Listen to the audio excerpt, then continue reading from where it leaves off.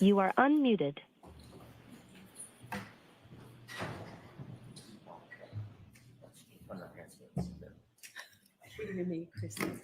Now open your APG. Sure.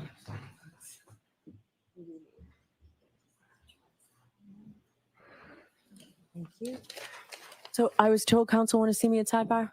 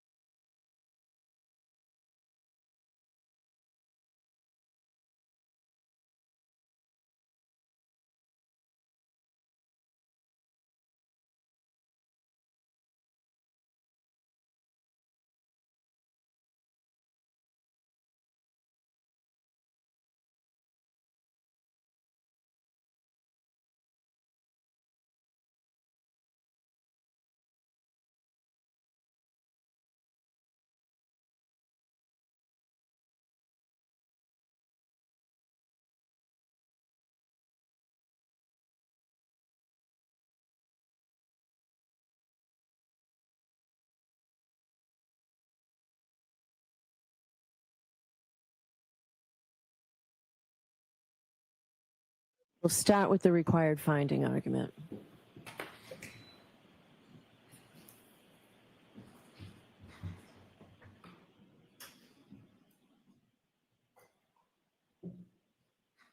So I'll hear you whenever you're ready, Mr. Jackson. Thank you, Your Honor. Sure. Thank you, Your Honor. We filed this morning a motion for required finding of not guilty under Massachusetts Rule of Criminal Procedure 25A. I think that's before the court. My comments will be relatively brief, but it's important, and the points that I'm going to make in the next couple of seconds or next couple of minutes are equally important. It comes down to the following. The Commonwealth has simply not proven, even in a light most favorable to them, that there was a collision on January 29th, 2022 at 34 Fairview in Canton, Massachusetts. There was no collision proven to have occurred. There was no eyewitness presented. There was no video evidence, no audio evidence, no evidence in the form of physical evidence at the scene by searches that were done by officers on the morning of January 29th, 2022.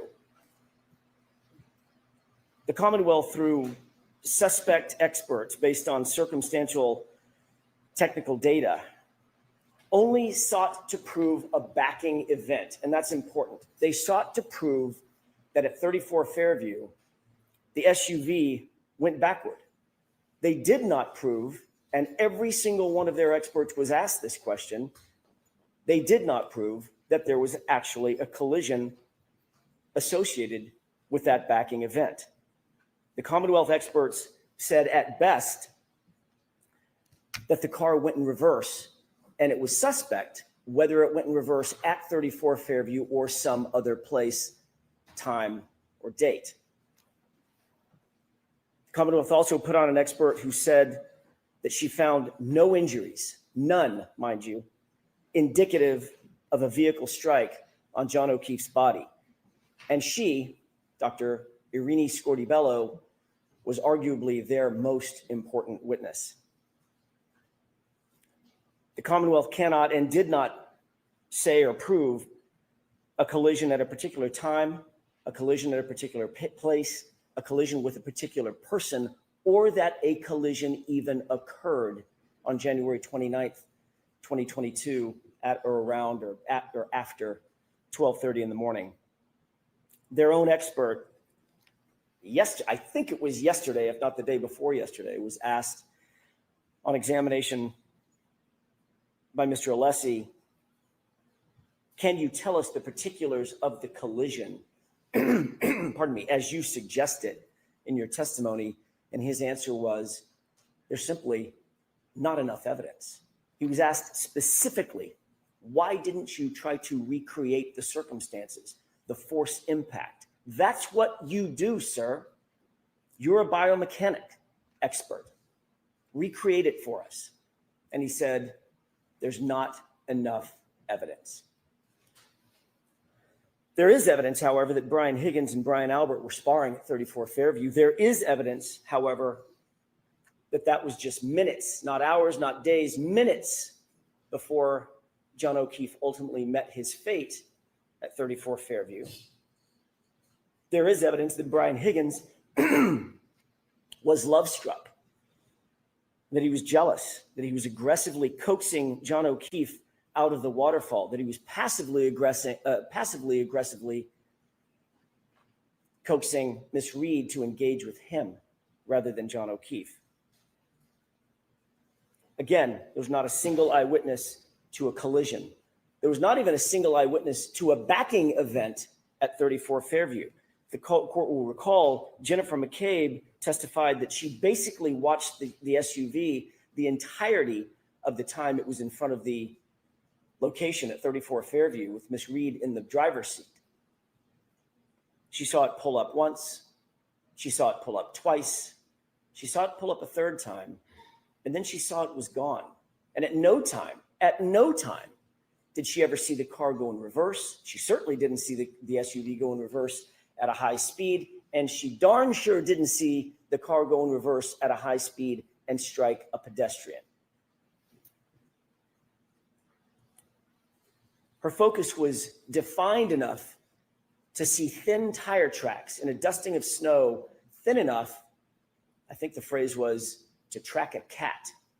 That's how detailed she was in her observations, yet she did not see John O'Keefe hit by an SUV. She did not see John O'Keefe's body in the snow, in the yard, laying prostrate, a 216-pound, 6'1" man in the snow, directly in front of the SUV she was tracking the entire time. There are two other witnesses, Ryan Nagel, Heather Maxson. They both noted that John O'Keefe, not that they didn't see him, Your Honor, that John O'Keefe was not in the vehicle when they were behind it. The dome light was on. They could see inside the interior of the vehicle. Miss Reed was sitting there with her hands at 10 and 2, and the passenger seat, notably and markedly, was empty. He was not outside the vehicle. He wasn't standing. He wasn't sitting. He wasn't lying down. There's only one place he could be: inside the curtilage of the home, inside the house, or inside the garage. Not one witness that was inside the house, not one passerby, not one neighbor, not one plow driver ever saw John O'Keefe's body laying prostrate in the snow that morning. Not one. Not until Karen Reed found Mr. O'Keefe at about 6:03. And again, the Commonwealth's chief medical expert, Dr. Scortibello, their medical examiner, who's the only person that the court heard from or will ever hear from who actually investigated John O'Keefe's physical body, the only person to have physical access to John O'Keefe, testified he did not have any injuries consistent with being struck by a vehicle. But she did indicate that the injuries, as did the firefighters, the first responders, indicate that he had injuries consistent with a physical altercation. And certainly, as to counts 1 and 3, no evidence has been presented or proffered whatsoever by the Commonwealth that Karen Reed intended to run over and harm John O'Keefe in any way, shape, form, or fashion. Hearken to the video at C.F. McCarthy's. Hearken to the video at the waterfall. Every witness confirmed what our eyes could see. That night, John O'Keefe, Karen Reed were loving, caring, affectionate. There's absolutely no evidence that Karen Reed had an intent to harm John O'Keefe, or that that after the fact, that she intended to leave him for dead, because there was no fact to be after. There was no collision in the first place. The Commonwealth's case, certainly on counts 1 and 3, taken separate from count 2, because of the mens rea associated with counts 1 and 3, fails miserably. The Commonwealth, at the end of the day, has presented their best case. They've done their best. Some would say they've done their worst. And their case has failed. No reasonable jury, hearkening back to the standard under Rule 25, no reasonable jury could find Karen Reed guilty of count 1, count 2, or count 3. But taking count 1 and 3 aside, those are separate counts because of the mens rea required and the high burden that's required, even taken in the light most favorable to the Commonwealth. What evidence have they proven that Karen Reed intended to kill or harm John O'Keefe, or that she intended to leave him for dead in the snow? The answer is none, 0. No reasonable jury could find Karen Reed guilty. This case never should have been brought in the first place. There are reasons that I won't go into here. The court knows those reasons, or knows our position on those reasons. This was a vindictive prosecution, and I believe that the court is duty-bound pursuant to the precepts of Rule 25A, as well as the principles of justice, to dismiss all 3 counts. And certainly, taking count 1 and count 3 aside, the court is duty-bound to dismiss those 2 counts. Thank you.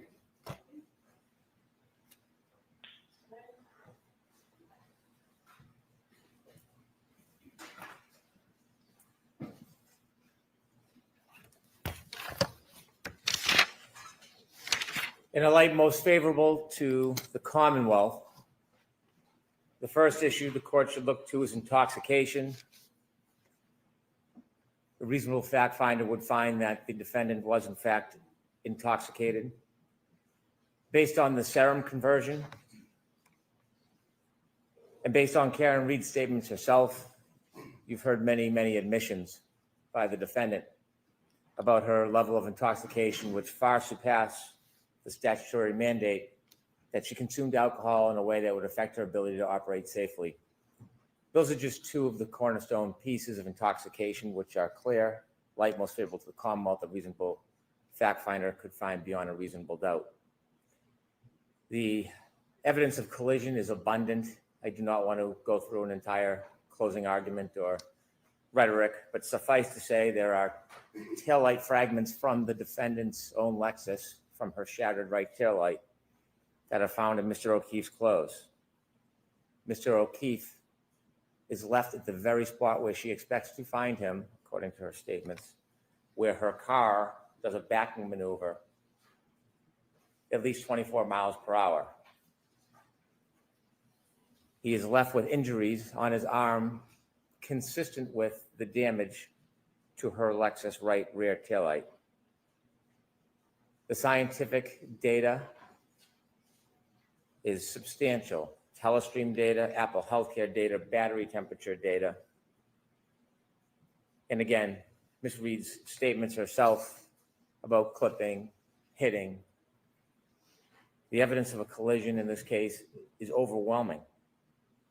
It is a public way. Lieutenant Gallagher told us about Fairview as being a public way. And so as to the operating under the influence of alcohol, manslaughter, the conduct of driving in that forward and backing maneuver after being intoxicated meets clearly the standard for OUI manslaughter. Regarding second-degree murder, as highlighted in my opening statement, the defendant engaged in intentional conduct that was her maneuver of driving forward, stopping, and then driving back to Mr. O'Keefe on January 29, 2022. Under the conditions at night after being intoxicated, that conduct was intentional, and any reasonable person could find that her conduct that night created a plain and strong likelihood of death. There is no predicate of intending to kill or even intending to hit. There is clearly a plain and strong likelihood of death driving a 6,000-pound SUV forward and then back. In addition to state of mind, again, the defendant tells us herself. Through firefighter Becker, they're arguing, they're upset. We see the text messages, evidence of attempted breakup. And we hear the words of Karen Reed when she leaves numerous voicemails that night, and you can hear her voice. There are statements, I do not want to go through a summary of all of them, but statements from the defendant herself where she acknowledges an injury to Mr. O'Keefe. She's the last one with him, where to find him, and her hypothesis is about hitting and clipping him. As to leaving the scene, again, the defendant tells us that when she leaves, he doesn't look mortally wounded. She leaves him, makes dozens and dozens of calls, but never goes back to help him and leaves him to die. And we heard from Dr. Wolf about the life-saving procedures that could have been initiated. The chance of survival was never given to John O'Keefe. All of those facts suffice under Lattimore, a light most favorable to the government, that a reasonable fact finder would find beyond a reasonable doubt, or could find beyond a reasonable doubt, each and every element of each and every one of these charges. All right, thank you. So the motion is denied as to all three of them. On the other topic that we were discussing at Sidebar, I don't need to hear argument on that right now, Ms. Giannetti. I'd prefer to get started. I would like you and Mr. Brennan to talk to see about proposal. Thank you, Ron. So are we ready to bring the jury in? I did not ask you at Sidebar. Are you ready for this witness, Mr. Brennan? Mr. I'm Du- ready. Okay, so, Thank you. all right, so we'll bring the jury in. That will take 5 minutes, Paul. All right, so we'll take the recess. All rise, please.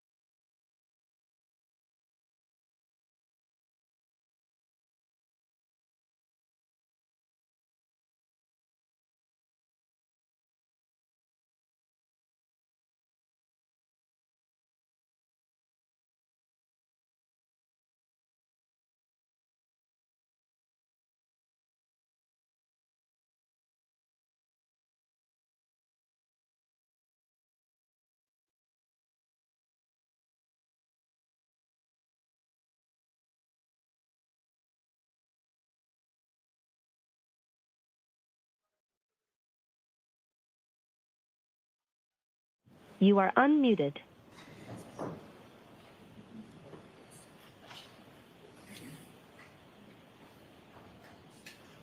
What is that?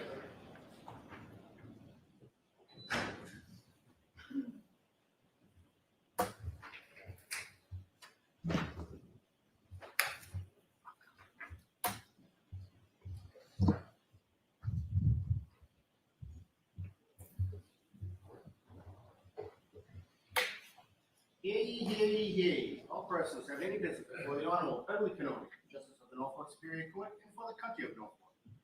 Draw near, give your attendance, and you shall be heard. God save the Commonwealth of Massachusetts. This court is now open. You may be seated.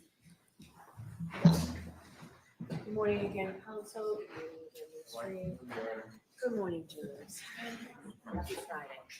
So I do have to ask you those 3 questions. Were you all able to follow my instructions and refrain from discussing this case with anyone since we left yesterday? Everyone said yes or nodded affirmatively. Were you also able to follow the instructions and refrain from doing any independent research or investigation into this case? Yes. Everyone said yes or nodded affirmatively. Did anyone happen to see, hear, or read anything about this case since we left yesterday? No. As you know, yesterday the Commonwealth rested, and as you know, the defendant has absolutely no burden of proof in this case.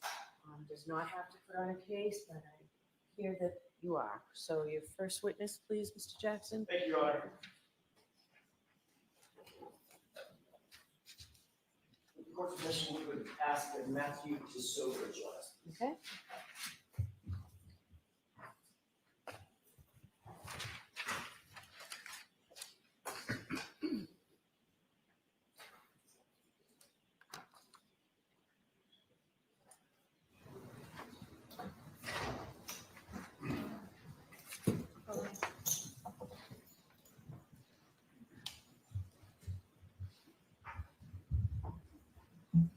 So you're gonna step up, face the clerk, and raise your right hand.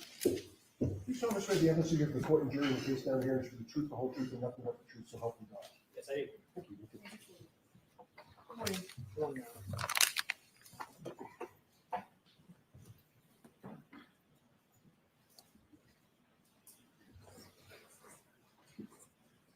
All right, Mr. Jackson, whenever you're ready. Thank you. Mr. DeSober, could you please state your full name and spell your last name for the jurors, please? Sure.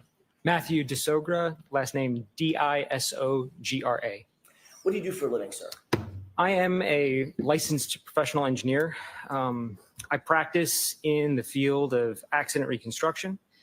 And within that field, I specialize in analysis, interpretation, and accessing all types of vehicle data.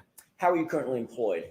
I'm employed by Delta V Forensic Engineering, which is an engineering firm that specializes in accident reconstruction, all parts of accident reconstruction. Tell us a little bit more about Delta V. What is it? What kind of company is it? But other than that specialty, what else does it do? So accident reconstruction is a broad field. There are a lot of subspecialties within that. So accident reconstruction is everything from the initial investigation phases of a crash all the way through testimony, like here today. Some of the specialties within that could be things like biomechanics, could be human factors, and my specialty is data, vehicle data and event data recorders. Staying on that topic, what is your current title or position with Delta V? I am the Director of Engineering for our EDR services line. What does EDR services mean? So event data recorders. So EDR is a general term we can use to talk about all types of data from all types of vehicles. And how would you describe your role as the Director of Engineering for EDR services for Delta V? I wear a couple of different hats. First and foremost, I'm still a practicing engineer. I still conduct investigations. I still perform analyses, and I testify. On top of that, in the director role, I oversee a group. It's not just me doing this kind of work. I have 3 other engineers that work with me, all specializing in EDRs. So I oversee that group and focus on kind of the day-to-day operations as well as the direction we're going. You know, with things like autonomous vehicles coming, the role of data is growing. So we're kind of looking to the future in a lot of those ways. As a consulting engineer, you've indicated what your specialization is. Do you specialize in motor vehicle accident reconstruction as well as vehicle system analyses? I began my career at Delta V doing traditional accident reconstruction in the broadest sense. And as I have progressed, I have sort of narrowed myself down and now specialize in that. But I still consider myself an expert in accident reconstruction because And- ultimately, sorry, No, please finish. ultimately, anytime we're doing EDR or data analysis, it is in support of an accident reconstruction. You talked about event data recorders. Do you also engage in the specialty of advanced data recovery methods? In other words, methods of pulling the data. It's one thing to have it sitting in a car. It's another thing to pull it out and make it useful, correct? That's right. There are a lot of different ways data can be accessed, all the way from just plugging into a port on a working vehicle, all the way through when a vehicle is catastrophically damaged and even the modules themselves are damaged, accessing the data at the chip level. So no matter what condition a vehicle or the remnants of a vehicle are in, generally we can still get the data from that. Do you have any specific knowledge about Toyota data? I do. Describe that for us. Beyond Toyota being a common vehicle in general, so we run into that data quite frequently. Just this year, we published a paper specifically studying some of the behaviors of the additional data recorder that's in Toyota vehicles. Does Toyota make another sub-brand, for lack of a better phrase? Lexus, I believe you're. Mhm. So Lexus is a Toyota brand. Right? Correct. Okay. What is infotainment? It's kind of a combination of a couple of words, information and entertainment. What is infotainment data as it relates to vehicles, modern vehicles? So it's a generic term, which more or less means the thing that's in the middle of the dashboard with the screen on it. A lot of manufacturers implement that a little bit differently, so they all look different, but it's a general term we use in the industry to describe that system. And what about, I'm going to change gears a little bit. What about your experience with regard to GPS as it relates to vehicles on the road, on the common roadways of the country? GPS is a pretty fundamental part of vehicle data as a whole at this point, and we run into it in a lot of different places. We see GPS data from infotainment systems, so we're analyzing that data. Most of that's GPS based. I do a lot of heavy truck work, and almost every heavy truck has some kind of GPS system in it for the fleets to track them. So we're analyzing that as part of data. And then the last area would be when we conduct testing, any kind of research, we're generally going to put our own GPS systems on vehicles so we can study that data. So analyzing GPS is a regular part of my job. GPS, global, I'm going by memory, global positioning satellites? Global positioning system. System, got it. GPS is a mechanism to figure out where on Earth a certain item might be, whether it's this pin or an 18-wheel tractor trailer, correct? That's correct. Is there any difference inherently in the GPS mechanism that's installed in an infotainment center in a Toyota Lexus versus a heavy truck or a heavy vehicle that's on the road? The core technology behind how it works is fundamentally the same. What is instrumented testing as it relates to Toyotas and VCH testing and things of that nature? Can you explain that for the jurors? Sure.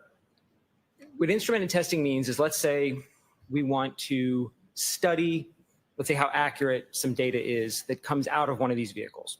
So we need an independent source of that information. So what we'll do is we'll equip a vehicle with one of these GPS data acquisition systems. Basically, we can drive the vehicle around and we know exactly where it is, how fast it's going, all these parameters. We can do some maneuvers with the vehicle. Then we can download the data that the vehicle stored, and now we can compare the two and say, okay, well, if we have really high confidence in our system, how accurate is the vehicle system? Because the reality is there's always some small errors in these vehicle systems. And in a lot of cases, what's important is quantifying that error. So you're obviously familiar with GPS systems in many different platforms. That's correct. Okay. How many cases have you been a part of in terms of investigating and or analyzing infotainment center or infotainment system data? Infotainment specifically, probably around 30. And are you also familiar with engaging in some sort of analysis that's referred to as clock alignment? Yes. What is clock alignment? Clock alignment would mean that anytime we have a timestamp in any set of data, a singular clock value, there's a good likelihood that that's not 100% accurate. So clock alignment would mean finding an independent source of time to compare that to, preferably one that's more reliable, and then making the necessary adjustments so that time can be considered real time. How many cases have you been involved in that deal with clock alignment specifically? Thousands, over 1,000. That's a regular part of data analysis. Any data set that has a timestamp, it's normal. It's part of the analysis. It's really the first step is let's get that clock aligned. So it's something I'm doing regularly. And how long have you worked for Delta V? It'll be my 13-year anniversary next month, actually. Okay. These things that you just described that we've talked about for the last few minutes, these are all duties that you perform within the rubric of your employment as the director of engineering at Delta V, correct? Correct. Now let's shift gears real quick and talk about your education, training, and background that qualifies you to perform these duties that you just talked about. Go ahead. Oh, The road is open and it's yours. certainly. So I began my academic career. I got an undergraduate degree in mechanical engineering from the University of North Carolina at Charlotte. I then went on and got a master's degree also in mechanical engineering from the same school. And then when I came out of school, I immediately started working for Delta V Forensic Engineering. In order to get a professional engineer license, I then needed to acquire 4 additional years of work directly under the supervision of another licensed engineer. So then I completed that phase of work. And then in order to maintain my license, I have to complete continuing education every year in the field that I practice. So you've got both a Bachelor of Science, correct? Correct, Bachelor of Science. Did you mention the year that you got your Bachelor of Science? 2011, And you have a Master's correct. in engineering. That is correct. And when did you secure that degree? 2013. You just mentioned engaging in continuing education. What is continuing education in terms of the engineering field or the reconstruction field in your world? So in the state that I'm licensed in North Carolina, they define that really as any activity you're participating in that's keeping you abreast with the field, keeping you up to date with what's going on. So taking formal classes counts for continuing education, but also some of the other work that I do, like publishing research in peer-reviewed journals, also counts as continuing education. Do you regularly attend symposiums or symposia, I guess is the right Yes. word? Have you attended symposia related to EDR research and training? Yes. How about advanced applications of heavy vehicle EDR data? Correct. Yeah, I attend. There's a couple of regular conferences in our industry specifically tailored to EDRs as a whole for passenger vehicles and heavy trucks. I'm a regular attendee of those. I'm also a regular speaker at most of those. And I'm usually presenting some of the new research that we have for that year. So not only do you attend, you actually teach. Correct. Have you attended data? I'm sorry, have you attended data? Have you attended events that deal with data, event data recording systems and event data recording system extraction? Yes. What about vehicle crash reconstruction? Yes. What about electronic control module imaging? Yes. What about electronic control model analysis? Yes. Applying automotive EDR data to traffic reconstruction? Yes. These are samples of the type of continuing education that you routinely engage in, correct? All that's accurate. You talked about additional licenses and professional registrations. You're a licensed professional engineer, correct? That's correct. In North Carolina? Correct. You're also a certified IPC specialist? Yes. What is an IPC specialist? IPC is an organization that offers certifications in basically soldering. I could say it in more technical ways, but it boils down to soldering. So as it relates to what I do, when we are recovering data from damaged EDRs at the chip level, that involves some really precise soldering work. And so IPC offers courses in how to do that at basically the highest level. And then they offer certifications for that. Are you a member of the Society of Automotive Engineers? I am active member. When you say an active member, is that a nationally recognized society for academic engineers? Yes. The teaching roles that you've held within organizations, have you been an instructor concerning accessing and interpreting heavy vehicle data event recorders? I am. I'm currently an instructor of that course, which is offered through the Society of Automotive Engineers. As a matter of fact, next week, are you going someplace to teach? I am. I will be in Wisconsin next week teaching that very course. Are you a member of any subcommittees within that organization, within the organization of the Society for Automotive Engineers? I am. I am a voting member in the J2728 subcommittee, which is a subcommittee for event data recorders on trucks and buses. Are you also a member of the National Association of Professional Reconstruction Specialists? I am. Does that require a certain level of education? It does, and it requires, as far as I know, when I joined, sort of proof that you are active within the field of accident reconstruction. That was my next question. It requires you to stay current on accident reconstruction issues, correct? Correct. Have you also authored peer-reviewed articles on within your field and Yes. subfield? Is it fair to say that you've authored or co-authored a number of peer-reviewed papers in the field of accident reconstruction specifically, as well as EDR data retrieval? That's correct. Have any of your peer-reviewed articles that you've either authored or co-authored specifically focused on Toyota vehicles? Yes. Can you name one, please? Specifically, this year, published a paper where we studied the effects of collision-induced power loss on the way data is recorded in Toyota systems. And that would include Lexus systems. Fundamentally, they're the same components, it's just a different brand on top. In January 2025, did you co-author a publication entitled Simulation of Vehicle Speed Sensor Data for Use in Heavy Vehicle Event Data Recording Testing? Mr. Jackson, you're going to have to repeat that. Of course, sorry. In January 2025, did you co-author a publication entitled Simulation of Vehicle Speed Sensor Data for Use in Heavy Vehicle Event Data Recorder Testing? Yes, I was the lead author on that paper. When you're dealing with retrieving data from a vehicle, an EDR, an event data recorder, Toyota paper, whatever it might be, and that's a term of art, Toyota paper, correct? Sure. Does it matter if the vehicle is a heavy vehicle, a small vehicle, a passenger vehicle, a moped, or a skateboard if they happen to have a infotainment center on it? There are differences, of course, between the data that comes out of passenger vehicles and the data that comes out of heavy trucks, but there are also a lot of fundamental similarities to those. Like, for example, they all record vehicle speed. They all have accelerator pedals. They all have brake pedals. So a lot of the core data we're analyzing is very similar. In January 2020, did you co-author a publication entitled Chip and Board Level Digital Forensics of Cummins Heavy Vehicle Data Event Recorders? Yes, I did. Okay. And what was the fundamental, without getting into the granular details, the fundamental aspect of that paper?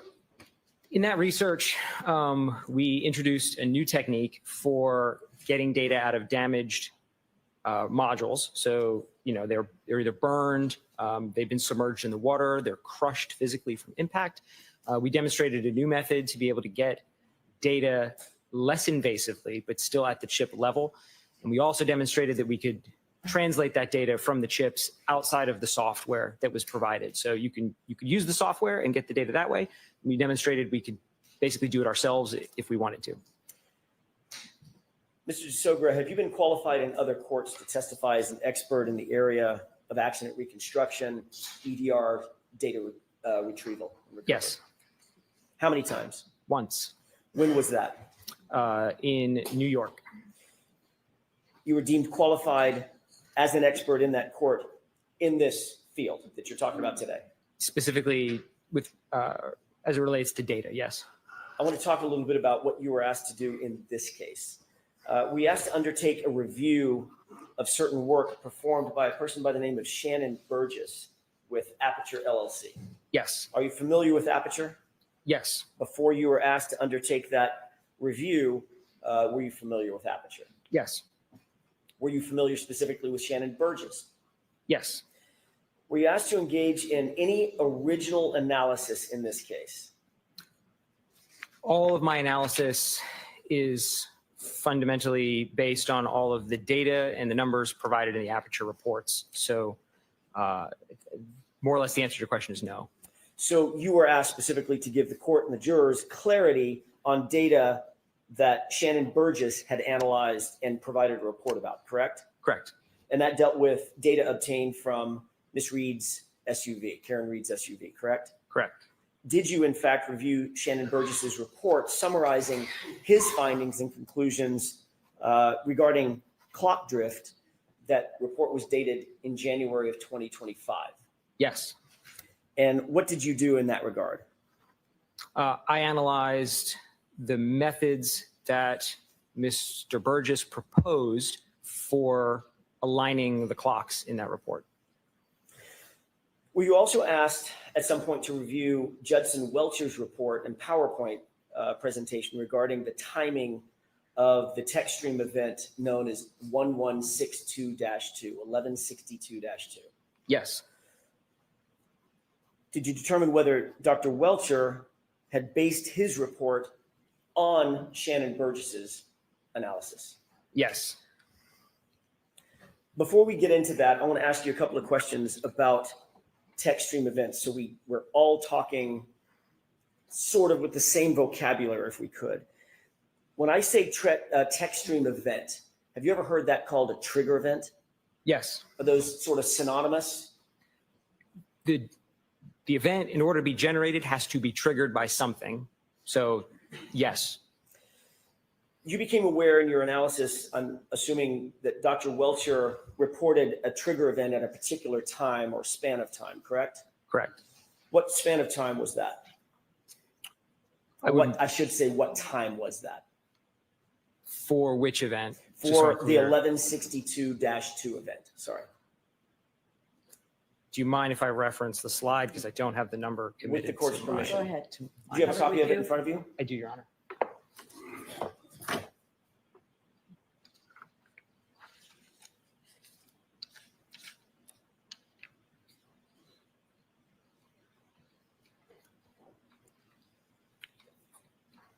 So the original analysis places event 1162-2 ending at 12:31:43 a.m. Now, Dr. Welcher, and this is what I want to talk about for just a quick second. Dr. Welcher indicated that the trigger event began at 12:31:38, correct? I believe so. That would suggest that a trigger event lasts 5 seconds, 12:31:38 to 12:31:43, correct? Objection. Sustained is to form. Let me ask you this. Does a trigger event or does a text stream event last 5 seconds or 10 seconds? The trigger is a singular point in time. That's my question. All right, so if we're thinking about a trigger event, it's like that clap, snap, right? It's a point in time, not a series of, not a time span, correct? It's a singular point, correct? Okay. Does a trigger event or a text stream event cause a recording to bookend the trigger event itself? Yes. Explain that for the jurors so that we're very clear about that. Sure. So when an event is triggered, what we end up with is some data from before the event was triggered and some data from after the event was triggered. The way it does that is it's kind of always recording. And as soon as it sees a trigger, it says, aha, and it goes and it grabs the previous 5 seconds. That number can vary. It can be more or less than 5, but for the specific trigger we're talking about, it grabs the previous 5 seconds of data, and then it keeps recording for an additional 5 seconds, and that completes its recording phase. Right. So if Dr. Welcher indicated that the text stream event, the trigger, was at 12:31:38, would it be accurate if he said that trigger ended at 12:31:43? Objection. Sustained is to form. Is there any, if a trigger event is one point in time, one snap in time, would it be accurate to say that the trigger event itself lasted 5 seconds and ended 5 seconds later? It wouldn't be accurate to say the trigger lasted that long. That's my question. The event lasts that long, but the trigger is only one point within the event. The recording lasts that long, Right. correct? Correct. So in other words, it captures, or does it? Let me ask you this. Does it capture 5 seconds before and 5 seconds after? But the trigger event is the singular point right in the middle. That's correct. Okay.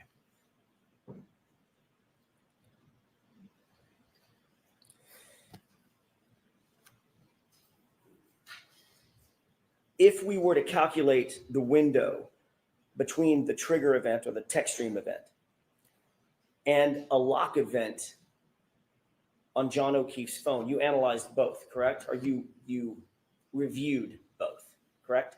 Correct. Would you calculate from the point of the trigger, would you calculate from 12:31:38, that point in time, and I'm using the tip of my pen to represent the point, at 12:31:38, or would you calculate it from 12:31:43? Customarily, when we're doing any analysis, we're referencing everything off of the trigger. That's the normal way. Everything in the aperture reports was referenced off of the end of the event. So Of the recording event, of the recording event. not So, the trigger. Correct. And I didn't correct that. I just went with that convention for all of the analysis I did. But you noted it, correct? Correct. And you noted that that would be 5 seconds inaccurate. I'll withdraw it. I'll ask it a different way. What would be the effect of timing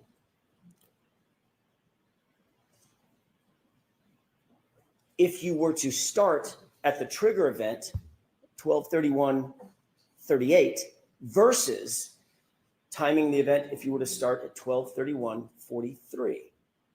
There'd be approximately 5-second difference in every subsequent calculation.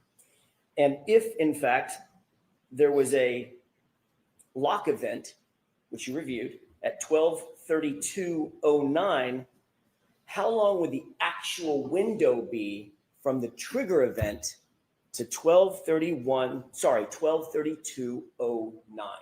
It would be larger by 5 seconds, approximately. So it would actually be 31 seconds, correct? Did I do my math right? You did. Let's get back, if we can, to the offsets that you identified in Shannon Burgess's, the time offsets that you identified in Shannon Burgess's report. When you applied the potential offsets identified by Mr. Burgess to the text stream event at 1162-2, what opinions or conclusions did you come to with regard to that analysis or that question? Sustained, ask it differently. Did you apply the potential offsets identified by Mr. Burgess in his January 2025 report to the text stream event 1162-2? Yes. Did you also apply Dr. Welcher's analysis based on that same Shannon Burgess analysis to reach an opinion or a conclusion?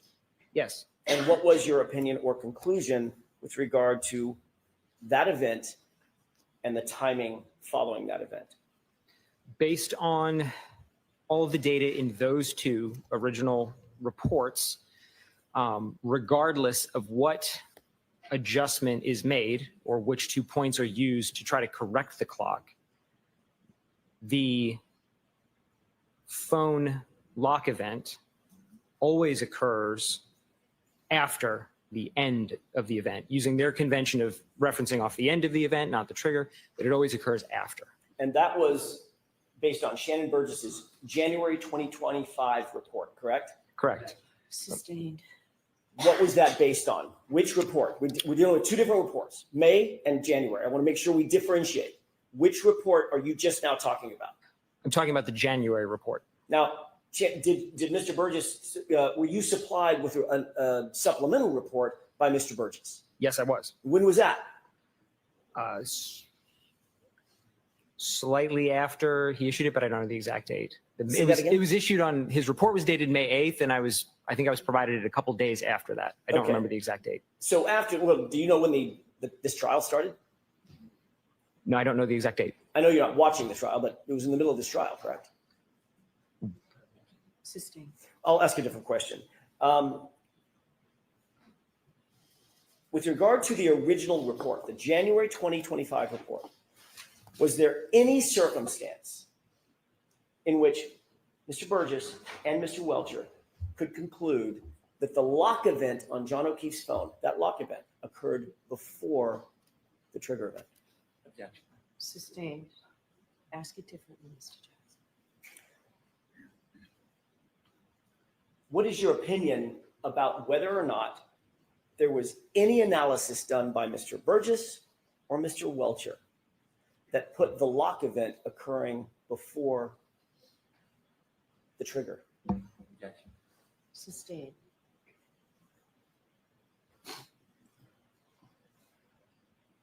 May we approach, Your Honor? Yes.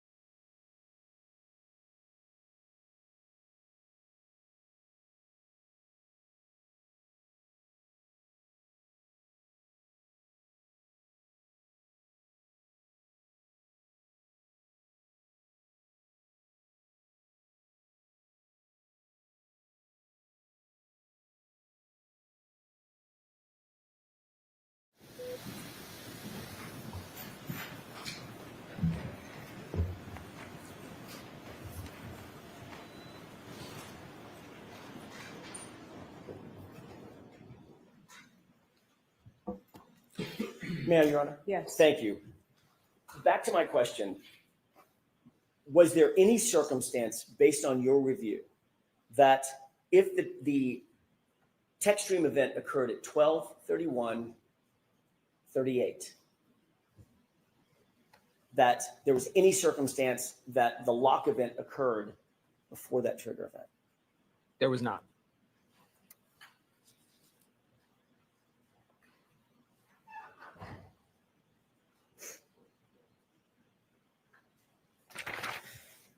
Did you create a PowerPoint for clarity's sake in March of 2025? Yes, Did you provide that to us? I did. What was the purpose of creating the PowerPoint? The purpose of the PowerPoint was really to take a bunch of different data elements that were kind of placed throughout Mr. Burgess's report and Dr. Welcher's report in PowerPoint and compile them into a single source, a single table, essentially, to show as clearly as possible what the conclusions would be if we look at the data as a whole. When you created that PowerPoint presentation, did you create it with the intention of providing it to the defense, which would then be provided to the Commonwealth? Yes, Are you aware of whether or not that was disclosed to the Commonwealth as part of the normal discovery process? no, So the answer is no. The answer is Following your presentation of the PowerPoint to us, at some point, did you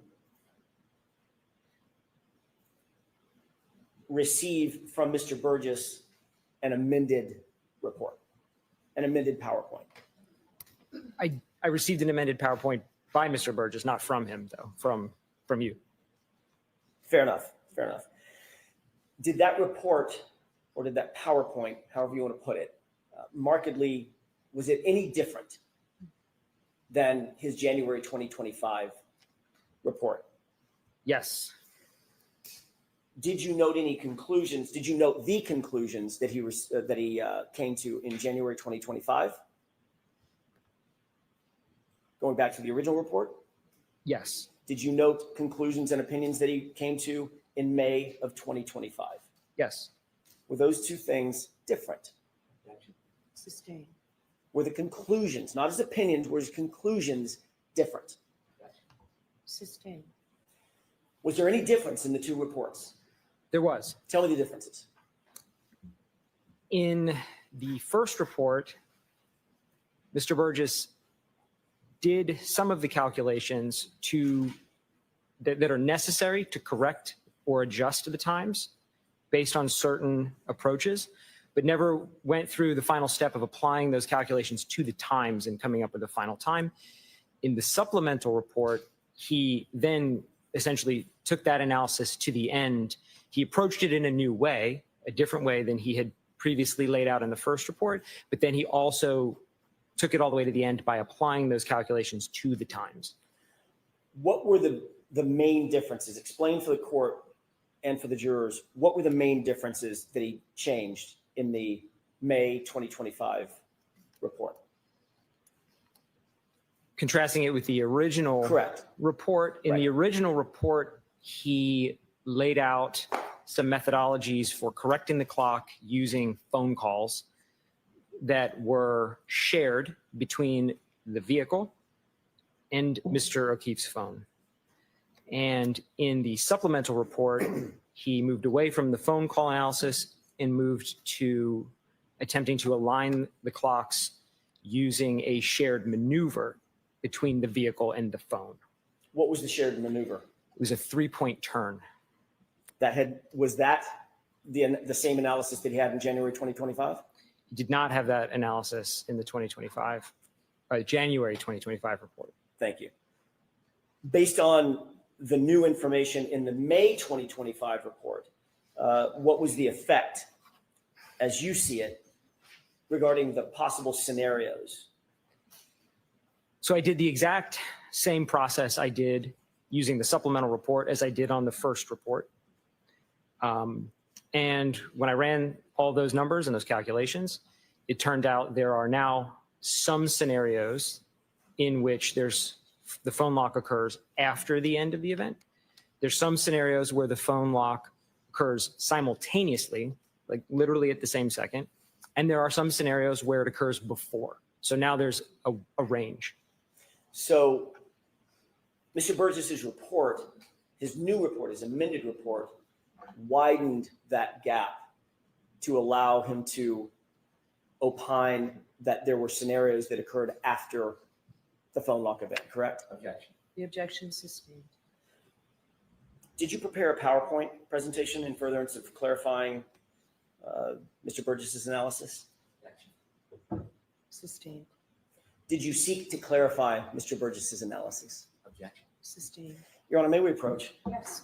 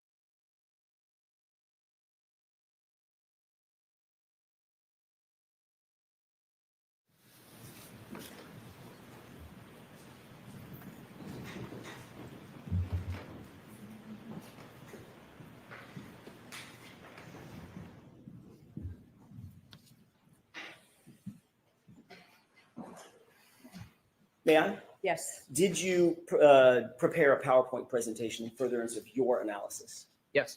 What was the reason and what was the purpose for your PowerPoint presentation? I needed to include in my analysis the approach and the conclusions from the supplemental report by Mr. Burgess. May I have a moment, Your Honor? Yes. May I approach? Yes. If you wouldn't mind taking a look at that document, it's a multi-page document I just handed you, and just flip through it and let me know once you've familiarized yourself with it.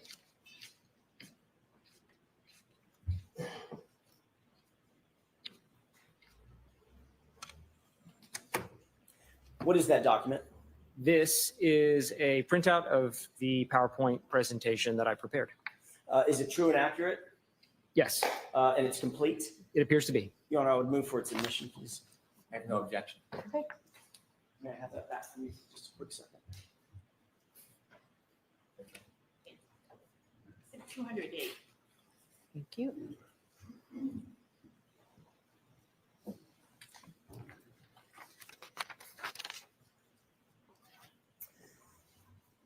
Your Honor, permission to display the PowerPoint presentation? Okay. Mr. DeSogra, can you still see with the lights off sufficient to see what's on the screen and what's in front of you? Yes. Okay. Do you recognize what's on the screen? Yes, What is that? that is the title page of the PowerPoint that I prepared. And what is how would you describe the PowerPoint? So this PowerPoint is largely identical to the first PowerPoint I prepared in that it seeks to take all of the different approaches between the initial Burgess report, the supplemental Burgess report, and Dr. Welcher's report, lay out all of those approaches in one kind of coherent fashion so we can look at what conclusions we can draw from all of that data. With the court's permission, can we go to slide 2? Yes. Mr. Jackson, you can just use this PowerPoint. It's in evidence. You don't have to ask slide to slide. Thank you, Your Honor. Taking a look at this next slide, what is this? What are we looking at? This is a slide from Dr. Welcher's presentation that I was provided. Specifically, this is his slide number 33. And what does it show? This is where he introduces the first, acknowledgement that there's a difference between the time that Aperture calculated for the end of event 1162-2 and the lock event on Mr. O'Keefe's cell phone. Is there anything in this slide that you disagree with in Mr. Welcher's presentation that you disagree with? It's up on the... I added the 2 green boxes and the text, the word after. That's not Dr. Welcher's. And I added that because it's stated here that the event occurred within 26 seconds. But if we do the math, and he actually does the math, he really means after. It means the phone lock event occurred 26 seconds after the end of the vehicle event as calculated. That's right. No, I'm going to allow it. The phone interaction happens how many seconds after the text stream event? Based on this slide, 26 seconds. Thank you. And the text stream event that we're talking about is what number? 1162-2. And this slide, other than the green, is this slide or the portion of the slide that we're looking at, other than what you've described, is this directly from Mr. Welcher's own analysis or his PowerPoint? Right. I added the green box around within, the dashed green box around the whole paragraph, the line, and the words after. Those are my additions. Let's go to the next slide. Can you tell us what this is? This is more or less a repeat of what's on the first slide, but just shown with a little more focus. The first slide is a little busy. So I'm sorry, Mr. DeSogra, did you create this or is this from Dr. Welcher's report? I created everything on this slide apart from in the top right. That came from Dr. Welcher's slide 33. Although you created the slide, where's the data coming from for this slide? All of the data on this slide and all of my subsequent slides comes from the Aperture reports collectively, either Dr. Welcher's report or slides, or Mr. Burgess's first and second reports. What did their analysis reveal in terms of the time, the exact time of the lock event for Mr. O'Keefe's phone? So in their analysis, in Aperture's analysis, they report the Lexus event 1162.2 ends at 12:31:43. And they also report there's a phone lock at 12:32:09. So if we just simply take the difference in those two times, we get 26 seconds. If you were to add the 5 seconds back to 12:31:38, which is the actual trigger event, what would you come up with? 31 seconds. Which of the two, in your expert opinion, which of those two numbers is more accurate as it relates to the trigger event? If we wanted to conduct the analysis relative to the trigger, it would be better to use the actual trigger time. However, as long as we're consistent through the analysis, it's not entirely wrong to use the end. It would be wrong if I suddenly switched up and started talking about this relative to the trigger event, but they present it as the end of the event. So I conduct the rest of my analysis using that convention. Is another word for the end of the event the end of the recording? End of the recording. Yeah. When I say event, what I mean by that is the data event, the data recording event. But the trigger event itself, 12:31:38. Correct. Did you put a name on this gap, if you will, this time frame? Yes, I did. For the sake of the rest of the analysis that I'm going to do, I thought it would be helpful to just refer to this difference in time as John's interaction window. And that refers directly to the interaction with the phone, the human interaction of locking the phone. The 12:32:09 lock. Okay, let's go to the next slide, please. What does this slide show us? So this here, what I'm doing is I'm kind of laying out the bounds of what I mean in John's interaction window, which should make, you have a lot of numbers to go through here. And so this should give us a very easy metric for kind of determining whether we have an event before or after. So what I mean by that is when we calculate John's interaction window, if that number comes out and is positive, that means the phone interaction occurs after the end of the vehicle event. And if we calculate John's interaction window and that number becomes a negative value, then that means the phone interaction occurs before. So now we have just a convention we can use really quickly to say, is it positive or is it negative? And we can maybe spare ourselves some of the math with 1,000 numbers. So positive means what? One more time. Positive, John's interaction window positive means the phone lock occurs after the end of vehicle event 1162-2. Got it. Let's go to the next slide, please. What does this slide show us? So what I'm saying here, I'm kind of laying the foundation for why we're going to even do this. Why do we need to start doing math on these clocks? So fundamentally, the phone, Mr. O'Keefe's phone, and the vehicle, Ms. Reed's vehicle, they're separate clocks. And it's very unlikely that they're going to be aligned perfectly in time. Right? If I compared my watch to your watch, it would probably be off. And that's the same case for any two independent clock sources. So Aperture, in their collective reports, propose a number of different ways in which that can be corrected. So I'm going to go through all of those ways that Aperture has proposed and show if we align the clocks based on how they laid out, does John's interaction window stay positive or does it ever become negative? Where does it end up when we run all those analyses? Or another way to put it is, does the phone interaction always occur after the end of the vehicle event? And what did you determine? Based on the initial reports, Yes. the phone interaction always occurs after the end of the vehicle event.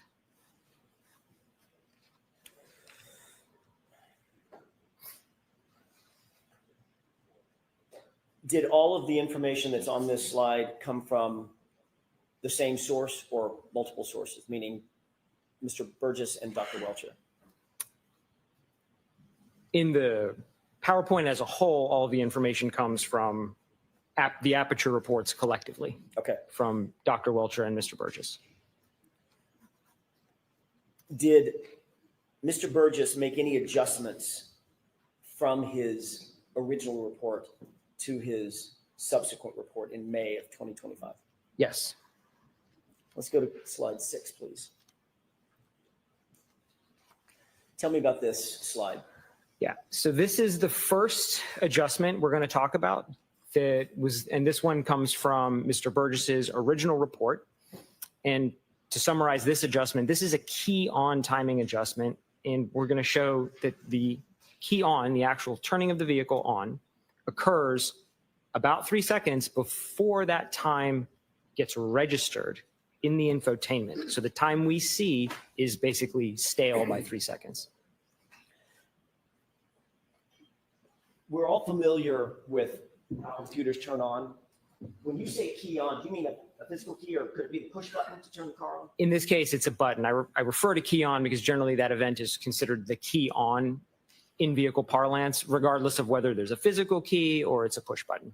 So those 3 seconds mean what? What's the difference between pushing that button and the 3 seconds later that you just described?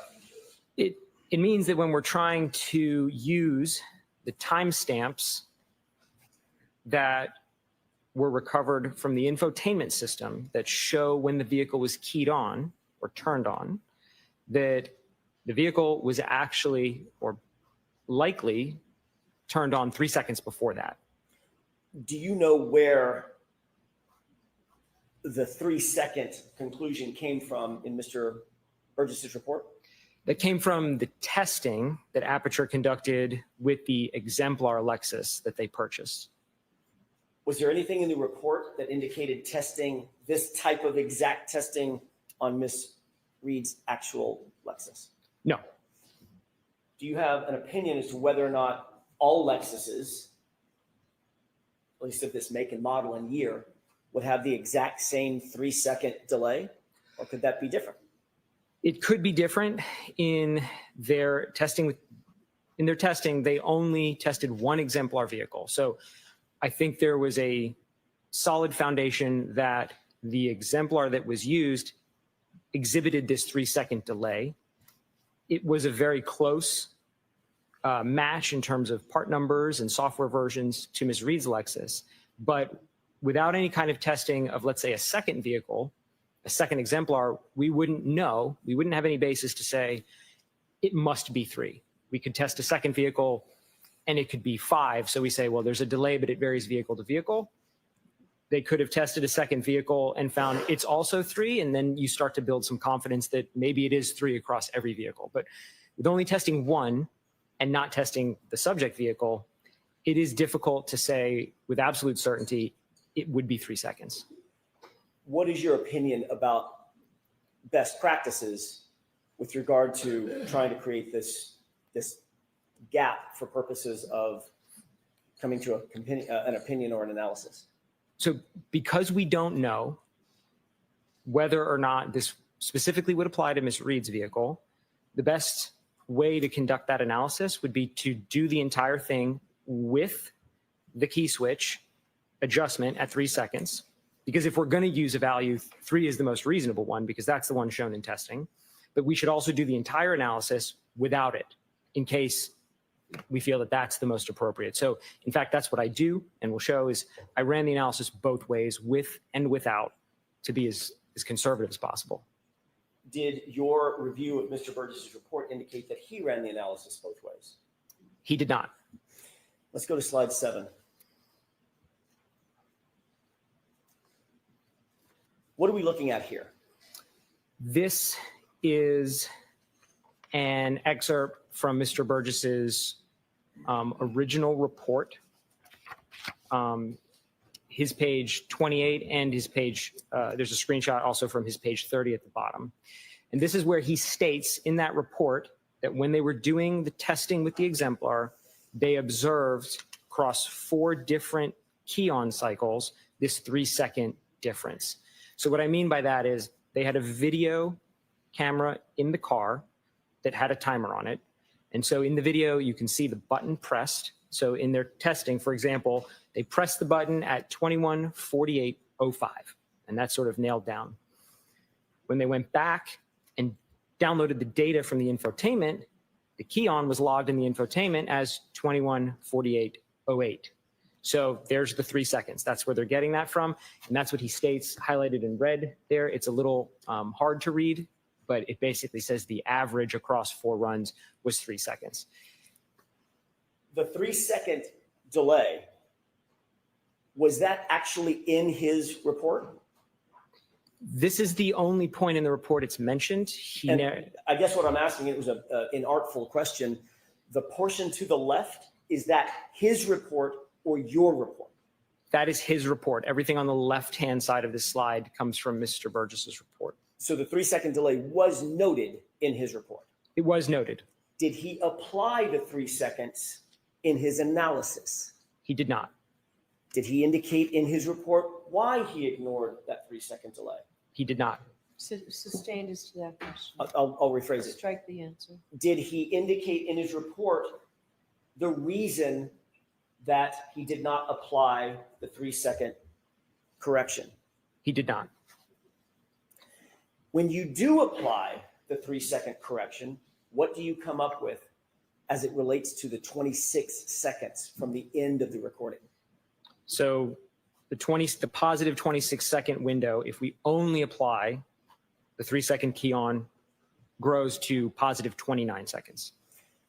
If you applied the same 3 seconds to the trigger event time, now what does the gap?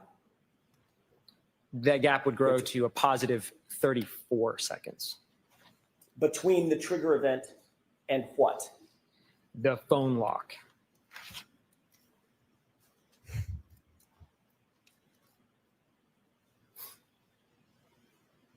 In your opinion, was it best practice to not account for that 3-second delay between the on switch and the data coming on? Sustained, ask it differently. What, in your opinion, would be the best practice in terms of this 3 seconds that was noted in the exemplar vehicle? The best practice would be to run the analysis with that adjustment included and without that adjustment included. Because like I stated, without testing of an additional vehicle, we really don't know if the 3 seconds is just a specific behavior of that exemplar or if it's representative of all Lexuses of this type.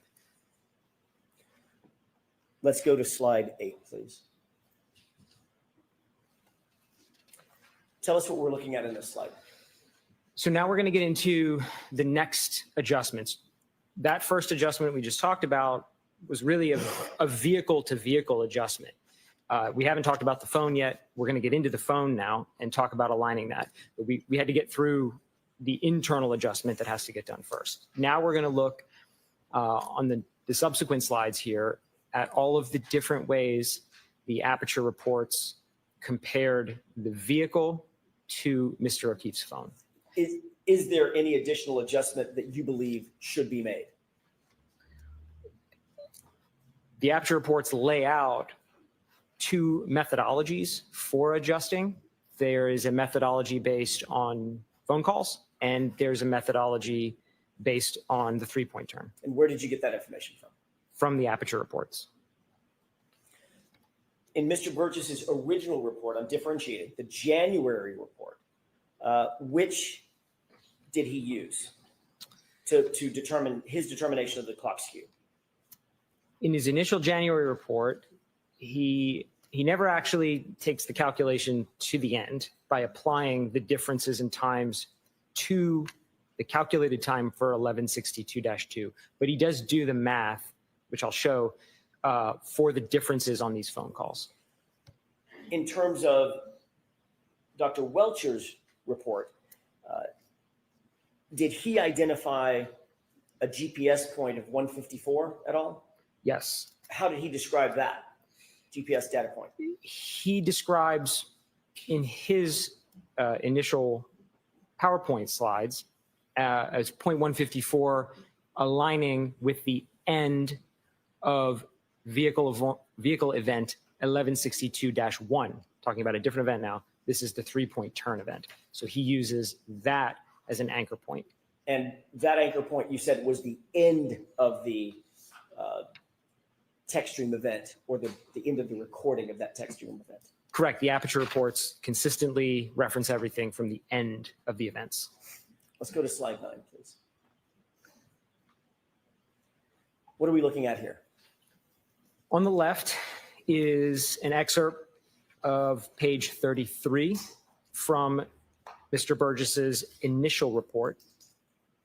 And what he shows here is he has identified 7 call logs that exist both in the infotainment from Ms. Reed's Lexus and in Mr. O'Keefe's phone. He puts them in a table form. Then he actually goes on and calculates the difference between those 2 times. So that's what I meant by he sort of does the math. He makes my job a little easier, and the numbers are already there. He just never applies these to any of the times. So that's where I step in and say, if I take that 3rd column that he lays out, those are in seconds. If I apply those seconds, that adjustment to 12:31:43, where do we end up with John's interaction window in those times?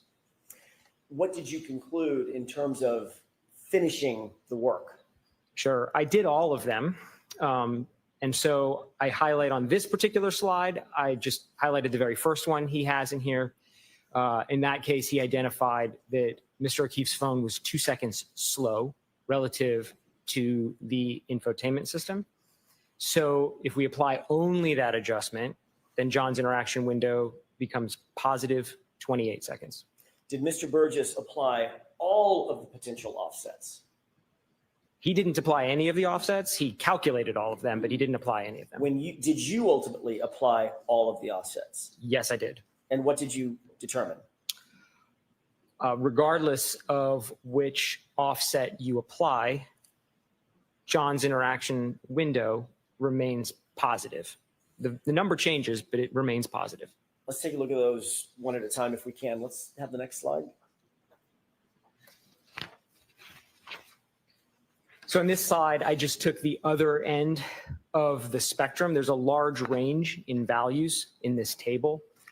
He doesn't actually, Mr. Burgess doesn't show the sign conventions on here, but actually— What do you mean sign conventions? Sign conventions, he doesn't show when he calculates the difference, whether it's positive or negative. All the numbers in the table don't have a sign, don't have a plus or minus in front of them, but there's an implication. Some of them are plus, some of them are minus. So the first one that we just looked at showed we had 2 seconds slow. There's another value in here that's on the other end of that. It shows that Mr. O'Keefe's phone is 21 seconds fast now relative to the infotainment. So that's the largest value in the table we could take that would bring John's interaction window down now. And so if we apply just that adjustment, John's interaction window becomes a positive 5. Take a look at slide 11, if we could, please. What are we looking at here? So I've shifted now from the phone calls, and now we're going to talk about the 3-point turn alignment. And the 3-point turn alignment is first presented in Dr. Welcher's slide from his presentation here. And in this, he doesn't say it explicitly, but he provides some math on the screen, which is a little hard to read. But he puts some math on the screen that shows he's aligning this 0.154 from Mr. O'Keefe's phone to the end of event 1162-1. This is the prior event. This is a 3-point turn. And so he aligns, he says this is basically how you align it. And he doesn't do the math. Again, he lays out that he says a 19.2 second difference. I actually just adjusted that to 20, which is the most conservative way to interpret that. I don't think we have the accuracy here to talk about tenths of a second. Nevertheless, I just rounded that up to 20. And when we apply that 20 seconds to our event 1162-2, then John's interaction window becomes +6. That's just applying this. We're not combining anything. We're just applying the difference shown in this slide. And that positive interaction window, is that calculated based on information directly from Dr. Welcher's report? Yes. Let's go to slide 12.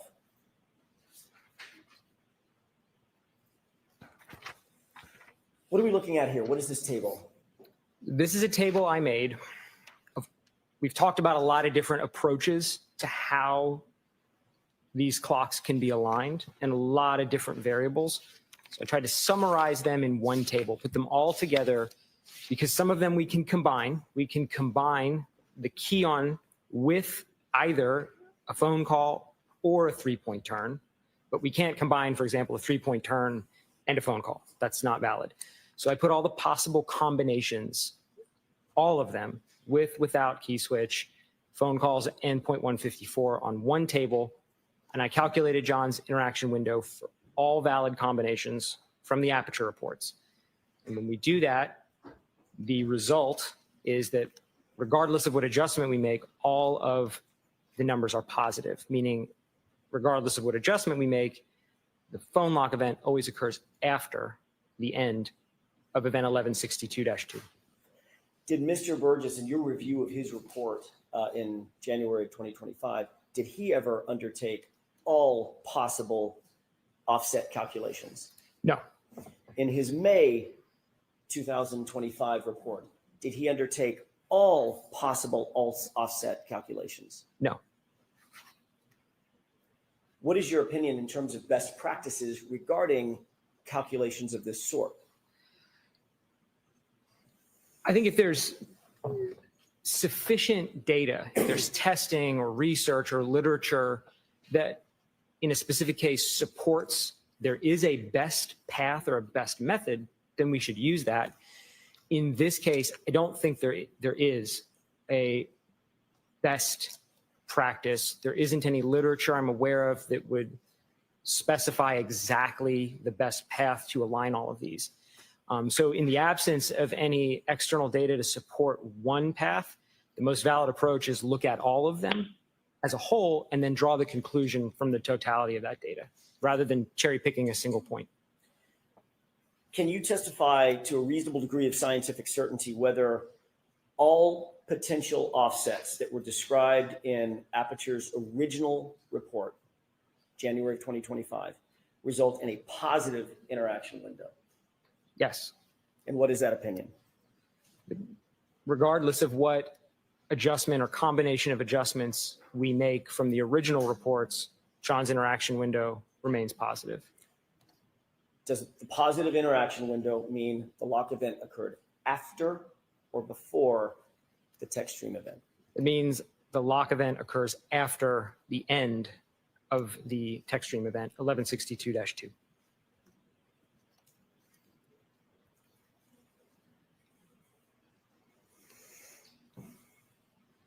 You've already indicated that you received a second report, May of 2025, correct? That's correct.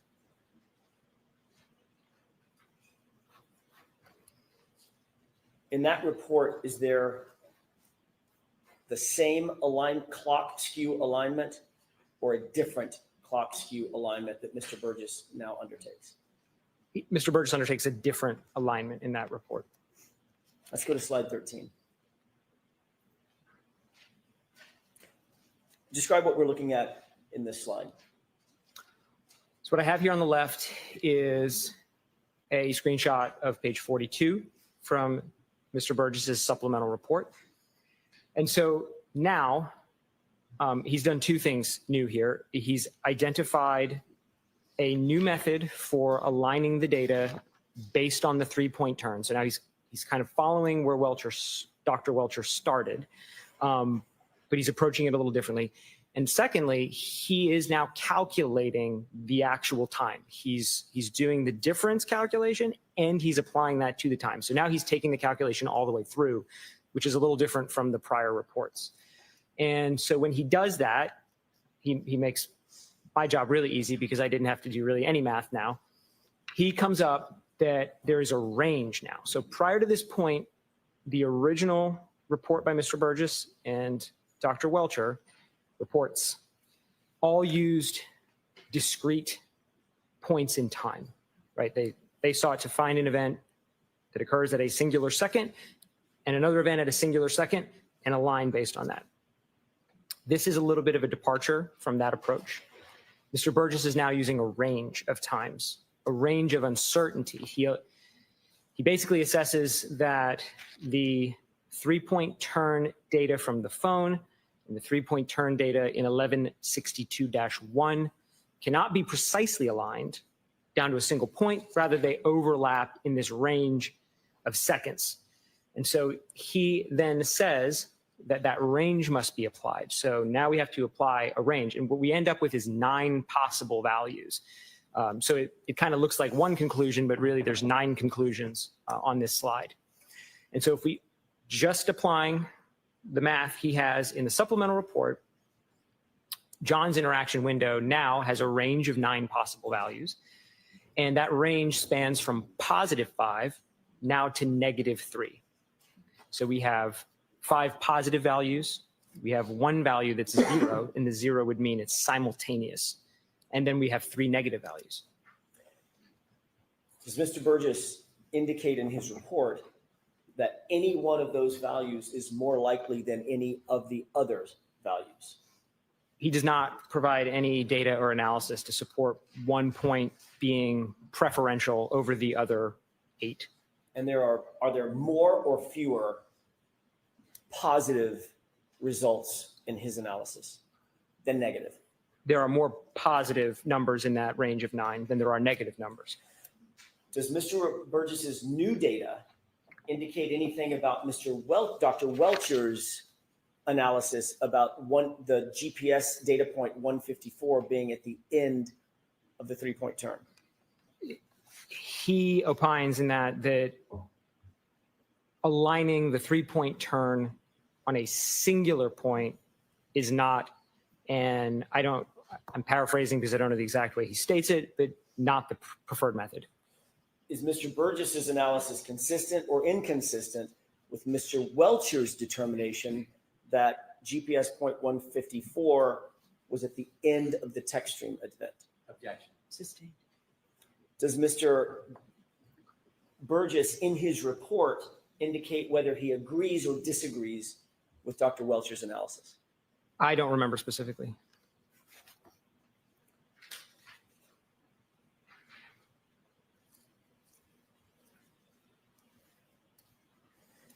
In your opinion, I asked you about Mr. Burgess's report. Now I'm going to ask you about your opinion. In your opinion, is this new offset any more likely or reasonable than any other offsets previously proposed by Mr. Burgess?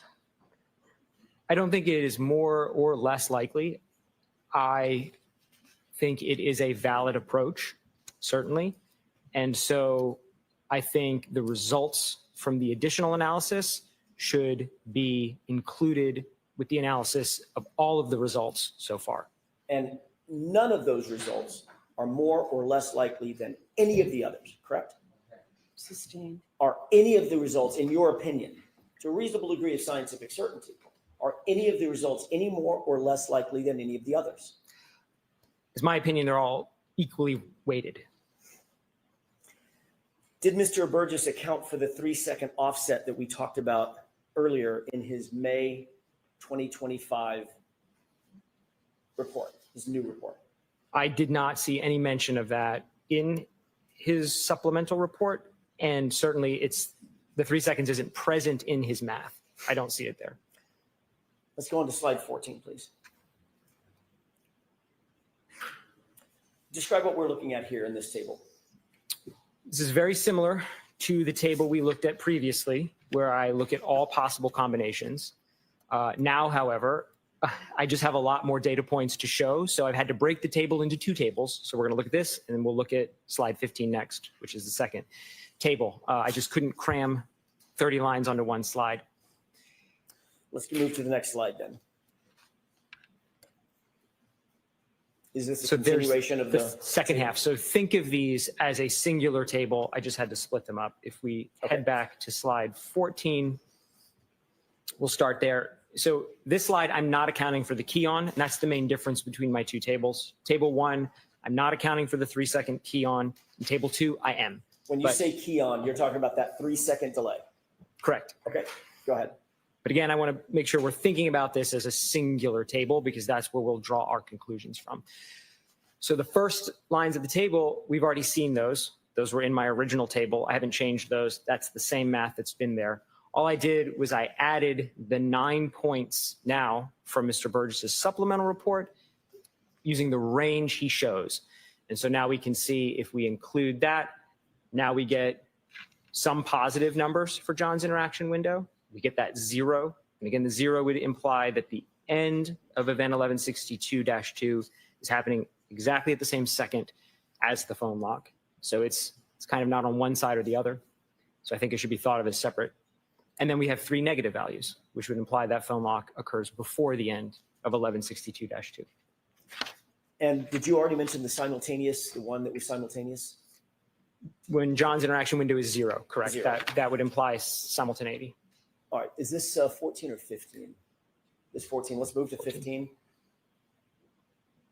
Now, this is Same. the continuation of that. Mentally, we'll just continue that same table? Correct. Okay, Just a continuation. Imagine in your mind is just rows 16 to 30. okay, And it's the same thing, same format, except for now we're just adding in that key on adjustment because again, I think the analysis should be run with and without it.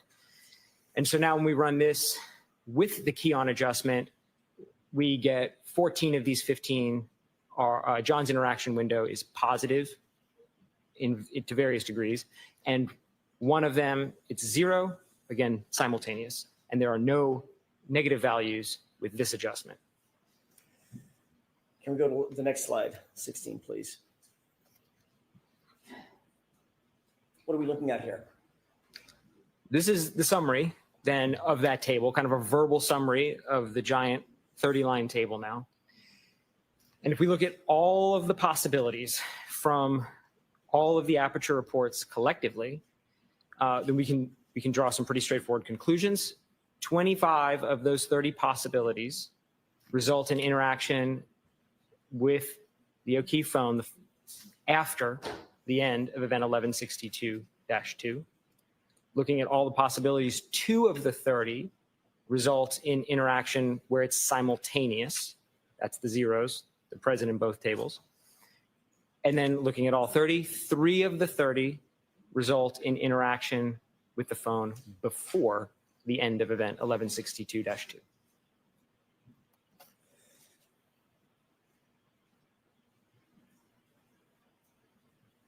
Do you have an opinion as to which of these particular offsets that you've described, these 30 possibilities, should be applied in this case? No. Why is that? Each of the approaches have their own individual strengths, and each of them have their own individual weaknesses. And there is not really any published literature, any research, or any testing done that I'm aware of that would suggest one really stands head and shoulders above another one of the methods. So I think the most fair way to present it is to look at, again, if we combine everything together, then we can draw some conclusions like this in terms of how many of the total result in one outcome or another. Is every data point that we're looking at and that you've been talking about, are these all drawn directly from Aperture's reports? That's correct. I have not proposed any methods for aligning the clocks myself. All of the methods that comprise these 30 are from the Aperture reports themselves. Based on your analysis of the Aperture, or your review of the Aperture analysis, is there any ability to say to a reasonable degree of scientific certainty that the text stream event occurred after the last physical interaction with John O'Keefe's phone?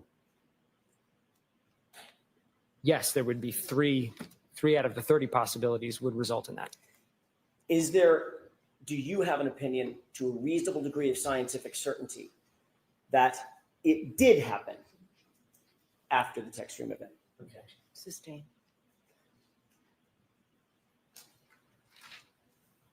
Of the 30, what's the percentage of possible events that occurred,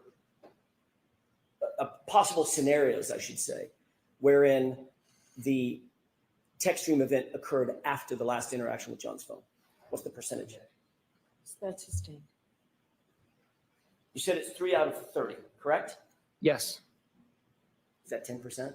that is 10%. Yeah, it's sustained and it's stricken. What percentage is 3? Just do basic math for me. What is the percentage between 3 and 30?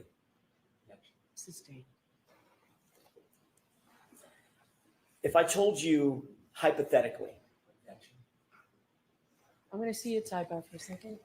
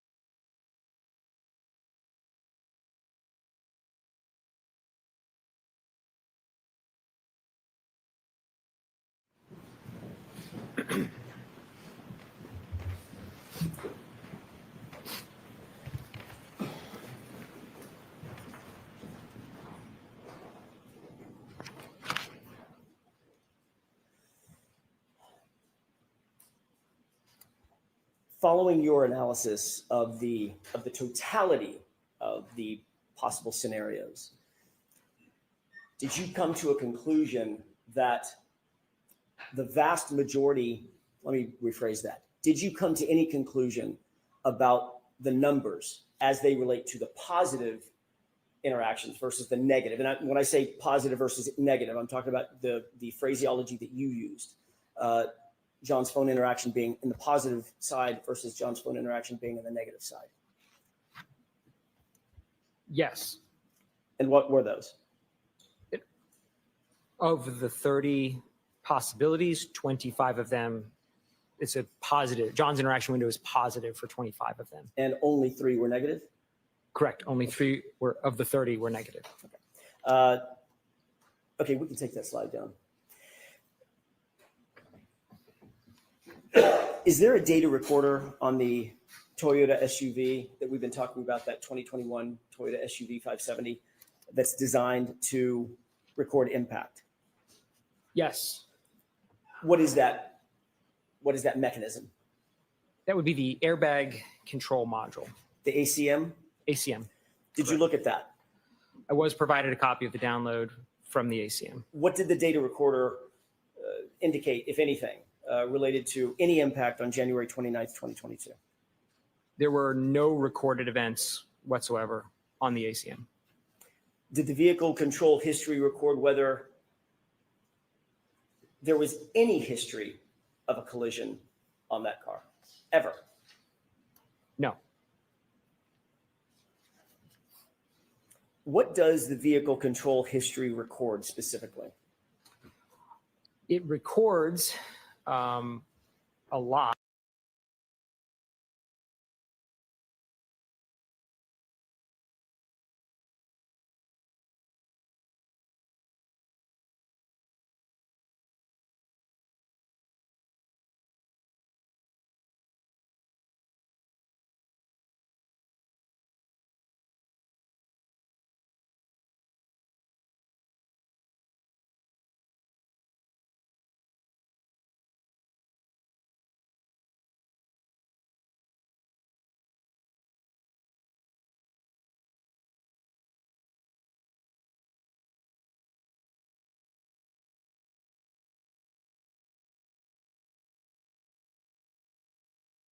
Of operational. In that the vehicle impacted with a pedestrian?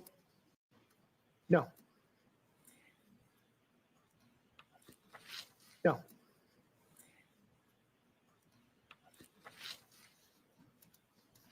You reviewed the raw text stream data associated with the entirety of Ms. Reed's vehicle, did you not? Yes. How many text stream events or triggers were found on Ms. Reed's vehicle during the course of the 8-month period prior to January 29th? Objection. So can you narrow that, Mr. Jackson? Sure. I object to the whole line. Then I need to see what's up.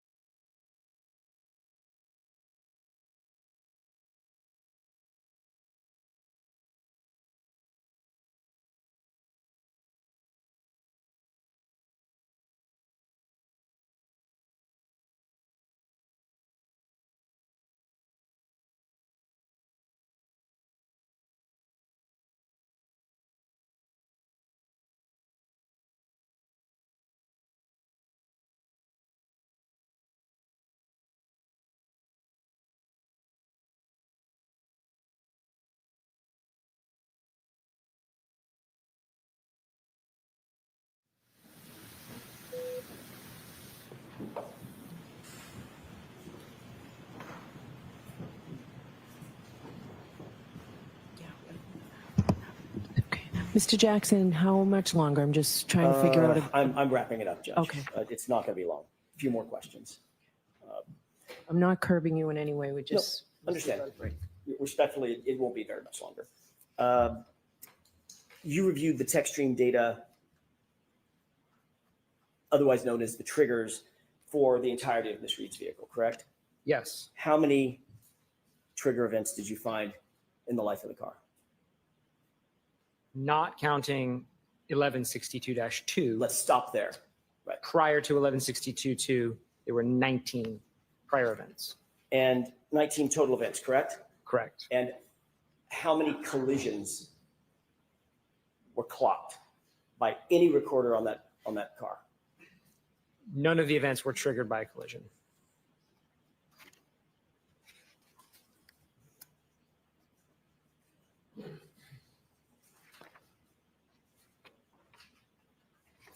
And last question, do any of the text stream events or any of the data that you've reviewed, either yourself through Mr. Burgess's report, through Dr. Welch's report, do any of the data indicate that there was a collision on January 29th, 2022 at any time? Objection. Ask it differently. What did you find in terms of, I want to narrow this question to January 29th, 2022. What did you find in terms of any data regarding a collision? Neither of the events that occurred on that date were triggered by a collision. Thank you. May I have just a moment, Your Honor? Okay.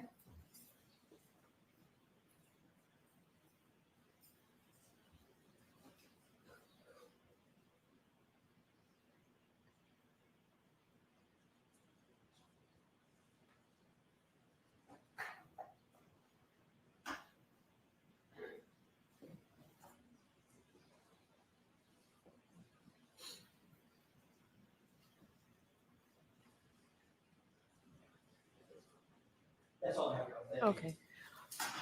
Jurors, we're going to take the morning recess. There's some things that we need to do with the lawyers. That we'll have you come back at 12. Question, jury.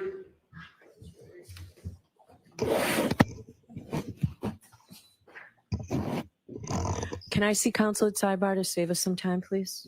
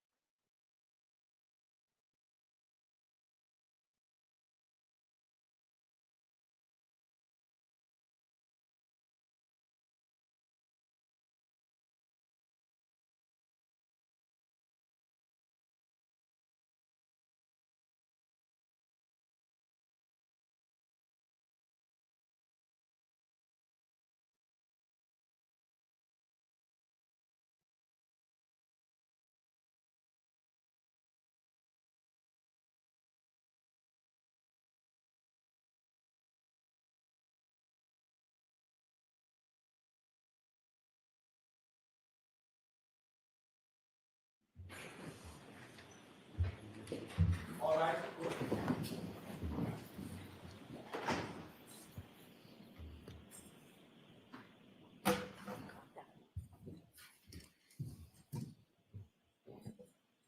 Back in session, you may be seated. All right, Mr. Brennan. And Mr. DeSogra, I'm going to ask that you keep your voice up because we're going to try and keep the air conditioning on. And the fans, it's a little stuffy in here. So if you just speak directly into the microphone, that would be great. Not a problem, Your Honor. Thank you. May I proceed? Please. Good morning, sir. Good morning, sir. Sir, are you trying to offer an opinion suggesting that Ms. Reed's Lexus never hit John O'Keefe on January 29, 2022? Objection. I'll allow it. Is that what you're doing? Is that your opinion? No, sir. Are you offering an opinion that Ms. Reed's Lexus never got in a collision before? The way I stated it was none of the prior events were triggered by a collision. What I'm asking you, are you offering an opinion that Ms. Reed's Lexus never got into a collision before January 29, 2022 or on that day? No. So when you were talking about collisions to the jury, you weren't making any suggestion that that Lexus was not in a collision, are you? I think you threw a double negative in there. Can you just clarify I what you can't. meant? Yeah. You are not suggesting to this jury that Ms. Reed's Lexus did not ever get in a collision before? No. Okay. You're just saying that there's no data on the text string to suggest a collision. Specifically, none of the events were triggered by a collision. That's Text stream data can be triggered by a number of different things other than a collision. Isn't that true? correct. And in fact, when you talk about text stream data, you know that text stream data does not record a collision. You know that. A collision is not one of the triggers. That's correct. Right. So when you were saying it wasn't triggered by a collision, it's never going to be triggered by a collision ever on text stream data. Not the collision in and of itself, correct? Right. Mhm. Right. So there's other things that will trigger text stream data, Correct. like sudden acceleration. The only acceleration trigger that I'm aware of on text stream is if there's a large acceleration during what Lexus calls a PCS or a pre-collision safety event. But a large acceleration on its own, I do not believe is one of the triggers. Are you sure you know a lot about text stream data? Yes. Sustained. Do you know a lot about text stream data? Yes. And you're saying that if a car accelerates over 30% in and of itself wouldn't initiate a trigger? I'm not sure I understand. You just said pre-collision is the only time sudden acceleration, from your perspective, would cause a triggering event. Now, I'm asking you, I'm allowing this. if someone accelerated Ms. Reed's Lexus at over 30% acceleration, would that cause a triggering event? I am not sure what you mean by 30% acceleration. Accelerator, 30%. Accelerator pedal. Yes. Oh, yeah, there's a lot of triggers there's a number of ways that these VCH events can be triggered based on the accelerator pedal angle. I think, is that, yeah. And what is the percentage from your experience that would create a triggering event? There's various. Toyota, Lexus calls it high, medium to high is what they put it. Do you have a number? Do you know the actual data on what percent of pressing the accelerator on the same Lexus as Ms. Reed's would create a triggering event? Do you know? Off the top of my head, I don't know the exact percentage down to this percentage point, no. There is something different than the text stream data. That's the EDR data, correct? Yes. You would not expect, it would be abnormal for the EDR to register data based on a side swipe between a 6,000-pound Lexus and a 216-pound person, wouldn't it? Objection. I'll allow it. That would be abnormal to register that data into the EDR, wouldn't it? I don't know if I would use the word abnormal, but I would state it that there's a minimum threshold to record in the EDR, and a pedestrian impact generally wouldn't meet that. I'm sorry. A pedestrian impact generally wouldn't meet that, but I don't want to make a blanket statement as if it's always the You're case. saying it would meet that, Would not. would not. Okay. And a side swipe or a clip has less force and impact than a head-on collision, depending on the speed, correct? Generally, yes.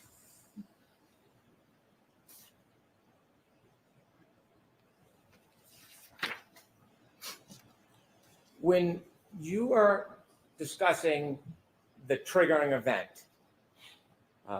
that is the moment that something registers to the car to capture data in the text string, correct?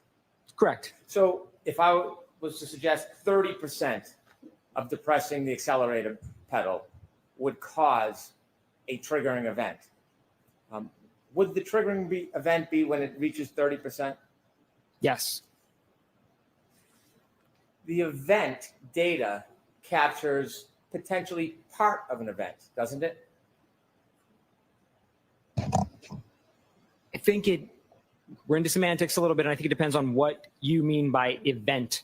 Exactly. Because previously we'd been talking about an event as the data, but event can mean a lot of other things. If an event's only 3 seconds long and 10 seconds of data is captured, then the data will capture more than the event, correct? Correct. If the event is longer, 15 seconds, 20, 25 seconds, and the data is only captured for 10, the text stream data only captures part of the event. Correct. Fair to say? Very fair. So when you're looking at the data, it doesn't tell you about the entire event, correct? The data only tells us about the window of time the data captures. There's no way to know beyond that from the data. All of your equations and pluses and minuses and graphs you're talking about deal with the 10-second text stream data that was captured, correct? They deal with event 1162.2, right, and the 10 seconds it's comprised of. Actually, they really just deal with the end of the event. That's what everything in the Aperture reports reference. Fair enough. But it doesn't deal with anything that could potentially happen after those 10 seconds, does it? No. Or anything before? No, it does not. The triggering event is spot in the middle. It captures 5 seconds before, 5 seconds after. Approximately 5 seconds. It's not exact. And you would have to look elsewhere for evidence to know what might have happened before. Yes? Correct. And you'd have to look elsewhere for evidence to see or determine what happened after. Yes. Do you know at the end of this triggering event, that 10-second window of data, do you know what happened with the defendant's Lexus after that 10-second of data? No. You have no idea, right? I don't. Okay. I want to just ask you some questions about your background and then leading into this case, if I could.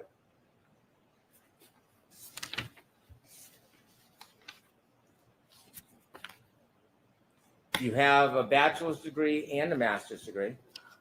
That's correct. You've worked for your company for some time. Coming up on 13 years next month. Correct. You've advanced through the company. Yes. You presently are the director of engineering. Yes. Are you ACTAR certified? No. What is ACTAR? ACTAR is a body that basically offers a certification in accident reconstruction. Do you offer services as an accident reconstructionist? Sometimes. And you have been hired and come into court and offer opinions as an accident reconstructionist? In the singular time I've testified in court, it was not specifically for accident reconstruction. It was data analysis. Okay. You continue your education and you go to a number of different trainings and seminars as well as teach, correct? Regularly. And when you regularly go to continuing education, you have quite a bit of continuing education that you've been through, haven't you? Sorry? You've been through quite a bit of continuing education. Yes. You focus as part of your specialty on EDRs, don't you? That's correct. Event data recorders. Correct. In fact, when you promote your services, that's one of your real specialty, isn't it? Correct.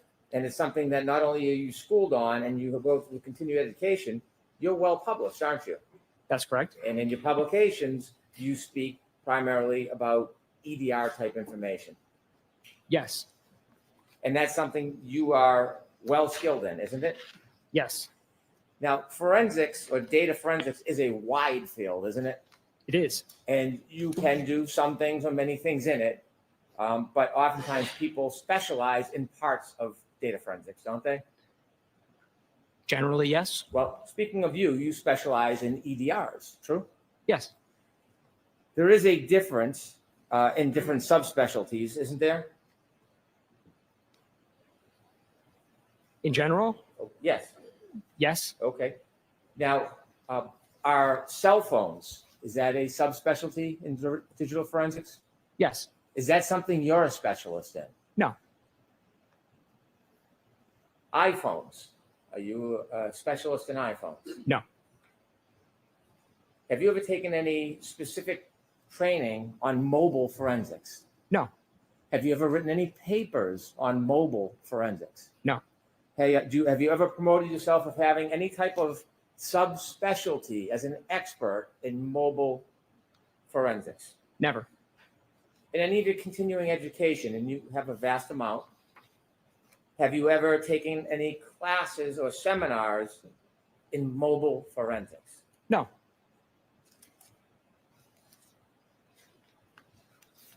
Have you ever taken any class or study about variances between infotainment systems and mobile forensics? Classes? No. Have you ever attended any seminars on variances relative to mobile forensics? No. Have you ever testified about variances in mobile forensics before you testified in this court today? No. Have you ever published anything to do with variances in mobile forensics? No. In this case, you had an opportunity to review a number of reports from Dr. Judd Welcher, yes, Yes. and Mr. Shannon Burgess. Correct. In reviewing those reports, you've offered your opinions and analysis. Did you ever engage in actually any efforts or study in this case to obtain data? Could you maybe clarify what specifically you're asking? Yes. Did you ever yourself, not watch someone else do it, did you ever download or obtain data in this case? No. Did you ever test Miss Reed's car? No. Did you ever get an exemplar vehicle to run any tests? I did not. Did you ever do any actual testing in this case? No. And so your role is to look at other people's work and offer opinions and criticisms, basically. And provide some clarity to the work, but generally, yes. Clarity for who? Who asked you to provide clarity? My clients in this case, You what? Mr. Jackson, my client. Did you ever speak to me? No.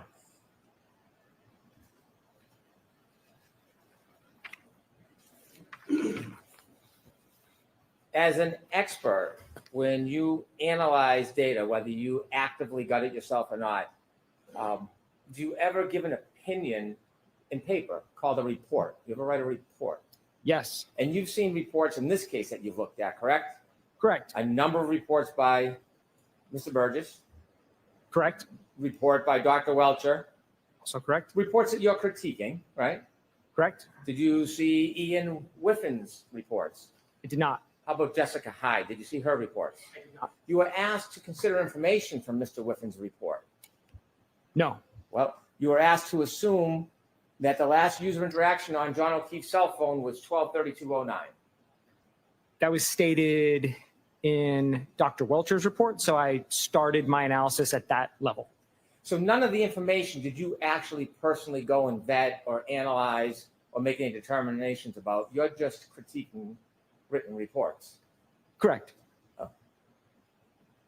Well, as an expert coming into court and testifying and having opinions, you put together a PowerPoint, didn't you? Yes. Why didn't you ever put together a report to share the basis of your opinions and the process you went through to arrive at your opinions before you came into court? Primarily, I wasn't asked to, so I didn't do it. I wouldn't commission work without being asked to do it.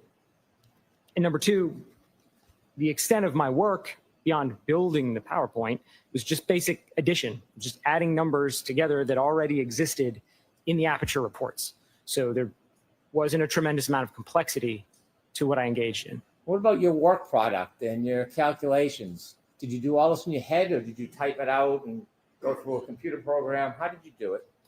I used a calculator for most of it, and the tables in my PowerPoint were generated in Excel, which has some calculation capabilities. Were you ever asked not to write a report? No. You had provided an initial PowerPoint, Yes. and then you received information from Mr. Burgess, Yes. and then you added new slides to your PowerPoint. That's correct. Mr. Burgess's report was May 8th. Yes. You provided your PowerPoint on May 25th. Correct. Did it take you that long for the calculations between when you got the report and May 25th to put together the new presentation? No, it didn't. Why did you wait until May 25th to provide the new information? That's when I was asked to do it. What do you mean by that? I just want to see what the date is today. Today's the 30th. When you finished your PowerPoint on May 25th, did you send it to the defense on May 25th? Yes, I did. Did they had a copy of your PowerPoint on May 25th? Don't be shy. No, I'm pretty sure it was the 25th. So it's sustained.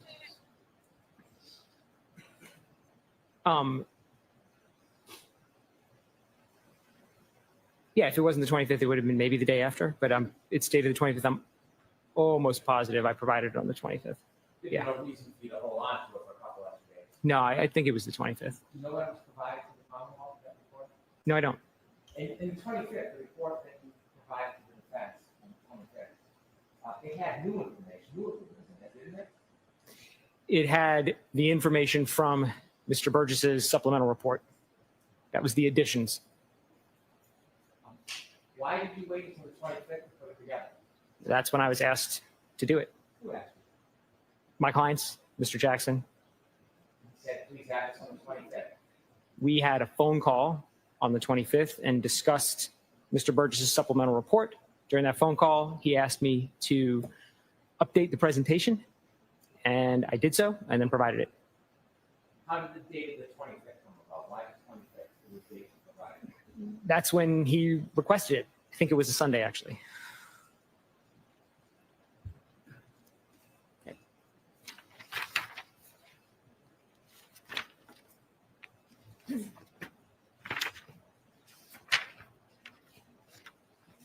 When you first got involved in this case, it was last fall, Correct. and at that time, you received some information that Mr. Burgess wanted to look at the text stream data or the different modules on what you later learned was the defendant's Lexus, correct? Correct. There was a proposal from Mr. Burgess. Mr. Burgess wanted to go back to the car and look at the modules to try to download more information from them, correct? Correct. And you then got involved to look at what his request was, the procedure that you wanted to follow. Yes. When you did that, were you given any materials about what had happened before you and Mr. Burgess both got involved? I don't recall specifically, and I don't think so. I think I was just provided the notice of testing that was to be done. Well, you ended up drafting an affidavit. I did. And in drafting an affidavit, you pointed out some oversights of Mr. Burgess, didn't you? I did. Determining the oversights required some study of actually the data and the information that was available, wouldn't it? It would. So can we presume that before you wrote the affidavit pointing out the oversights, you had looked at other materials? If I recall correctly, the notice of additional testing from Mr. Burgess contained attached to it a whole report by him documenting why he thought there was an inadequate initial acquisition, why he thought the sizes were wrong.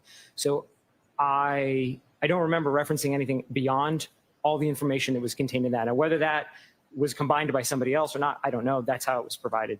Did you end up looking at the report of Ms. Gaffney and what had happened in the past with the download and search of Ms. Lee's Lexis materials? If I'm remembering right again, I think Ms. Gaffney's report was also attached to that same singular file. You learned that the defense expert, Ms. Gaffney, had downloaded data from chips, correct? Correct. And Mr. Burgess was asserting that there was information missing and believed that there was missing information from the chips. Correct. In that form, it's sustained. It's stricken. My apologies. The conclusion Mr. Burgess had is that he believed there was missing information from the chips. He did. He miscalculated the size of the chips.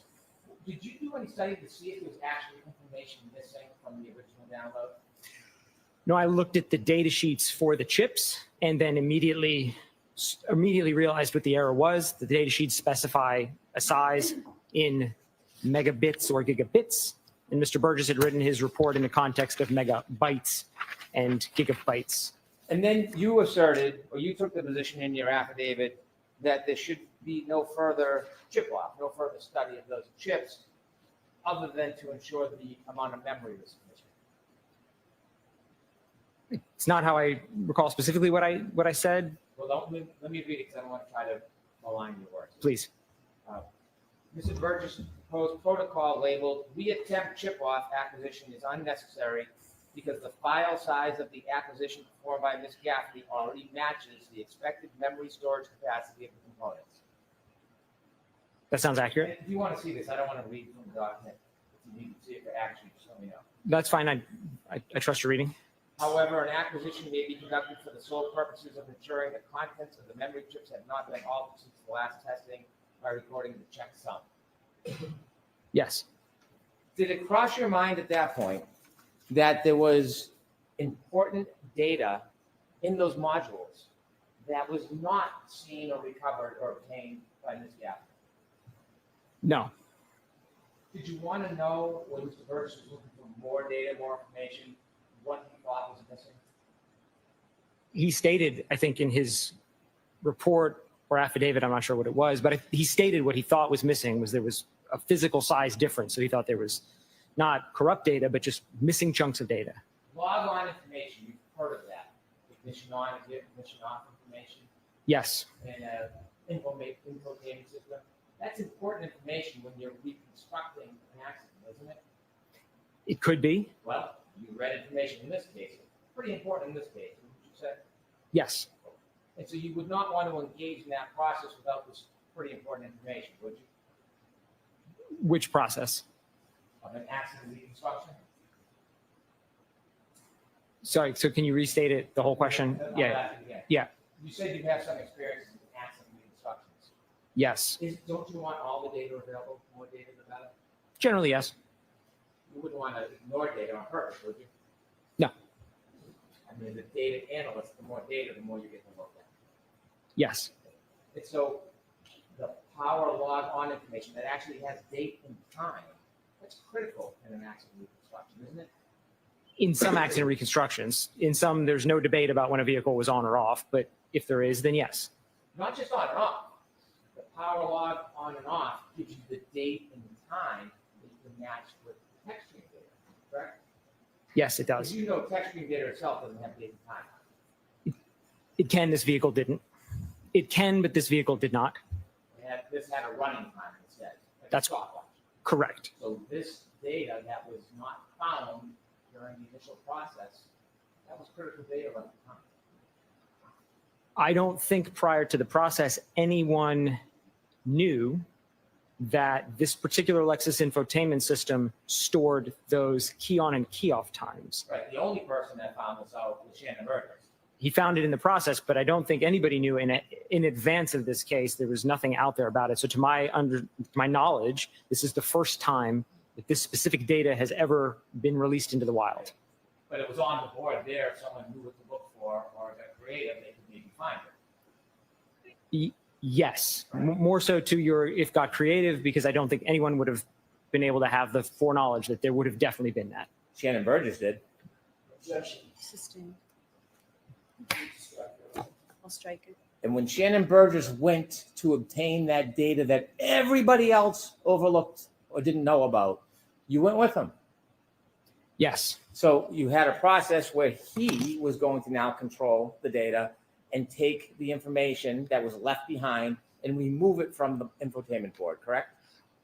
he actually never specified anything about the SD card in that initial notice. So it was a departure from his protocol, and it was a little surprising to me when I got there that the protocol was written with a specific focus on a number of other chips. And it became very apparent to me very quickly that the focus was not on those chips, and the focus was on this SD card that had previously been unmentioned. There was nothing in there about that prior to that. Did it offend you, or were you impressed that he had found that? I was a little confused because I went into it with an expectation. Generally, if we write a protocol, we adhere to the protocol. If we're going to deviate, we have a discussion about deviations. So I was just surprised. It's not customary to sort of shift out of nowhere. But other than that, I did not know what to think of it because I'd never heard of that. Did you give any input? Did you have any knowledge about the SD card and how it worked? No. So when you watched Mr. Burgess remove the SD card, did you appreciate he'd have to engage in what you call reverse engineering?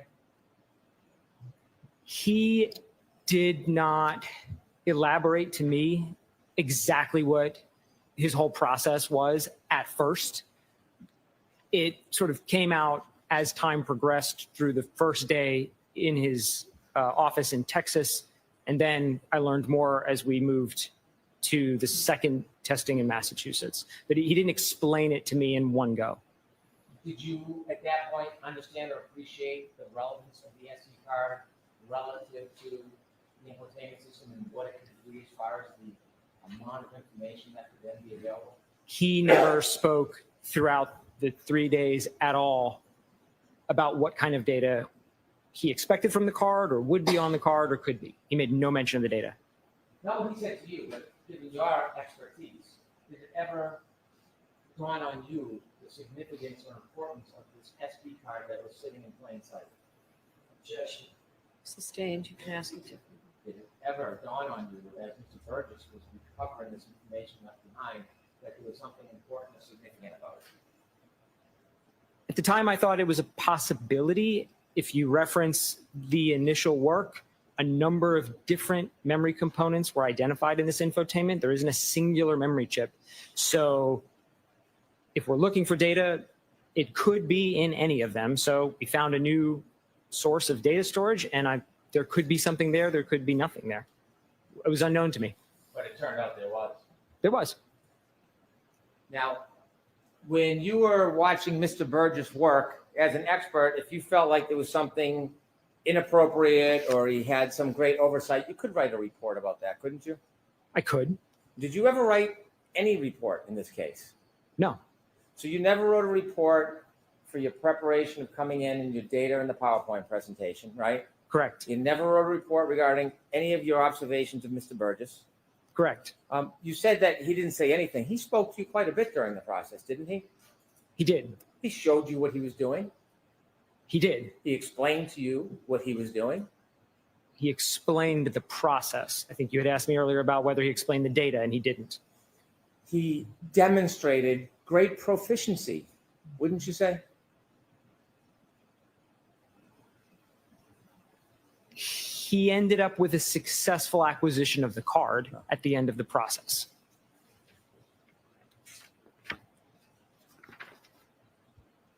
When you are considering all your equations, did you consider the timing information taken from the SD card that Mr. Burgess found regarding power on and power off of that car?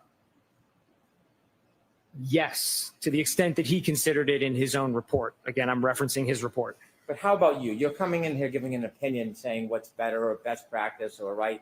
How about you? Did you consider, you personally, the one who's giving the opinions, did you consider the significance of the power on, power off data as it relates to all these times? Yes. Yes, are you sure? Yeah. Okay. I mean, I considered it. If that's the question is, did I consider it? I considered it. Did you do any study yourself? No.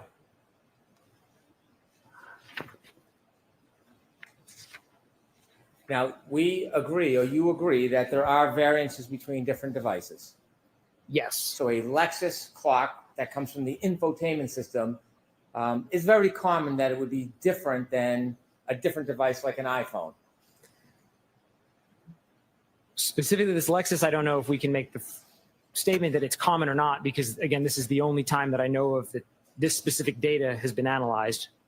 So I don't know the answer to that question. Did you say on direct examination that variances between devices are common? Variance between devices are common. In a variance of 45 seconds, that wouldn't be remarkable on No. different devices. It's common in the industry. Correct. And in your business, that's an accepted amount. I'm not sure what you mean by accepted. The amounts are what they are, and we have to correct for them. I've done analyses of clocks that are anywhere from completely correct, 1 second off. I've done analyses of clocks that are 25 years apart. So it's a wide range of possibilities. I understand your point. Yeah. If you see as an analyst a 45-second variance or 30-second variance, that wouldn't shock you, would it? No amount of variance would shock me, is the answer. I want to ask you questions and go through your PowerPoint. And I want to ask you your specific opinions and how you arrived at certain claims that you've made. Sure. Okay? If we could put up Mr. DeSorga's new PowerPoint, 52525.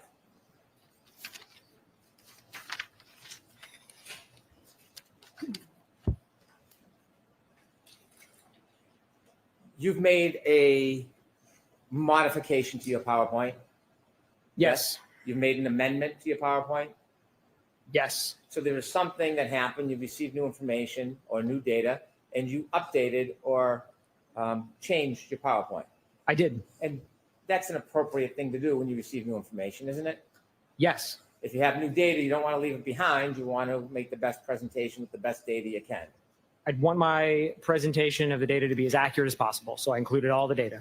And you would expect that from any expert, wouldn't you? If they received new information or analyzed new data and it was important, it would be an appropriate best practice to update the PowerPoint or information they're providing, wouldn't it? Objection. I'm going to allow that. I don't know if I would tell other experts what their best practices are. I would say generally as experts, we do work that our clients ask us to do. So if we're asked to do it, we do it. If our clients say, hey, don't do that, then we don't do it. Well, you like the phrase best practice on direct, so I'm just wondering if I can borrow that phrase. Sustain. Okay. We can turn to page 2. Now, this is taken from Dr. Welcher's report. Yes. And again, you did no testing whatsoever. You just I read did not. reports. Did you read all of Dr. Welcher's data, the gigabytes and gigabytes of data? Did you go through it all? Not every slide. No. Not just the PowerPoint. I mean the actual massive amount of data in his study. Did you go through the data? Oh, no, I didn't look at any of the data. Did you ever speak to Dr. Welcher? No. And so when you are making assumptions on what he thought or how he analyzed, you're just guessing. I am looking at what Dr. Welcher put in his trial presentation, and my assumption that's baked in there is that he's going to stand behind the things he says in a presentation. So I'm taking them at face value, but as being correct. It's not a matter I'm of not guessing. It's not a matter if he's going to stand behind it. You don't know why he put something in here. You just see it on the paper. You don't know what his thought process was, did you? To an extent, yes, because I understand how the exemplar testing by Aperture laid the foundation to align the key-on events in the infotainment to the Lexus VCH events. When Dr. Welcher made his PowerPoint, do you know whether or not he was relying on 154 on Mr. O'Keefe's phone, stamp 154, as the end of the event as opposed to the beginning of the 3-point turn, 1162-1? Based on the math he uses, that's the implication. He puts a number on the screen that the only way you could reach that number is by making that assumption. So when I looked at the math, yes, that assumption seems baked into the math he did. So this seems like it's baked in that he was assuming 154 on John O'Keefe's phone was the end of the three-point turn. Not on this slide, on a later slide, but yes. Okay. And you said that variances, 30 seconds, 45 seconds, they're very common when you're comparing two different devices, right? Yes. Okay. Return to the next page, please. You point out 2 times for the jury, the Lexus event 11:62:2 ends 12:31:43, right? Yes. And that's based on the clock in the infotainment system. That time is based on 2 things: the clock in the infotainment unit and the cumulative key on timer in the text stream data. So it's a combination of 2 values. Which is the running clock. Correct. Right. And that is compared or contrasted or coordinated with the log on off time that was found on the SD card. Yes? Yes. And without that SD card, we wouldn't have that time now, would we? Correct. Okay. 12:32:09 isn't something you analyzed, but you just read in the report that that is information from Ian Whiffen suggesting or taking the position that was the last user interaction John O'Keefe had with his cell phone, 12:32:09. That's how I understand it. There was a phone lock at 12:32:09. I did not look into the underlying reports from where that came. And you know those are 2 different devices, 2 different clocks that will have a variance. Yes. You mentioned trigger event, and you said that your preference is to, when you're doing times, to point it from the actual trigger event, and there was a little slap for emphasis to target you on that, right? The trigger event. That's not a standard practice or a protocol that is supported by any type of literature, is it? It's the methodology I teach, especially in the class I teach on the analysis of heavy vehicle data. We have the exact same problem with heavy vehicles. They all have clocks on them. And so in fact, I do a lot of clock adjustment on heavy vehicles relative to other sources. And the way I teach it, the way I'm not the only instructor, collectively, the way we all teach it is we generally start the analysis at the trigger, which is not to suggest you have to do that. It's not wrong to do it a different way, but that would be let's call it the default methodology. The default methodology, do you have any professional literature that says that is the best time to start the analysis? Not literature. I mean, that's sort of my opinion, because that introduces the least amount of variables. Once you start trying to align events off of subsequent times, you just introduce more addition and subtraction or math you have to do. So it's easiest to do T0 and align everything from there. If you're lining up the end of one event with the end of another event, it's more coordinated than if you take it from different spots, isn't it? That could be a scenario where then you wouldn't use it. Right. Like I said, it's not the only way, but it's the default way. I don't disrespect your method, but there are other ways to do it that are just as legitimate as the trigger now. Absolutely. And that's why I didn't change the convention here. I used their convention, So you're apertures. not suggesting that Mr. Burgess was being misleading by choosing the endpoint when he pronounced that's exactly the point he was considering, are you? No. And so the word cherry picking, you're not saying he was cherry picking, are you? I don't remember the context in which I used the word cherry picking, but I don't think it was with respect to a trigger alignment. So there's no legitimate professional basis of suggesting your way is better or worse than going from the front or the end of the event? No. So you're not offering criticism on that. So just so I understand. Not criticism. I pointed out that it's not typical, and I pointed out not even to say specifically that it's not typical, because even that, to your point, might sound critical. I just want to be clear that I adopted their convention. It's not the way I would have done it, but I kept that convention consistent in my analysis. So I wasn't changing in the middle, trying to obfuscate what I'm saying. I appreciate that. So if someone's looking end to end, you're not going to add 5 seconds. It's if someone went from middle to end. Could you give me that? Yeah, you were A little suggesting different. those questions about, well, since you're looking at the end instead of the middle, then you got to add another 5 seconds on. That's not really an accurate analysis if you were looking at a comparison from end to end. You wouldn't then add the 5 seconds to the time of the trigger because you're starting at the end from both devices. Objection, Your Honor. I'm going to allow it if you can answer it in the form.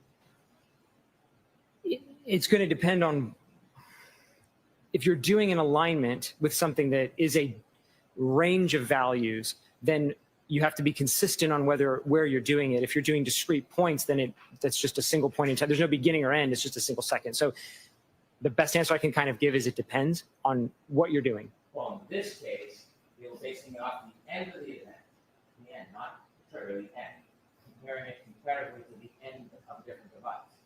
So you wouldn't just add 5 seconds just for the heck of it. You would not add 5 seconds for the heck of it.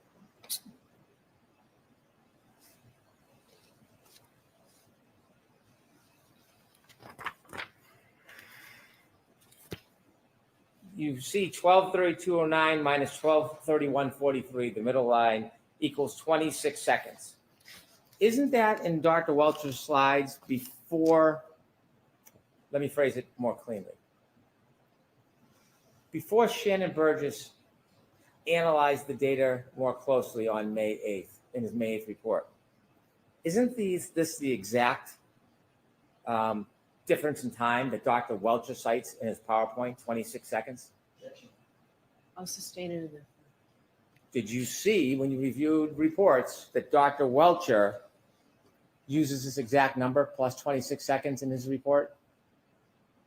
I got the number from the PowerPoint, I'm sorry, not the PowerPoint. report, but that is all of the numbers here on this slide are from Dr. Welcher's PowerPoint. And on the previous slide, I show that. So these are all just And- copied straight from that. And you've labeled this John's interaction window.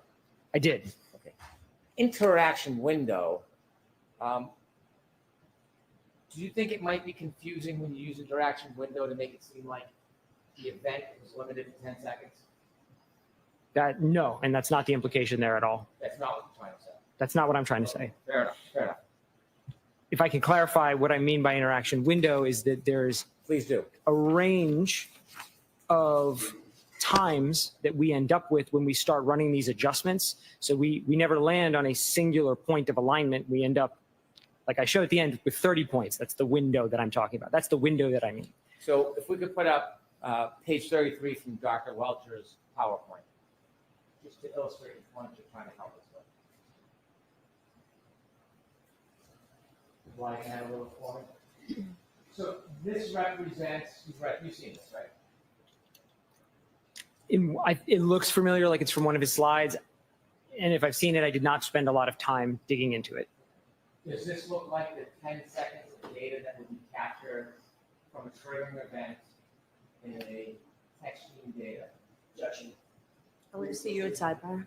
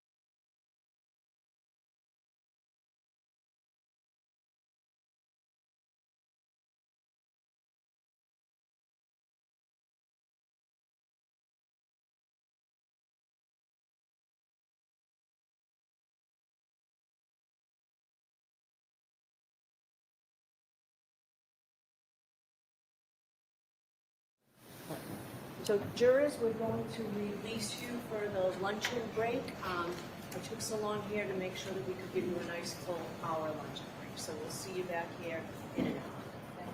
Please rise for the jury.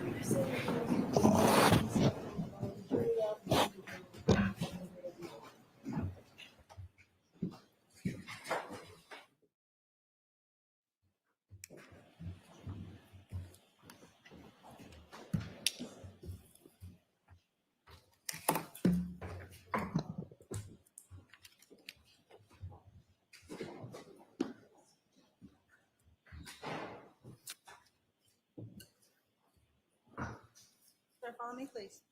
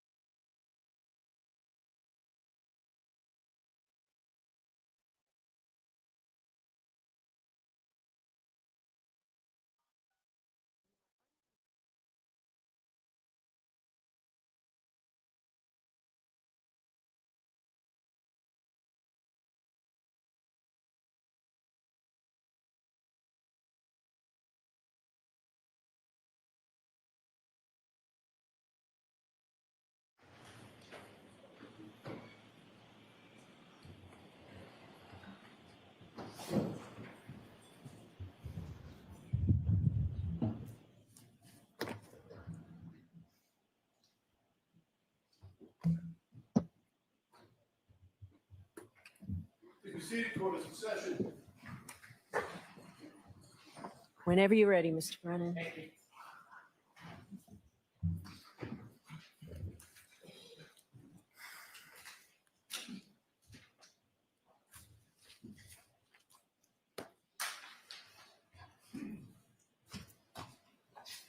Ms. Gilman, if we could turn to page 6 of Mr. DeSorga's amended PowerPoint presentation.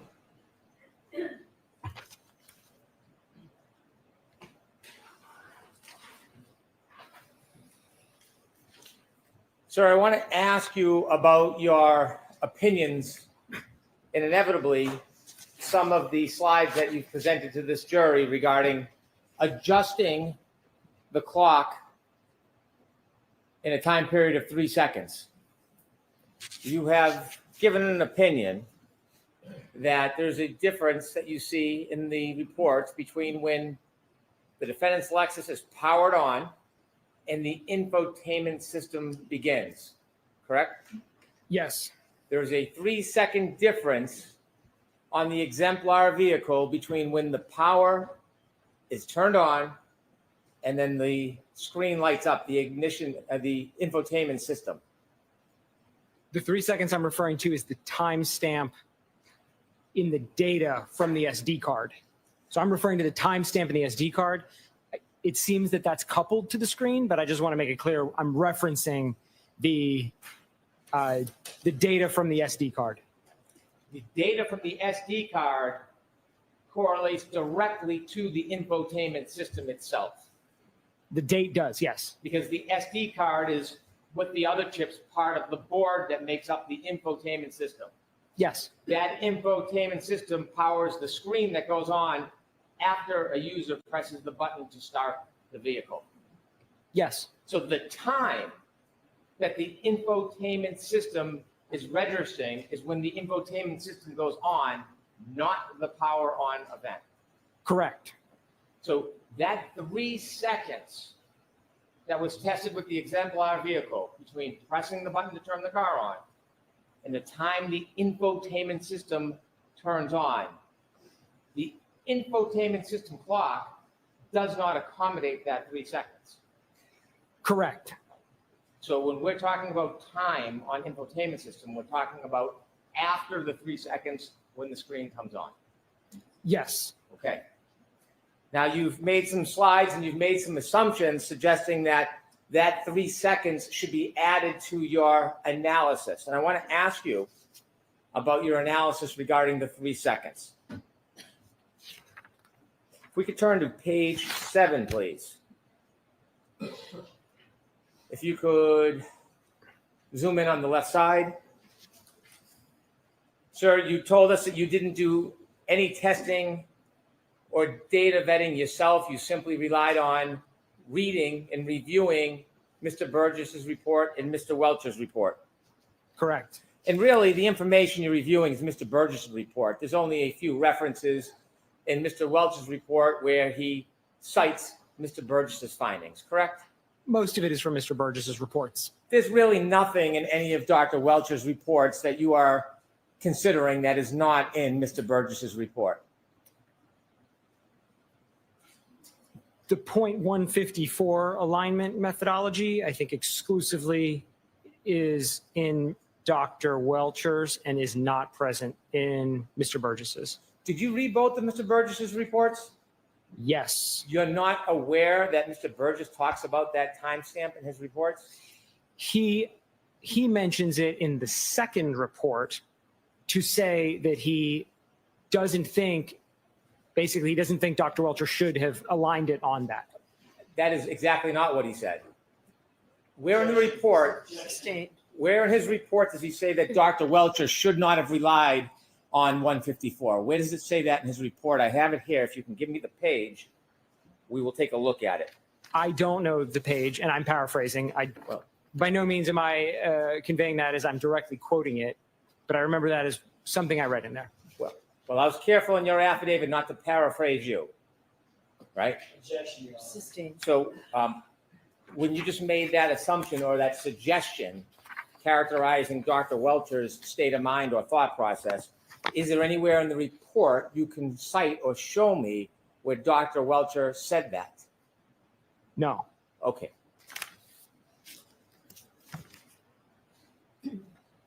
When you read Mr. Burgess's report and you learned that he and others obtained an exemplar vehicle and did this testing, you have no other independent information to suggest that the power on, power off event and 3-second delay is inaccurate, do you? I just want to make sure I heard you. Did you say accurate or inaccurate? Inaccurate. I'm sorry, the fan's on. I'm trying to I know shout. that's the only reason I couldn't hear that. So can you state it one more time? I'll rephrase it. When you reviewed Mr. Burgess's report and reviewed the information about his exemplar testing regarding the 3-second difference between turning on the car and the infotainment system going on, you have no other information that you looked at or studied that changes that analysis, do you? No.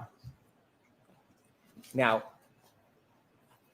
when you are suggesting, could we shrink that and zoom on the right side, please?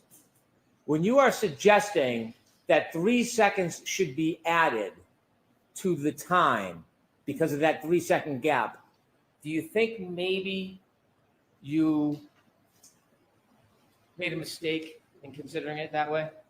No. The time that you're adding 3 seconds to is the infotainment time, the infotainment clock, correct? Yes. The infotainment clock begins when the infotainment system goes on. We just spoke about that, correct? Right? Which is 3 seconds after the power on event. Correct. So you're essentially double dipping. You're adding 3 seconds that has already been separated because it isn't reflected on the infotainment system. Isn't that true? That's incorrect. You believe that that 3 seconds between the power on and the infotainment system going on should be accommodated extra on top of it. It's not that it's extra. It's because when we're talking about times here, we're pulling a time from the infotainment and we're marrying that with a key on timer from the vehicle control history. Those are separate systems. So if the vehicle control history had its own time, then what you're saying would be correct. We wouldn't account for any delays because then it's already baked into those numbers. But this is a very unique analysis. This is not something I've ever even seen, this type of analysis here where we're comparing a timestamp from an infotainment SD card to a VCH total time. And so the only way to reconcile those two is we have to align them. And the 3 seconds is the alignment between those because the VCH key on timer is going to start as soon as the vehicle is turned on. And that's the 3 seconds. You've never seen this before. I've never seen the approach taken here in this analysis by Aperture. That's what I meant by this. I'll clarify. I have not seen a timestamp from a key on event in a Lexus infotainment used in addition to the key on timer from that same Lexus. You know, Mr. Burgess actually looked at the data, not just the timestamp. You looked at the data. You understand that, don't you? Sure. You did not, did you? Which data? The data for the timestamp on the text stream data. There is no timestamp on the text stream data, is my point. It's a derived value from the key on time, and then added to that is the elapsed time from the text stream. So they're separate. Did you look at the data to make that determination that you're claiming right now? Did you actually look at the data? Yes. Yeah. You looked at the raw data? I looked at, yes, the raw text stream data. The raw text stream data from infotainment, did you look at it? I just don't want to mince it. The text stream data is an independent system from the infotainment, and you said from, so Pardon me. they're not. Did you look at the infotainment raw data? I did. Okay. And did you find a timestamp on the infotainment raw data? Yes. Now, when you added 3 seconds, you were trying to, in addition to the infotainment data, you were adding on the 3-second delay that now you're saying might not even be accurate. Is that fair to say? I don't think I've ever said it's not accurate. I said that In the exemplar testing, they documented this behavior of a 3-second delay. And that needs to be accounted for if you're going to correct the timestamps. However, the caveat I put on that was only with one exemplar vehicle. So it could be that this behavior, the 3 seconds, is unique to the exemplar and would not apply to other similar vehicles. And so that's why I did either nothing or the 3, because there's nothing to support something in between. So you disagree that the clock stamp on the infotainment module begins the run. You believe that there's potentially 3 seconds before when the ignition goes on that should be added to that time. I know from testing other Toyota systems that the key on timer happens almost at the identical time that the vehicle is turned on. That timer starts running basically immediately. But on this case, you don't know anything firsthand because you didn't do the testing yourself. I don't know if it would specifically apply to this Lexus. I know that from other Toyota testing, but And not your this specific Lexus. I'm sorry, finish. No, I'm clarifying. I do know that from other Toyota and VCH systems that key on timer is basically simultaneous with the key on. I have not tested it on this, and I don't believe that it was tested by Aperture when they had it either. They didn't document the accuracy of the run timer in their exemplar, so we don't know. Well, you don't know that they didn't document that. To be fair, if they did, it was not in their reports. Right. So in this case, you said cars are different, and that's why you're hesitant to accept the fact that there's a 3-second delay. It's a yes or no question. I'm saying we don't know. If we had Aperture done testing with a separate vehicle, then we could establish, is the 3 seconds the same or is it unique? We don't know. The answer is we don't know. And so when you are determining that 3-second variance, you don't have any assurance in your own mind whether or not this car, Ms. Reed's Lexus, has a 3-second variance. That's what you're trying to say. That's correct. And that's why I run my calculations with and without it. And the way you would determine that is to actually do testing or look at the data. More testing, I think, is the only way that would be able to be determined. Now, let's turn to slide 9. As part of your charts, could you enlarge to left, please? As part of your charts, you took this chalk from Attorney Burgess's report and you made some assumptions about this, didn't you? I'm not sure. Okay. I applied the numbers in his third column to the times. So, I mean, that's the extent of the analysis. When you looked at the first 5 columns, 1:14, 13 a.m., 4:38, 16 a.m., 4:42:06 a.m., 4:45, 12 a.m., and 5:04, 28 a.m. You said on direct examination, oh boy. You said on direct examination that was matching infotainment to iPhone. That's what it says on the chart. So Okay. that's probably what I said. I don't Well, remember specifically, but that's what the Is chart that- says. Is that your opinion that those first 5 columns are matching infotainment to iPhone? The chart says infotainment call timestamp in column 1. It says O'Keefe iPhone call timestamps in column 2, and then it says offset. So I'm taking that at face value. You're basing your later charts on the predicate that these numbers, the first 5 columns, are infotainment compared to John O'Keefe's iPhone, aren't you? Based on the chart, yes. You didn't do any study on your own to determine the genesis of that information, did you? I'm aware of the fact that these calls, the 5 you mentioned, were placed when the vehicle was in a keyed off state. I'm aware of that. What I asked you specifically is, on those 5 columns, did you do any research or study to determine whether or not it was infotainment matched to John O'Keefe's iPhone or some other phone matched to John O'Keefe's iPhone? Did you do any independent study about that? No. Because in your ultimate conclusions and all the charts you've given to the jury and shown the jury, it relies on the conclusion that the first 5 columns are a comparison between infotainment clock and John Keith's iPhone. Isn't that fair to say?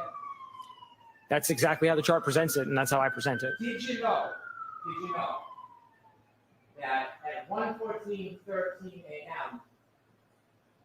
the defendant's Lexus was turned off? Yes. Did you know at 4:38:16 a.m. that the defendant's Lexus was turned off? Yes. And did you know for 4:42:06, 4:45:12, 5:04:28, did you know that her Lexus was turned off? Yes. Do you know that when you make phone calls, oh, by the way, do you know on those different times, the first 5 times, where that information is generated from? Which column? Left column, 1:14:13, all the way down to 5:04:28. Those 1, 2, 3, 4, 5 calls. Do you know where that information came from? It came from the SD card from the infotainment. Do you know where the genesis, the beginning, the source of that information? That matters, right? The source? It would. It would. Do you know where it came from? The assumption is if the vehicle has a timestamp and the phone wasn't connected, it would have been synchronized after the fact. But that wasn't tested. And Aperture didn't do any of that testing in their work to look at the behavior of a timestamp in the infotainment when a phone is synchronized after the fact. Blaming acts is not going to get you out of answering the question. Did you know? Sustained. Sure.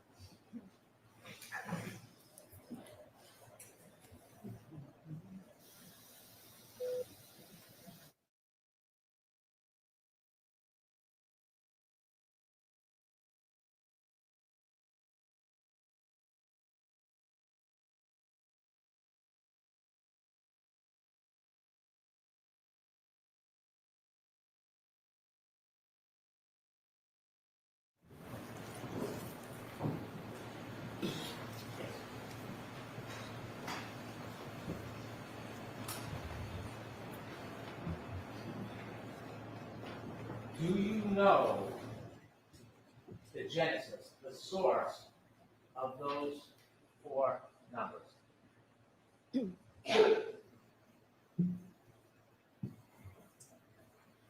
Definitively no.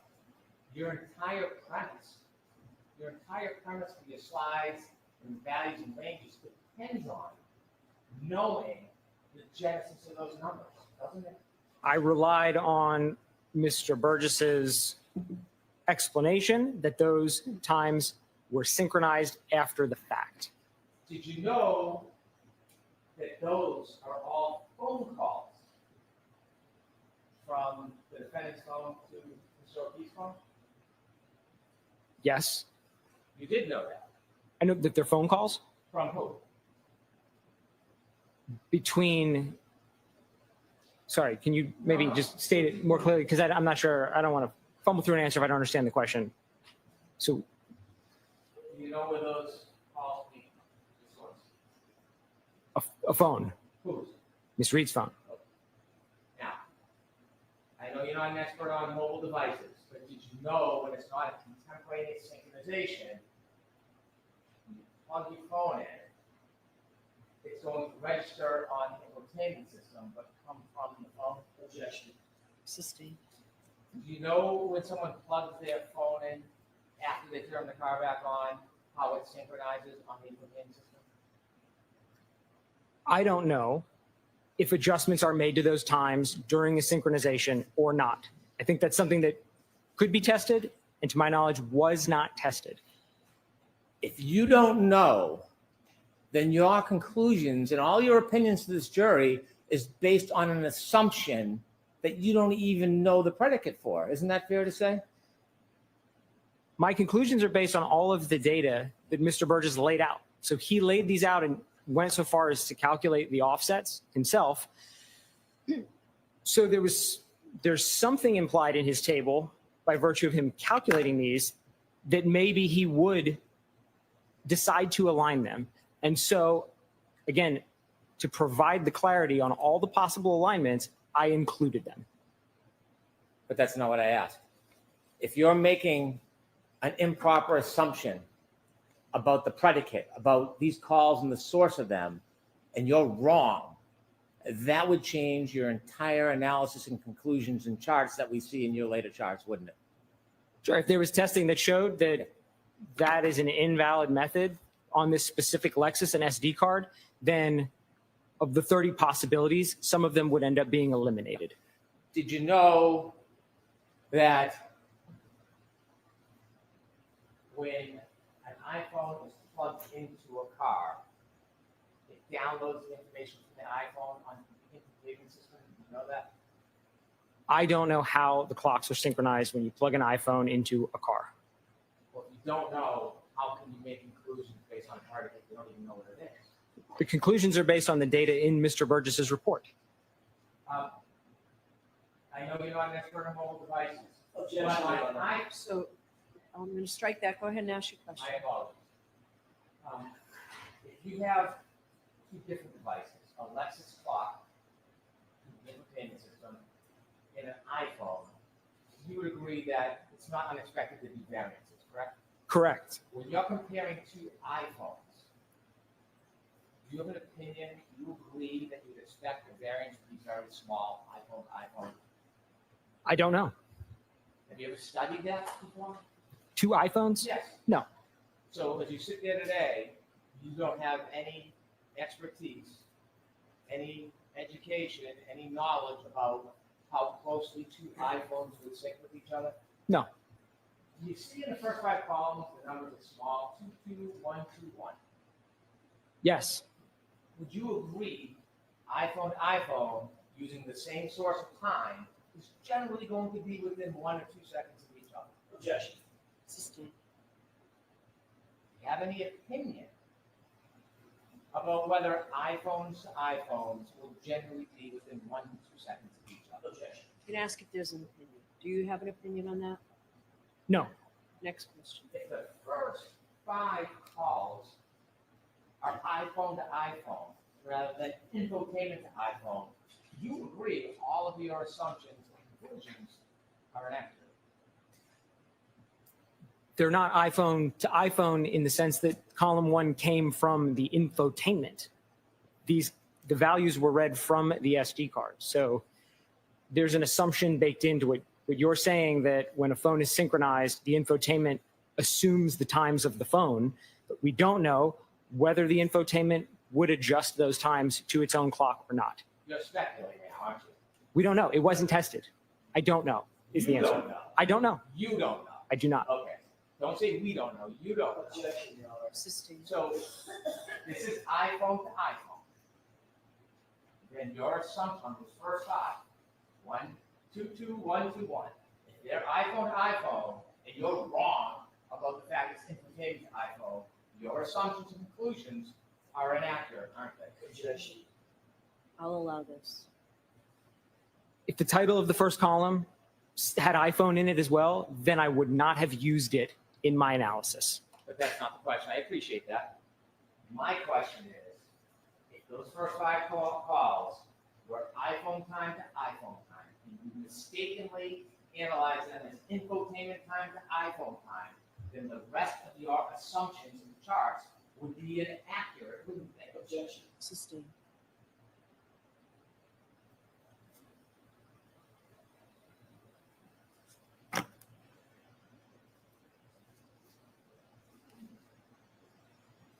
At 5:21:36, do you know whether or not the defendant's Lexus was on?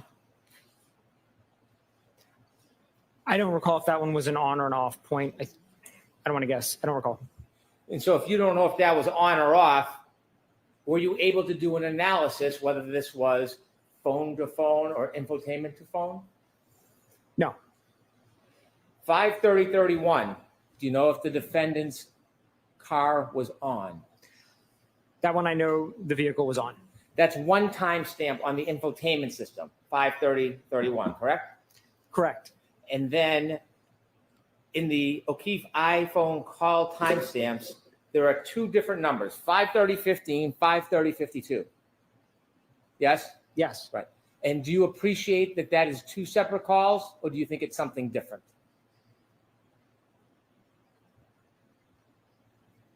I'm going to paraphrase again Mr. Birch's report as I recall it, in that he stated during the testing they did with the exemplar, calls placed in close succession would not necessarily both be logged in the infotainment.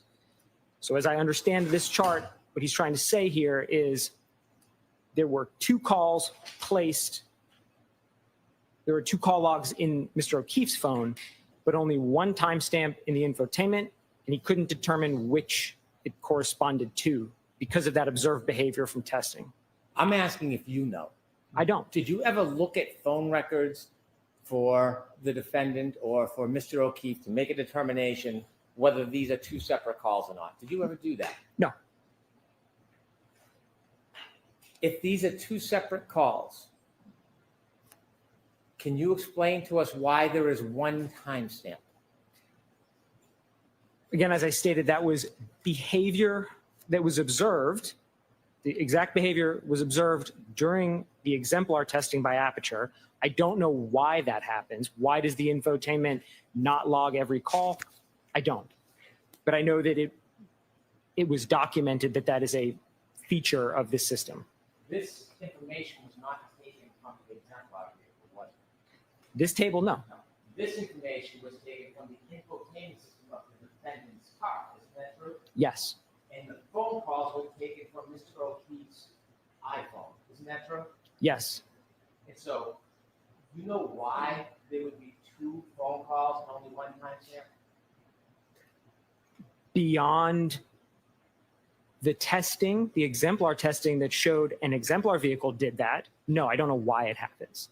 Do you know that the infotainment system doesn't always capture all of the phone calls and the phone data in the download? Do you know that? Yes.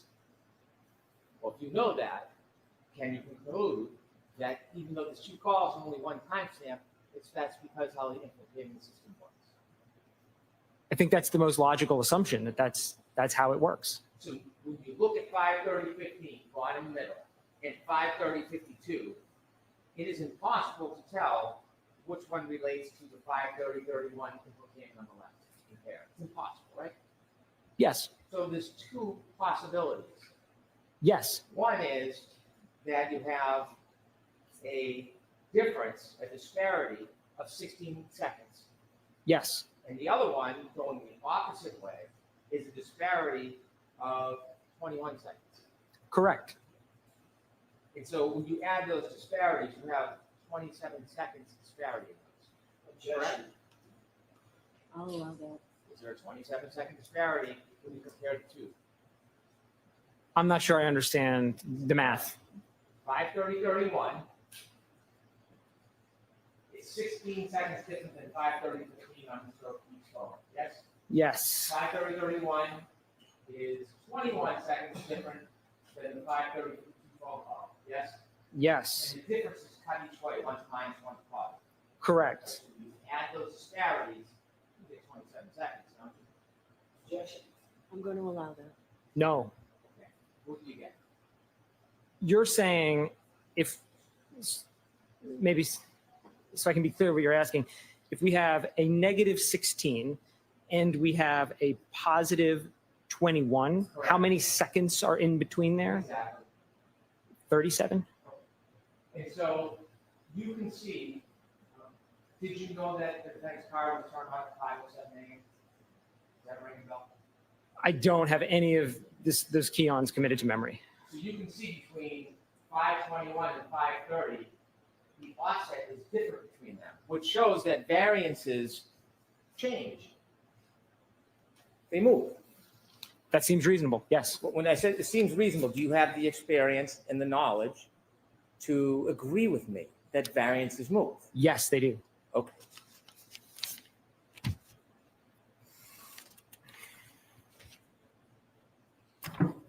If those first 5 calls were iPhone to iPhone rather than infotainment to iPhone, would you agree they should not have been considered in your analysis?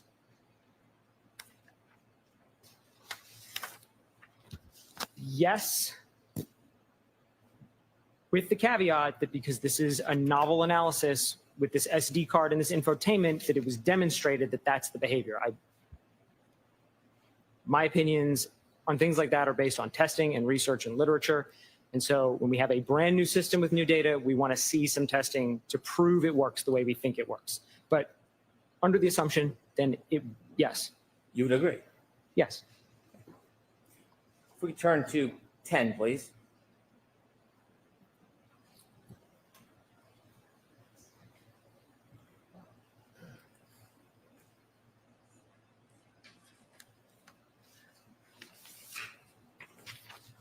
Given, could you zoom in a little, please, on the left?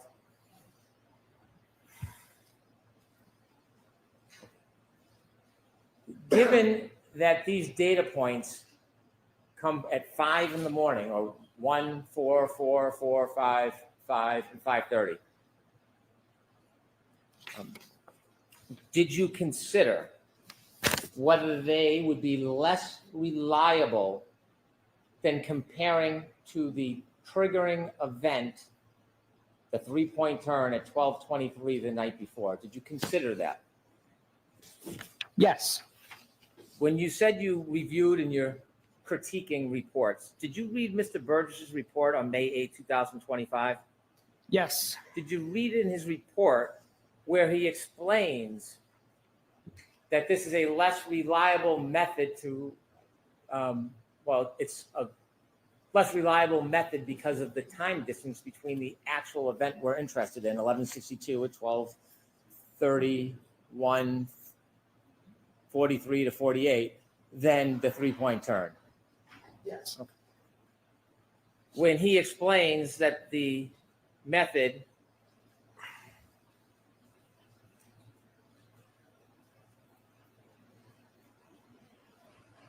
of using 5:21 and 5:30 on January 29, 2022, he explains about how the information is stored in the infotainment system when it's powered back on, doesn't he?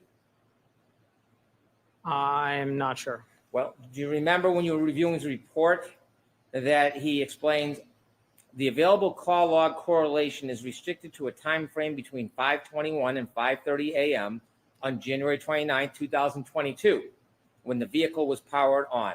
All other calls stored in the infotainment module occurred while the vehicle was powered off, indicating those entries were synced from Miss Reed's iPhone upon reconnecting to the system on the morning of January 29th. You considered that when you decided or formulated your critique, didn't you? Yes. This further indicated that the associated timestamps for those calls originated from Miss Reed's iPhone. Did you read that? Yes. Relative to those first 5 columns, correct? Yes. This behavior was previously documented in the initial report, which is the January 30th report. Yes? Yes. You shrugged. I mean, I don't want you just to agree with me. Do you remember it was in the January 30th report? I don't remember how he phrased it specifically. But I think there was somewhere around there where he noted that some calls were placed while the vehicle was off. I think that's basically what it said in the first one. I don't remember specifically. Okay. Do you agree generally, or can I give you the report? You can look and remind yourself. I want to get your best memory on this. Sure. What would you like me to do? If you'd like me to look at it, I'll look at it. Sure. Do- Do you do have you a have copy? the- Would you like me to bring it Do you to have the reports with you, sir? Later Okay. Do you have an extra copy for him, Mr. Brennan? Mine is marked. You want me to show the mark? Let me see if I can get a clean copy for the witness.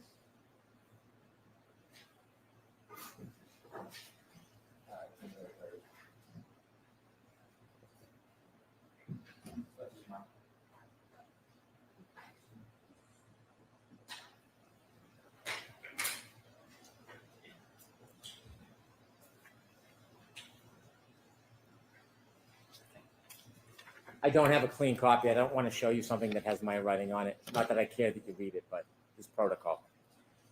Okay.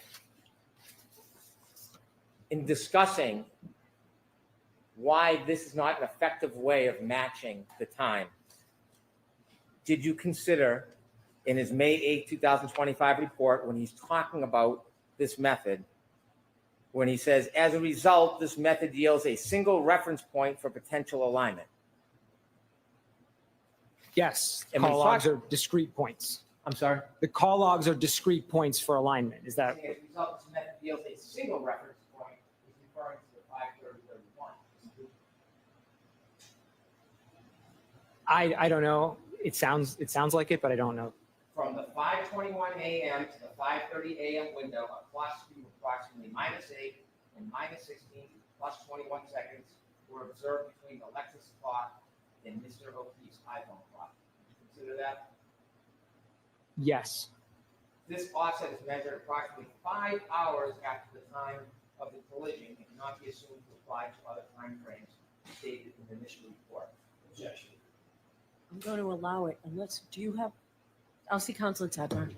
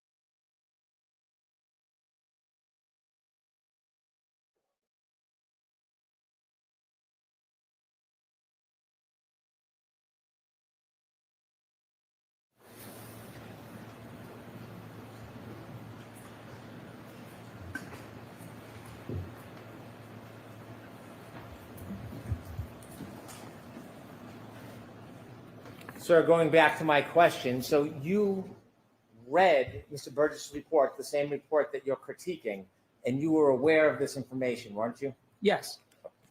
And so you were aware that Mr. Burgess in his May 8th report was identifying that the section in green was the only contemporaneous information for analysis.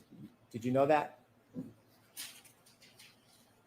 Is that how he states it specifically? I can read it again. I just read it to you. If you don't mind. Okay. So let's give him a copy. I'm sorry, Your Honor? Let's give him a copy. Does he have the clean copy?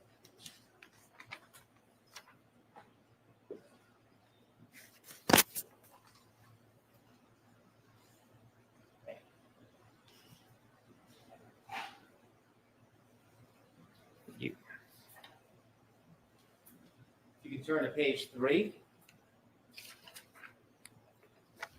What I read to you was where it says clock sync method 1. Do you see that? Yes. And this is, if you look at the second paragraph, I read that to you word for word. Do you see that? Yes. The 5:21 a.m. and 5:30 a.m.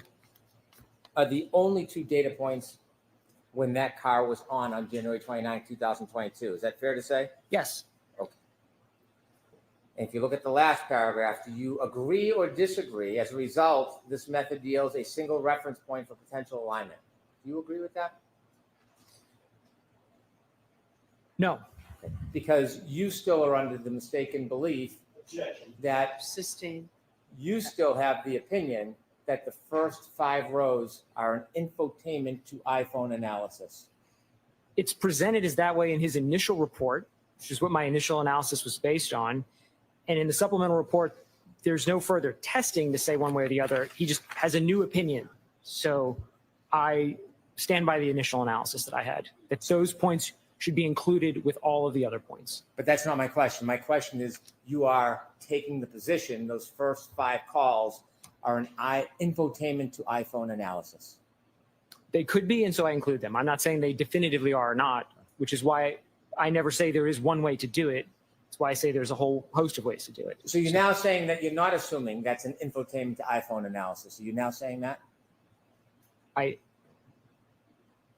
It's stated that way, and I think it could be that way, but it might be iPhone to iPhone too, if those times are just copied over.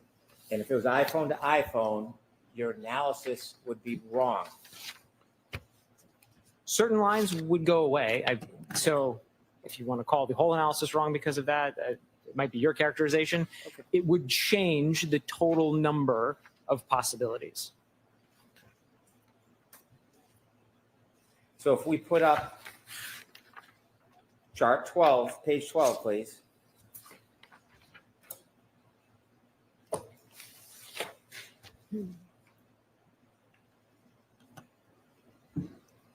If you were wrong about the infotainment to iPhone analysis and those first 5 should not be considered, which part of your chart would now be wrong? What do we have? 12 lines on the chart? I'm sorry? Yeah, we have 12 lines on the chart. If we decided to eliminate the lines that are based on the calls when the vehicle was off, we would be left with 4 lines on the chart.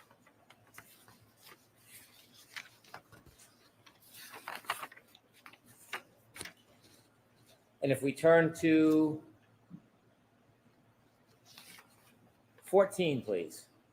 And if you could enlarge, well, I don't think you can enlarge it. If your analysis about infotainment to iPhone was wrong, you would agree those first 1, 2, 3, 4, 5, 6 columns should not be there, should they? No, the positive 16 stays, the negative 21 stays, 1, 2, 8, and 20 would go away. So we'd lose 4 lines from this chart. And the negative 16 line, that comes from information at 5:30 a.m. the next morning. Correct. And you would agree that that distance is not as accurate as queuing it from the 3-point turn event 11:62:1. The 3-point turn is closer in time than the call at 5:32. And thus more reliable, wouldn't you say? Generally. And the negative 21, that was from 5:30 and some seconds the next morning. Same idea, not as reliable as the 3-point turn information. There's greater uncertainty the farther in time we get. So when we turn to the 3-point turn information, you mentioned in Dr. Welcher's report that it was noted that the timestamp 154 was the end of the 3-point turn event, correct? That's how he states it. And then more information was provided when Mr. Burgess then broke down that 154 timestamp, correct? Correct. And when he broke down the 154 timestamp, he actually wrote a report about it, didn't he? Yes. He didn't just have it in his head. He put it on paper for all to see, yes? Yes. And in that report, not only does he break down the data, he also shows a visual of the actual data on a map, doesn't he? He does.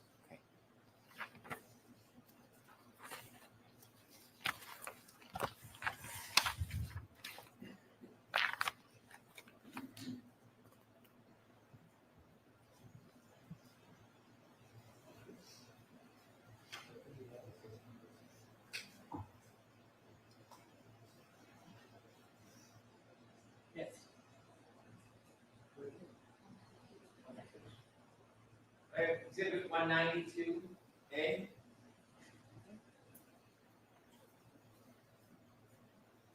Okay, let's start with 192B, please. If you could open that up so we could see it a little better. When you look at the data he actually broke down, do you agree that instead of at the end of the 3-point turn event as timestamp 154, that actually is at the beginning of the 3-point turn. Do you agree with that? I don't know if the points are numbered on here, so I can't tell which point he's referencing as 154. Do you see the green circle? Yes. Do you see the black line? Yes. Does that orient you to the direction the car was traveling? That appears to be what he's trying to convey with this chart.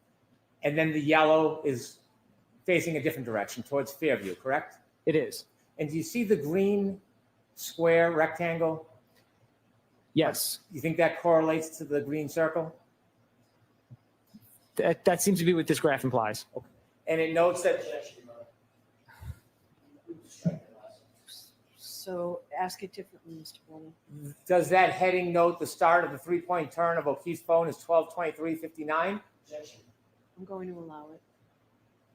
That's what Mr. Burgess states in the report. And do you have any information to suggest that's not spot on accurate? No, I didn't do an independent analysis of the 3-point turn maneuver. And then the heading of the change, end of 3-point turn to O'Keefe's home, 12:24:07. You have any information to suggest that's not spot on accurate? I did not analyze the 3-point turn maneuver.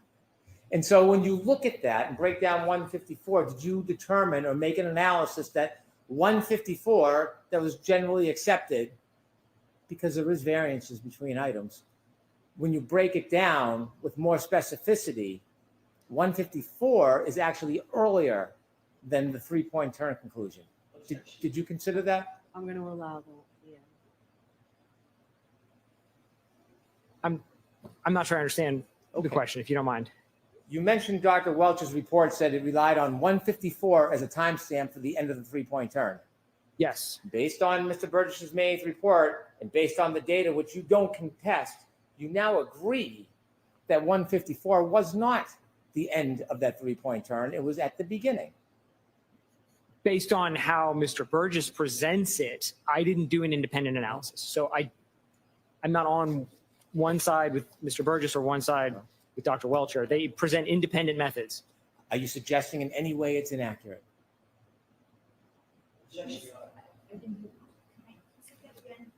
Are you suggesting it is in any way inaccurate? I'm going to allow that. I don't have any opinions as to the individual accuracy of the methods selected by either Mr. Burgess or Dr. Welcher. Do you have any information you'd like to add or weigh in on to dispute the accuracy of those times? Sustained. And let's turn to the previous exhibit so we can actually see the data that's broken down. We could open that. The 154 timestamp, if you go to the left, please. Do you see that right above the green line? Yes. 12:23:58. You see that? Yes. And then the green goes to the orange, and that's an 8-second difference, isn't it? Yes. And when you looked at this, you considered that this was a more detailed study of that timestamp by Mr. Burgess, right? More detailed is, yes, that's correct. And do you know why he did a more detailed analysis of this? Why it wasn't in the original PowerPoint? No, I don't. Well, you said that variances are generally accepted in the community, right? Yes. But then you wrote a report suggesting numbers and additions, and you submitted that report as part of the basis of your testimony, right? I only submitted a PowerPoint. I have no report. PowerPoint. And after you submitted the PowerPoint, isn't it fair to say Mr. Burgess then analyzed this data to be more specific after you introduced your PowerPoint? Yes. So can you guess why he went through a more detailed analysis? No. Sustained. Strike it.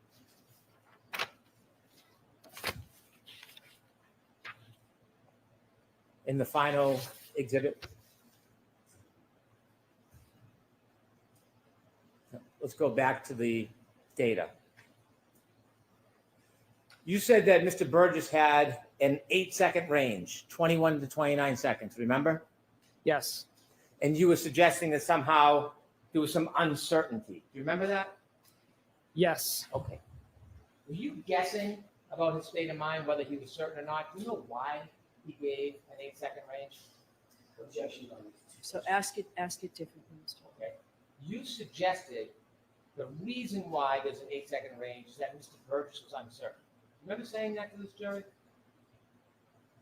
Not in those exact words, but that's what uncertainty is. Uncertainty is a range. If we don't know a specific value, we put a range around it. That's uncertainty. That's a This data from the green, would you agree it indicates the beginning of the 3-point turn, and then the orange is at the end when the car is already in motion at 11.2 miles per hour? Objection. I'm going to allow it. Do you agree with that? I see speed values there. I see some headings. I can't convert GPS in my head, so I don't know. You could have analyzed this data yourself, right? Before you came in and gave an opinion. I could have. But you didn't. I did not. Do you have any reason to test the accuracy of this data that's been brought? No objection. I'm going to allow that. No. And so by giving the range of 8 seconds, you talked about looking at different values to be fair, wide range, right? Even though this analysis depends on the end of the 3-point turn, would you agree it's kind of forgiving to give that 8-second range to give the benefit of the doubt by starting at the beginning of the 3-point turn all the way to the end of it rather than just giving the end point? As to that form, ask it differently, Mr. Reed. Does the 8-second range that is provided by Mr. Burgess coincide with the data and the 8-second range between the green and the orange? That's where he comes up with the 8-second range, correct? And so if Aperture's position is the matching times at the end of the event, by going back to the beginning, isn't that even more forgiving than the 8 scientific objection? I'm going to allow it. Yeah, I would call it a conservative approach to use a range of values. Right. The opposite of cherry picking, right? Sure.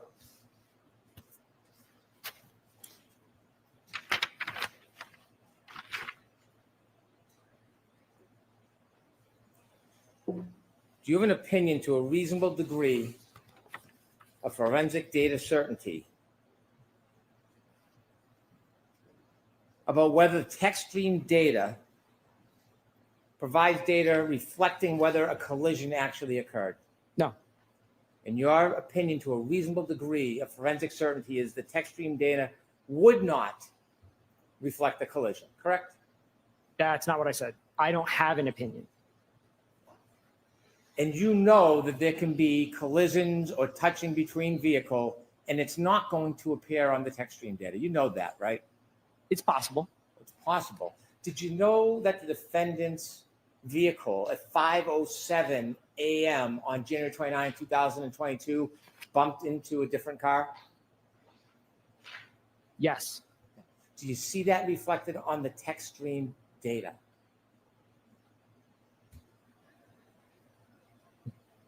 I'm thinking back to when I reviewed the raw text stream data, and I don't remember seeing an event from that. I can't really hear I don't you. remember seeing an event from that time in the text stream data. Well, you don't remember seeing it. It's not there, is it? I don't think it is. I don't remember seeing it. I don't think there's one. You're not. I was going to finish and say I don't have all of the events committed to memory. There's You're- 19 of them. I'm sorry. There's 19 events. I don't have them all committed to memory. You're not testifying or offering an opinion that there was no collision with this car that night, are you? No. Because if you were implying that or suggesting that or insinuating that, that would be misleading, wouldn't it? It's not. Sustained. I have no further questions. Okay. You were asked a number of questions. Yes. Thank you. You were asked a number of questions a few minutes ago by Mr. Brennan concerning your expertise. I'm just going to grab a pen. if I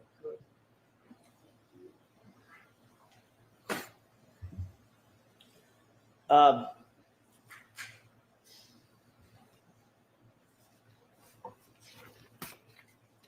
Specifically, you were asked about your expertise regarding mobile data devices. mobile devices and their data, correct? Yes. And were you being truthful when you indicated that you were not an expert in Yes. that field? Were you being truthful when you indicated that you have a certain expertise in EDR data? Yes. Were you being truthful when you indicated that you did review Mr. Burgess's data and Mr. Welcher's data as reflected in their reports and PowerPoints? Yes. Were you being truthful about your credentials? Yes. Have you ever lied about your credentials? No. You hold a bachelor's degree Yes. and you hold a master's degree. I do. You ever lied to anybody about that? No.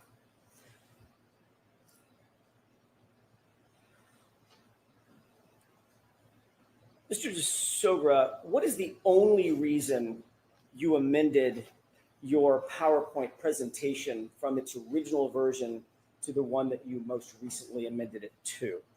To include the additional analysis and data points from Mr. Burgess's supplemental report, the So- May 8th report. I'm sorry, I interrupted you. Go The ahead. May 8th report. So you amended yours because he amended his. Correct.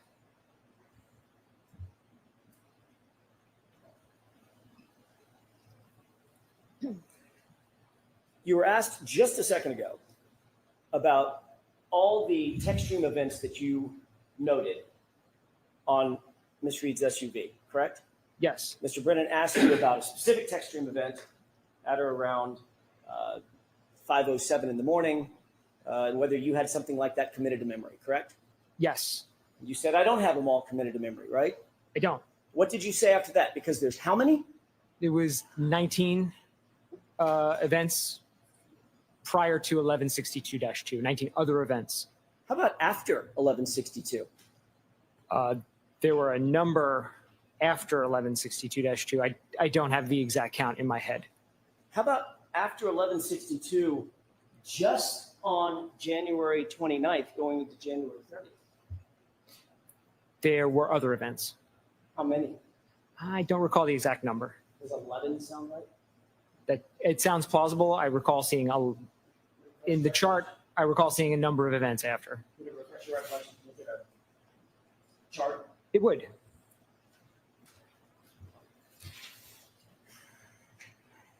Thank you.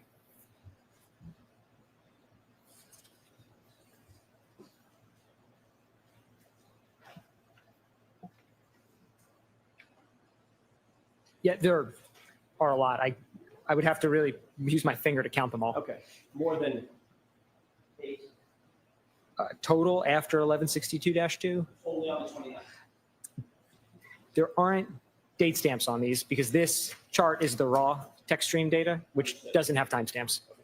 Safe to say there are many, right? Yes. May I approach? Yes. And again, this goes back to a question that you were asked by Mr. Brennan. I want to follow up on. In no instance were any of those related to a collision, to your knowledge, correct? Objection. Sustained. Were any of those that you reviewed at any time, the lifetime of the vehicle, related to a collision? None of them were triggered by a collision. Thank you.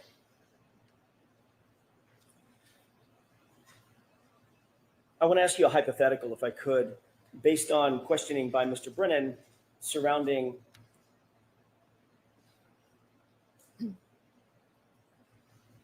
the 12/32/09 lock event. Do you remember him asking you about those questions, about that event? Yes.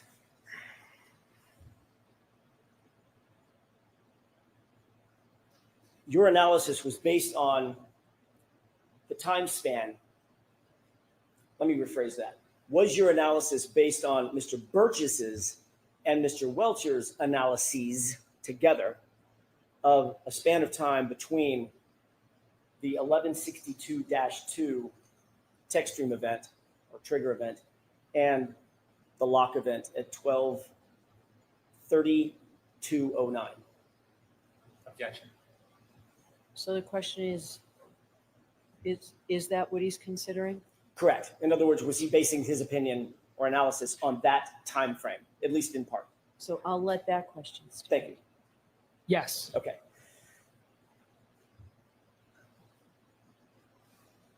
If you were told that there was another interaction phone event on John O'Keefe's phone at 12:32:16 in the form of steps taken, 36 steps over the course of 83 feet, would that change your analysis or opinion in any way?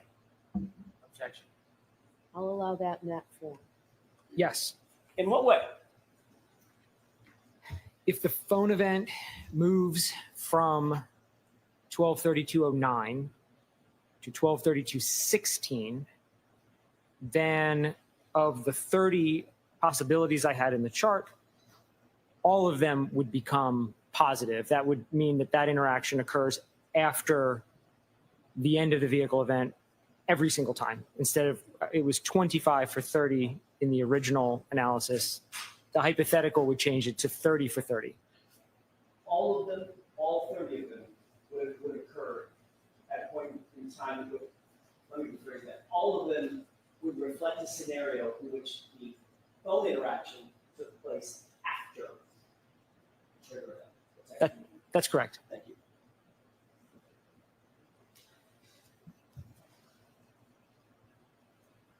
If you were told, to give you another hypothetical, if you were told that there was a Doppler state event on the phone, pocket state event on the phone at 12:33:14, would that impact your opinion in any way? Objection. Sustained. You were asked several questions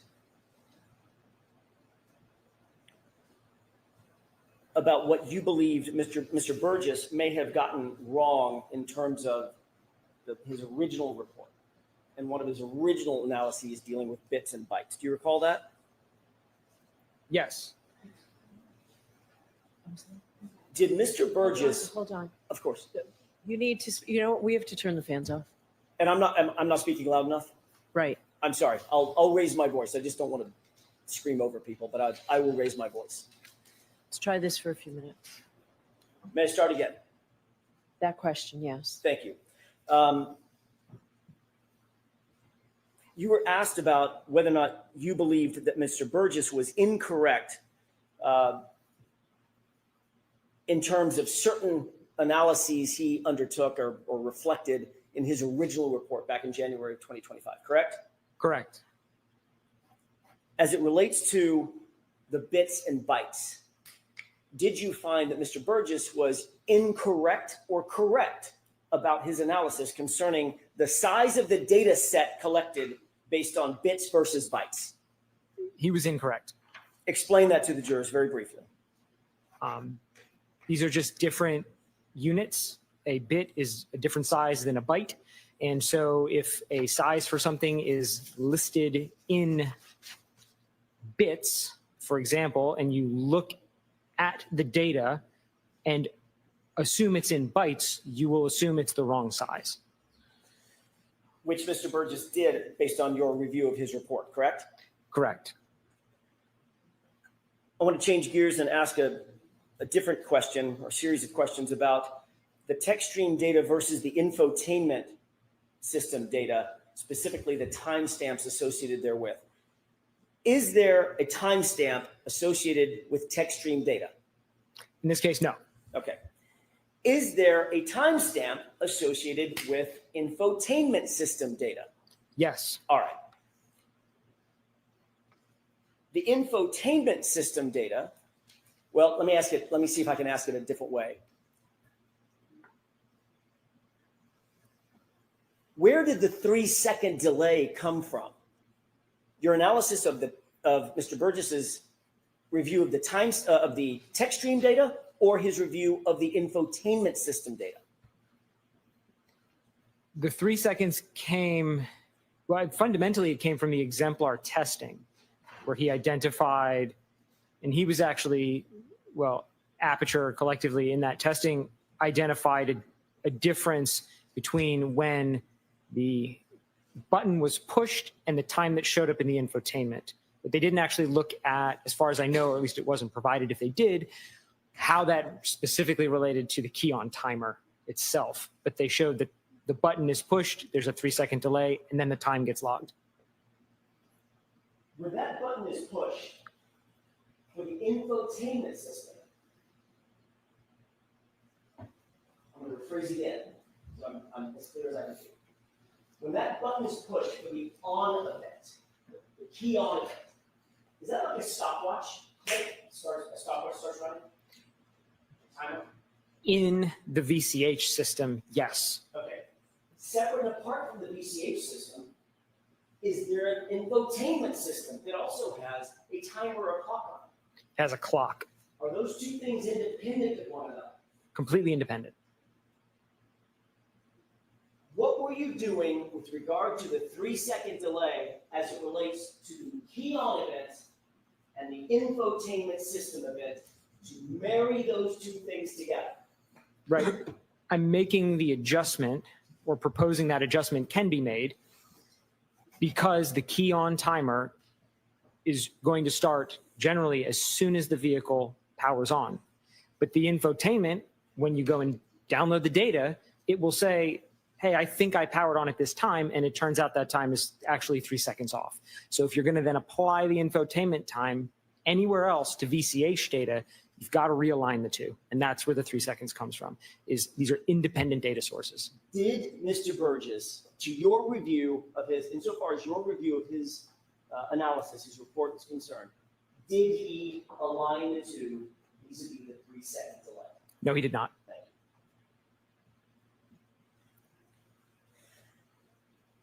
With the court's permission, may we have slide 10 of the PowerPoint of, Okay.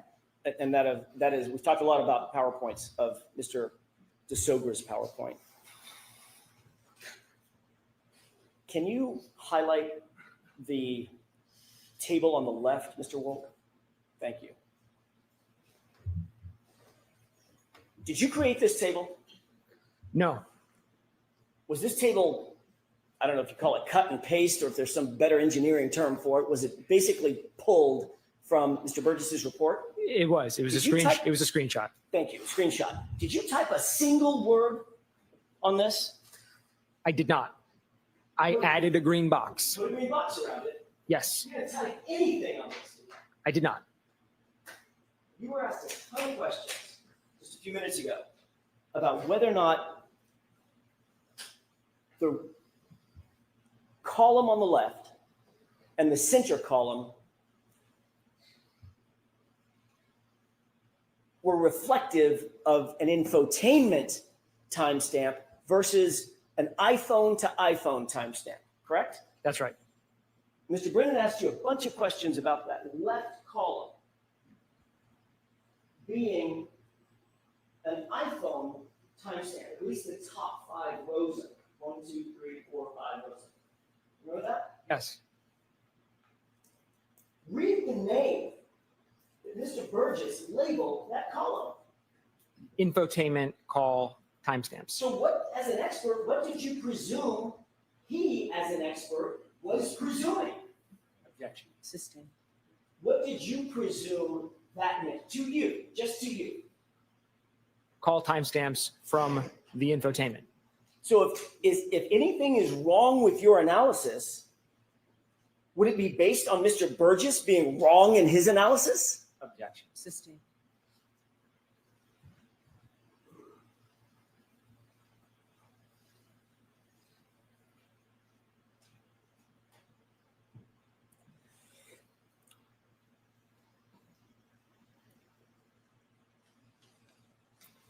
May I have just a moment, Your Honor? Sure. Do you need the light on? I don't. And we can pull that down.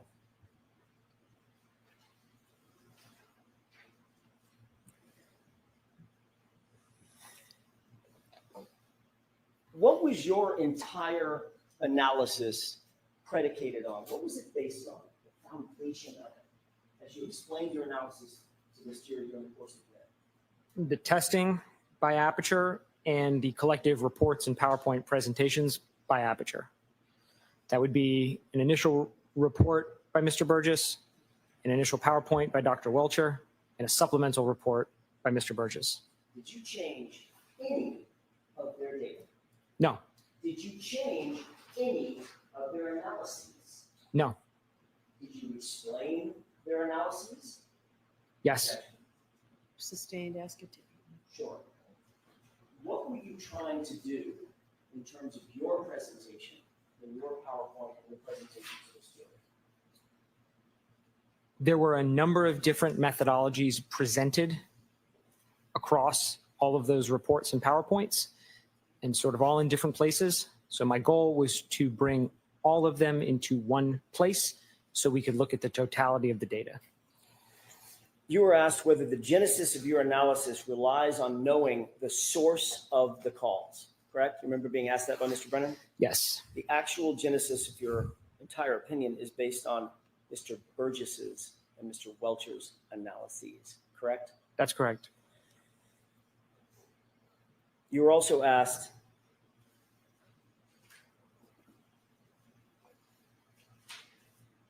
why you believed Mr. Burgess did a quote unquote more detailed report in May versus January of 2025. Do you remember being asked that just a few minutes ago? Yes.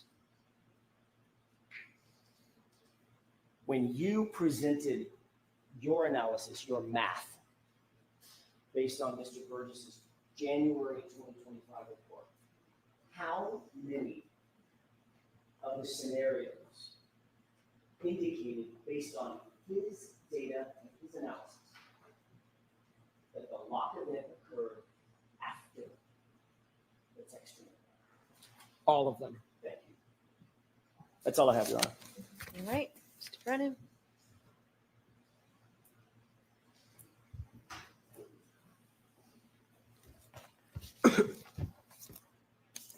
So, Mr. DeSorga, this demonstrates the danger or the difficulty. Hold on.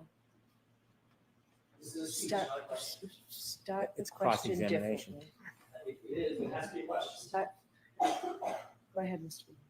This demonstrates the difficulty in giving opinions when you don't actually study the data itself. Isn't that fair to say? What are you referring to with this? Well, You're giving opinions, but you can't verify any of the data because you're not relying on your study of the data, are you? I'm relying on expert reports. You're criticizing somebody's report, but you yourself can't defend data that you haven't actually analyzed and broken down yourself. I don't think that's true. When you're looking at, can I understand, please? When you're looking at someone's report, you're guessing as to what they thought or presumed if you haven't spoken to them. Fair? I would say I'm reading the words that are in front of me and interpreting them for what they say. When someone plugs their iPhone into a car after it turns on, and the car reads data that's on the iPhone, that data then resides on the infotainment system, correct? There's a transfer of data. And Yes. so unless you actually do the study yourself, you had no way of knowing if that information, although on the iPhone, on the infotainment system, you had no idea whether it was from an iPhone or from the infotainment. Fair? That's right. I don't think that's, And so when you No. don't actually do the work yourself, and you just presume or you guess, you could get it wrong, couldn't you? if I had guessed, yes, but I didn't guess. I used the data in the reports and I referenced the testing that Aperture did. So I did not make a guess. 1 through 5, and you telling me right now, to a reasonable degree of data certainty, that that information is based on the infotainment clock. Is that what you're saying? I don't know. You don't know. But if you actually did the analysis yourself rather than just Monday morning quarterback and somebody's report, Objection. So I'm going to strike it, ask it differently, if Mr. you Brennan. actually did the analysis yourself, you wouldn't have to make a presumption that it would be wrong, correct? I don't think the analysis was possible in this case because the testing wasn't done in this case. You don't know if the testing was done or not. You didn't do the Objection, testing. Your Honor. So I need to hear the question. You don't know if the testing was done or not, do you? I know it's in the reports. The testing wasn't in the reports. Did you read Jessica Hyde's report? No, Did you read Ian Woodson's report? no, You don't know if that testing was done, do you? I don't. Objection, Your Honor. I'm going to let that stand. You don't. Next. I do not, sir. And so if you're wrong, your assumptions and product are then wrong. part of my conclusions would change. I wouldn't agree that I'm wholesale wrong. Well, as a scientist, if they're not accurate, that would be wrong, wouldn't it? That might be a nuanced answer. I'm sorry? I said that might be a nuanced answer. Frankly, I'm not sure how to give you a good answer to that If you question. have the wrong data when you're doing your analysis, then the final analysis is going to be wrong if you have using the wrong data. It's that simple. Yes, Right? You don't have to be a scientist to figure that out. yes, that's Okay. If we could have Mr. Welcher's 33.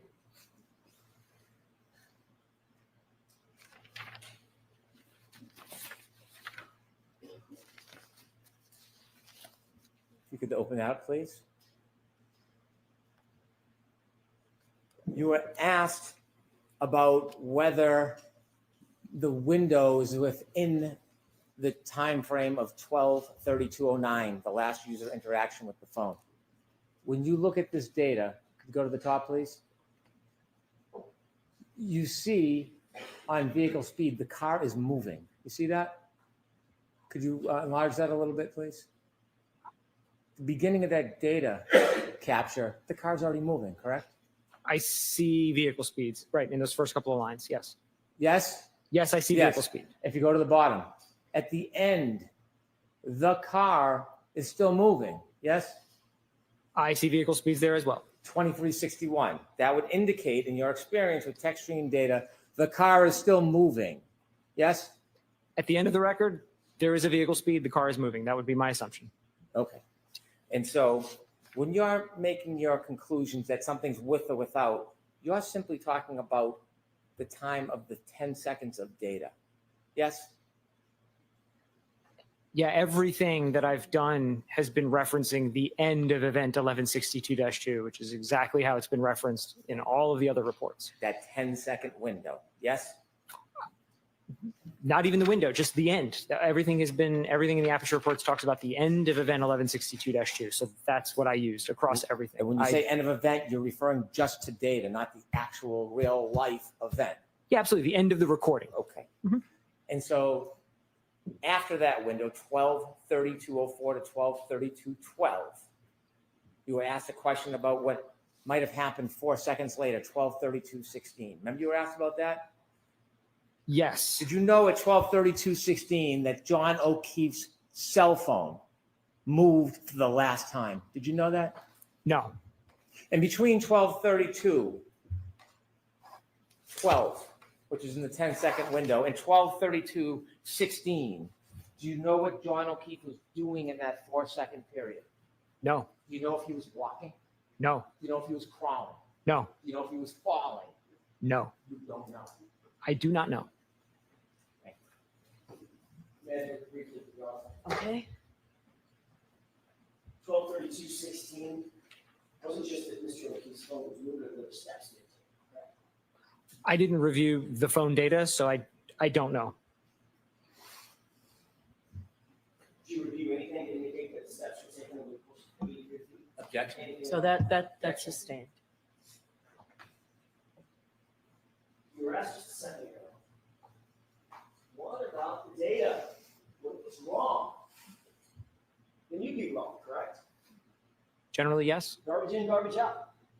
Basic scientific postulate, correct? Generally, yes. You're relying on whose data? Mr. Burgess's data and Dr. Welcher's data. Thank you. All right, Mr. DeSoger, you are all set, sir. So you can step down. I'm going to see counsel for a minute. Jurors, feel free to stand up and stretch if you'd like.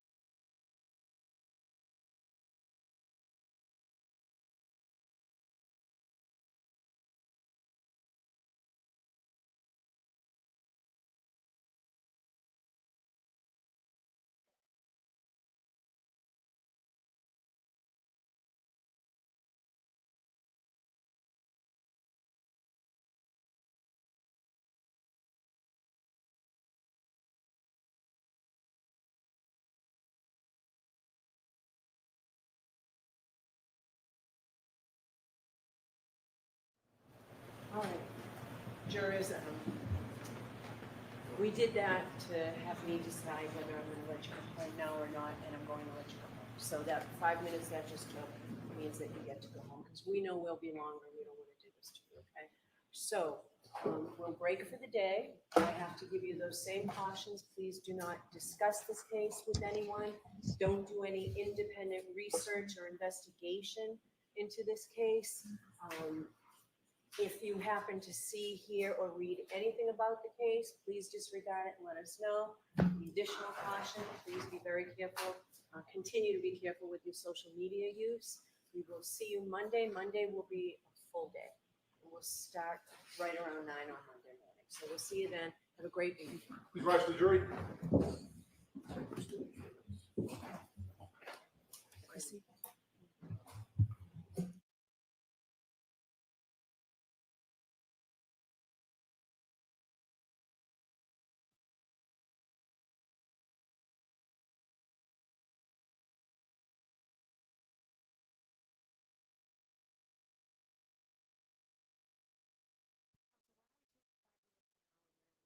We'll come back. I'll come back in 5 minutes for the voir dire.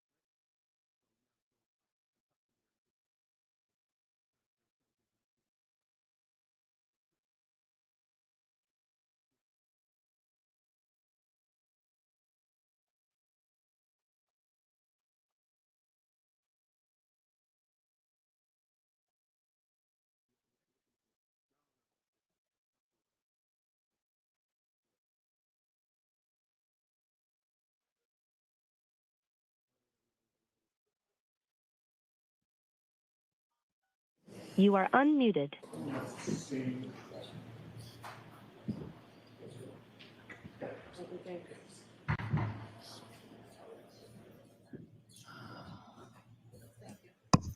Floor is now open, you may be seated. So you're gonna step up, face the clerk, and raise your right hand. You solemnly swear the evidence you give the court in the case now and hearing to the truth, the whole truth, and nothing but the truth, so help you God. Thanks, you take the stand. Thank you. I know this is a reluctant opportunity. There is in this house. Sure. Is she right outside the door? Last time I checked. Do you mind, sir, if you can stay right there? Sure. And it'll just be a few minutes, okay? Ms. Gianetti, when do you need this witness back? Monday?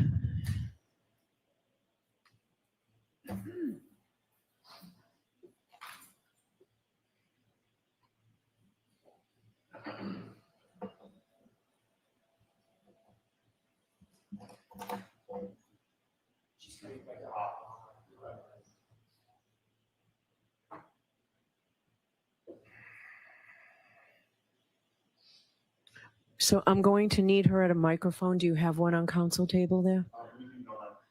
So the podium, or one of those back where Eugenia is. Thank you.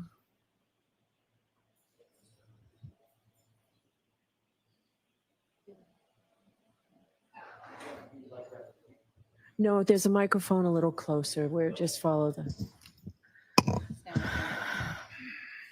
Thank you so much. Hi, good afternoon. Hello, Could you tell me your name, please? Kelly Dever. And Ms. Dever, you've been summoned here. I think I saw you earlier. You've been here all day. Yes. All right. So we're not going to reach you today, unfortunately, but you were summoned to be here. Yes. All right. So that summons is still good until we reach you. So you're going to have to come back Monday morning. Okay. Yes, ma'am. Do you agree to do so? Yes, ma'am. Okay. Thank you very much. We'll see you Monday morning. Be here before 9. Okay. Will do. All right. Thank you very much. Thank you, Your Honor.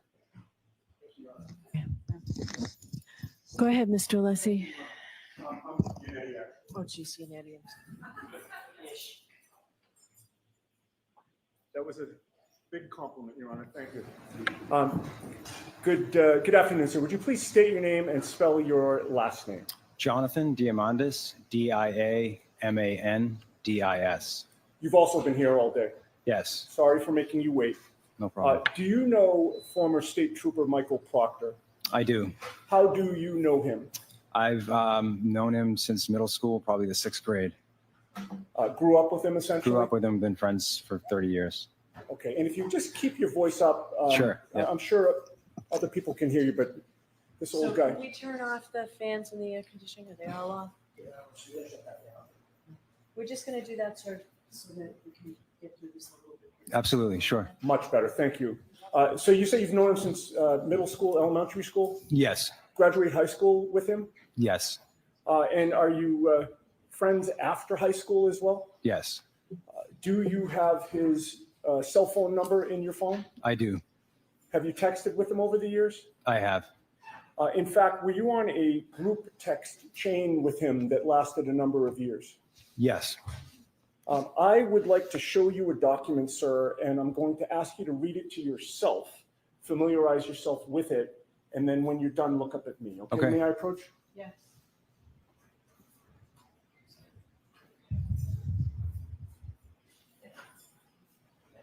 Would you like this marked for identification first, Your Honor? Yes.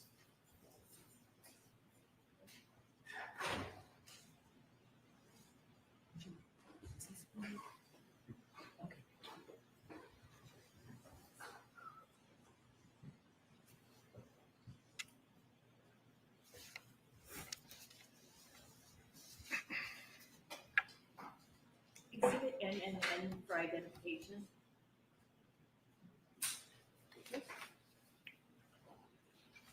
And now we'll give it back to the witness. Thank you. thank you.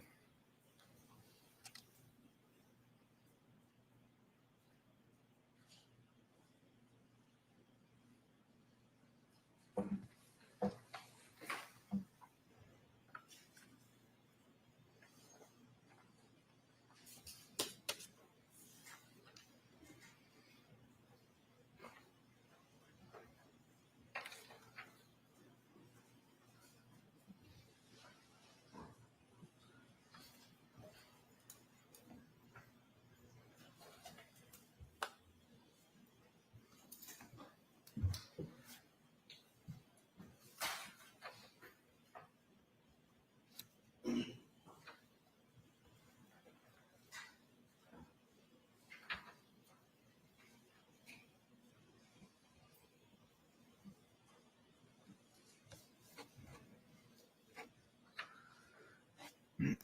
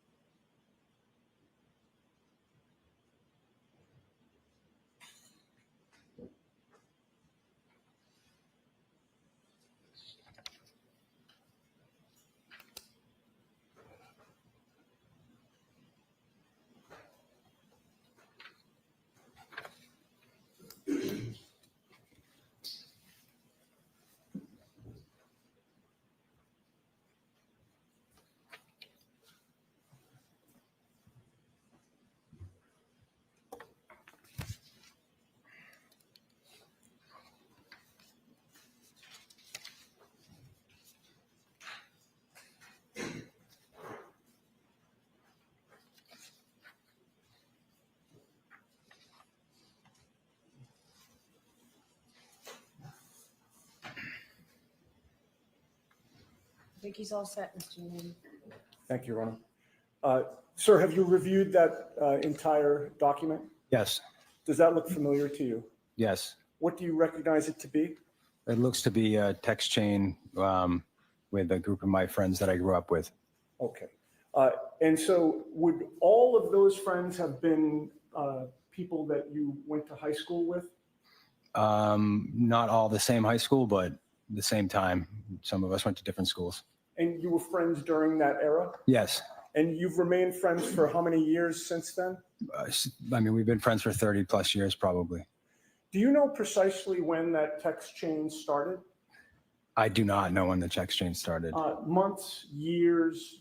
Years, definitely years. And that's a portion, in other words, there's a start time and an end time to that, but the text chain started before the start time that's listed on that document? That's correct.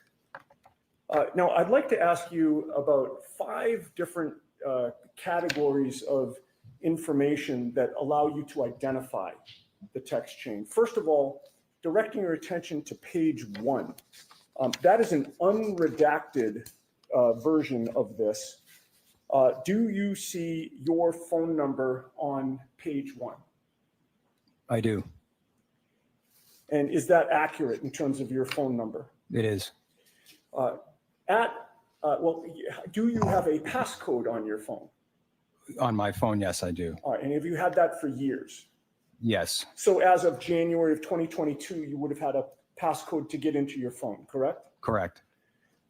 With regard to the typing of text messages, you didn't appear to be too active on this thread, is that correct? Not from what I see here. Did you see one entry that you actually did text? Yes, one. Okay, and I think these page numbers, they're all numbered. Could you direct us to the page where you actually chimed in?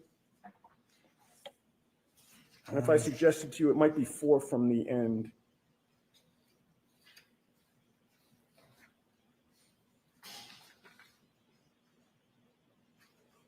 And you don't have to read the actual text, sir. I just want to. Sure. I'm just trying to locate it. Yes, I see it. Okay, and the time of that, a date and time of that text as it's reflected on this document?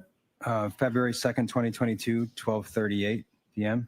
Okay, and what you So I type, have a different copy. oh, I'm sorry, it's, for the record, it's on page, What's the Oh. bottom page number? So the last 2 digits. 4. All right, thank you. and for the record, reading what is typed there, does that sound consistent with something you might chime in a text message, a text chain of this sort? I mean, it could be. I have no memory of actually typing it, but Sure. That's not something, I mean, it could have been something that I would say. Yeah. At the very last line of that text, do you mention somebody's nickname? Yes. And what nickname is that? Chip, And whom do you know as Chip? Michael Proctor. Now, going back to the first page, there are a number of other phone numbers there. Have you checked your phone prior to taking the stand today to match those phone numbers with other friends of yours? Yes. And if you could, and hopefully you remember them all, can you list by first name only your friends who are included in this text chain? Sure. So- Yeah, so let's not,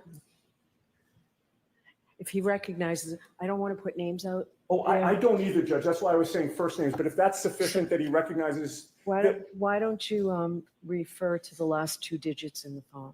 sure. Is that acceptable, Mr. Brennan? It is. Okay. Okay. You see, I'll list the last two digits of the phone numbers that don't have a name associated with them. Okay? Okay. If I may just have a moment. Yes.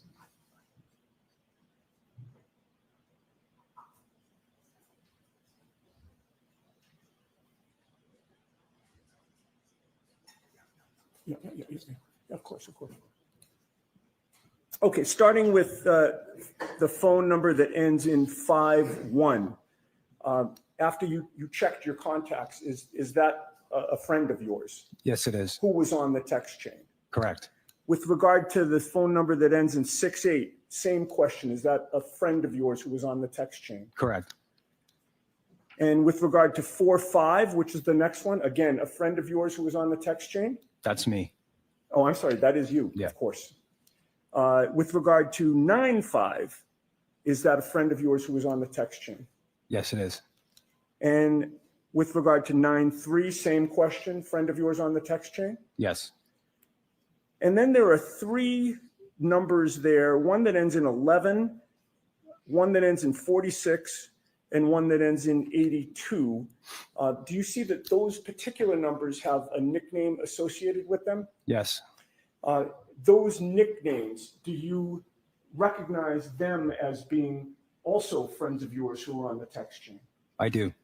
And then finally, there is somebody listed as local user. We'll get back to that one. Okay. With regard to the other ones that you've just identified, sir, have you texted back and forth with them on those phone numbers over the years? Yes. And also with regard to this particular text thread? Yes. All right. Now, I'd also ask you, with regard to the content of these messages and who said what, and particularly focusing on the one that's identified as local user. Having read that text chain, were you able to determine who local user is? Yes. And who is that? Michael Proctor. And was that by the content of the messages that Michael Proctor typed that you recognized it? Yes. And with regard to whether this is a complete, accurate record of what it purports to be, what is your testimony in that regard? I believe this to be a record of our text chain for this period of time. Appears to be accurate and complete. It does. If I may have a moment, Your Honor. Okay.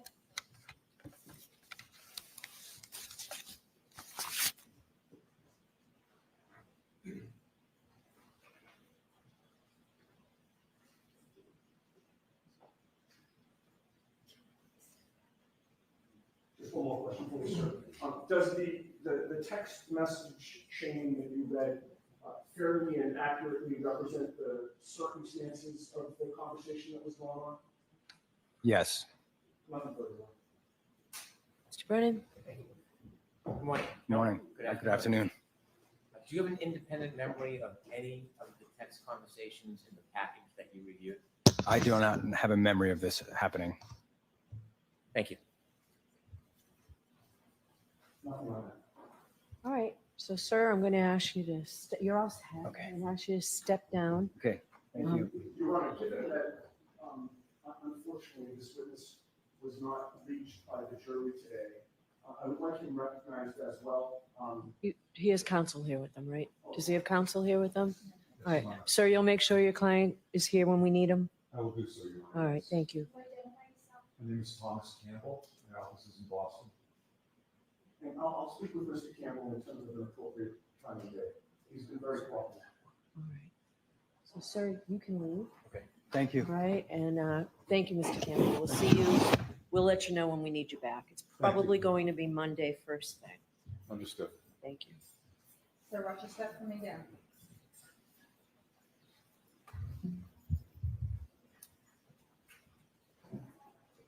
All right. We'll hear you, Mr. Yannetti. So, Your Honor, my understanding is there's an objection, so I'd rather respond to the No, objection. I want to hear you as to why this is admissible, why this is admissible. That's fine, Your Honor. Just a moment.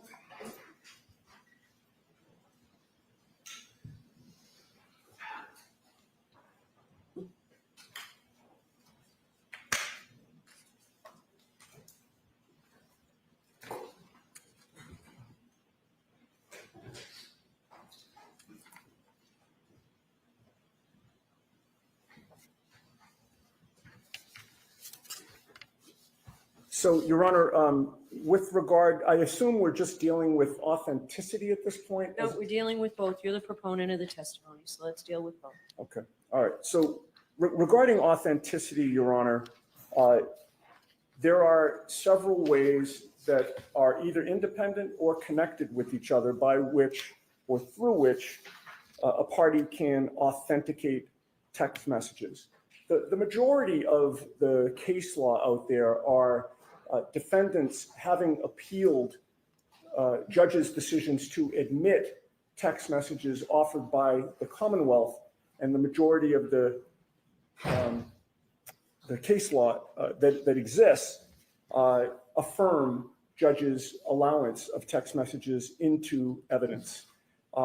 The Commonwealth filed a memorandum in opposition to these text messages being admitted, and not one of the cases cited by the Commonwealth apply here or are appropriate. The case of Commonwealth versus Purdy, in that case, the Commonwealth introduced text messages from computers seized at a massage parlor. The defendant objected that there was no evidence that he had authored any of the, these actually were emails, not text messages, any of the emails that were admitted into evidence. Nobody saw him do it. Nobody saw him type it, and nobody discussed any of the emails with him. But the SJC cited a longstanding rule, including Rule of Evidence 901B1, evidence may be authenticated by direct or circumstantial evidence. And the circumstantial evidence is essentially what we covered here in court today: the appearance of the electronic communications, the content, the substance, internal patterns, or other distinctive characteristics. Commonwealth versus Welch, it was a murder case where a boyfriend killed his girlfriend, was charged with killing his girlfriend, was convicted. The Commonwealth sought to introduce text messages between them, and various text messages from the victim's cell phone were admitted into evidence because, for one reason, they referenced the defendant's distinctive nickname.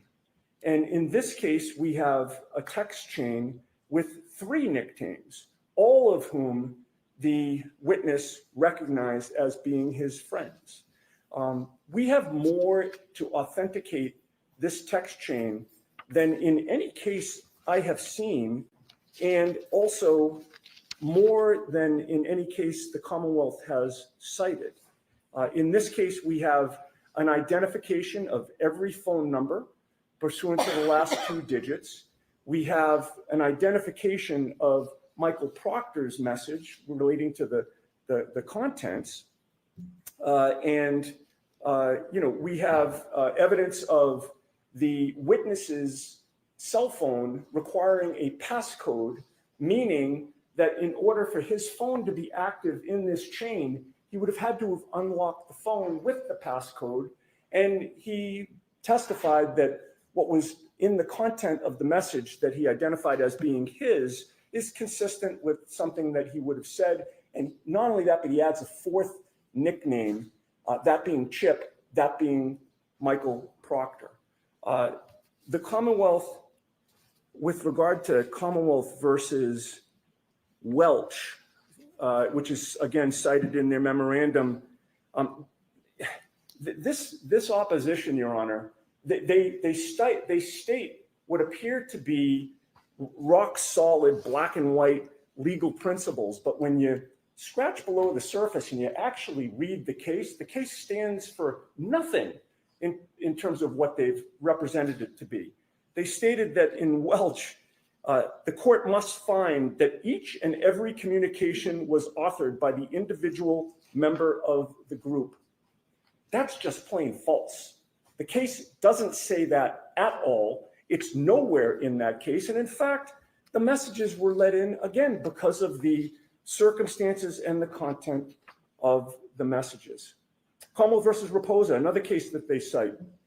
The defense sought to call a neighbor to testify that he had seen the victim alive after the defendant had confessed to having shot him, another murder case. The problem was that the neighbor denied making the statement, so the defense wanted to call the neighbor for the sole purpose of impeaching him with his prior statement that he supposedly made to the police and use that statement as substantive evidence. So in that case, the defendant wanted to use an out-of-court statement for its truth. It was rank hearsay. That case had nothing to do with text messages or statements used to show state of mind or electronic communications, but somehow it makes its way into the Commonwealth's memorandum. Commonwealth versus Rajiv R., which is the second to last case that they cite, that dealt with a search warrant done at a juvenile's home. The police officer in that case was allowed to testify to what he was seeking, which was the goal of the search warrant, a firearm allegedly in the juvenile's possession. And he was also allowed to testify to what the juvenile's mother did during the execution of the search warrant, which is she directed the police to the juvenile's bedroom. The Commonwealth cited that case to say you can't use hearsay when trying to prove a Bowden defense or present a Bowden defense. That case had nothing to do with Bowden.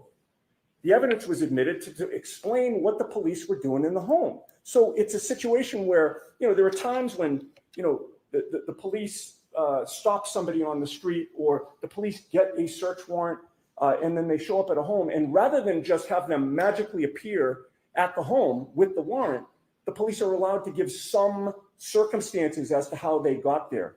Nothing to do with Bowden. It's just giving the jury a fuller picture.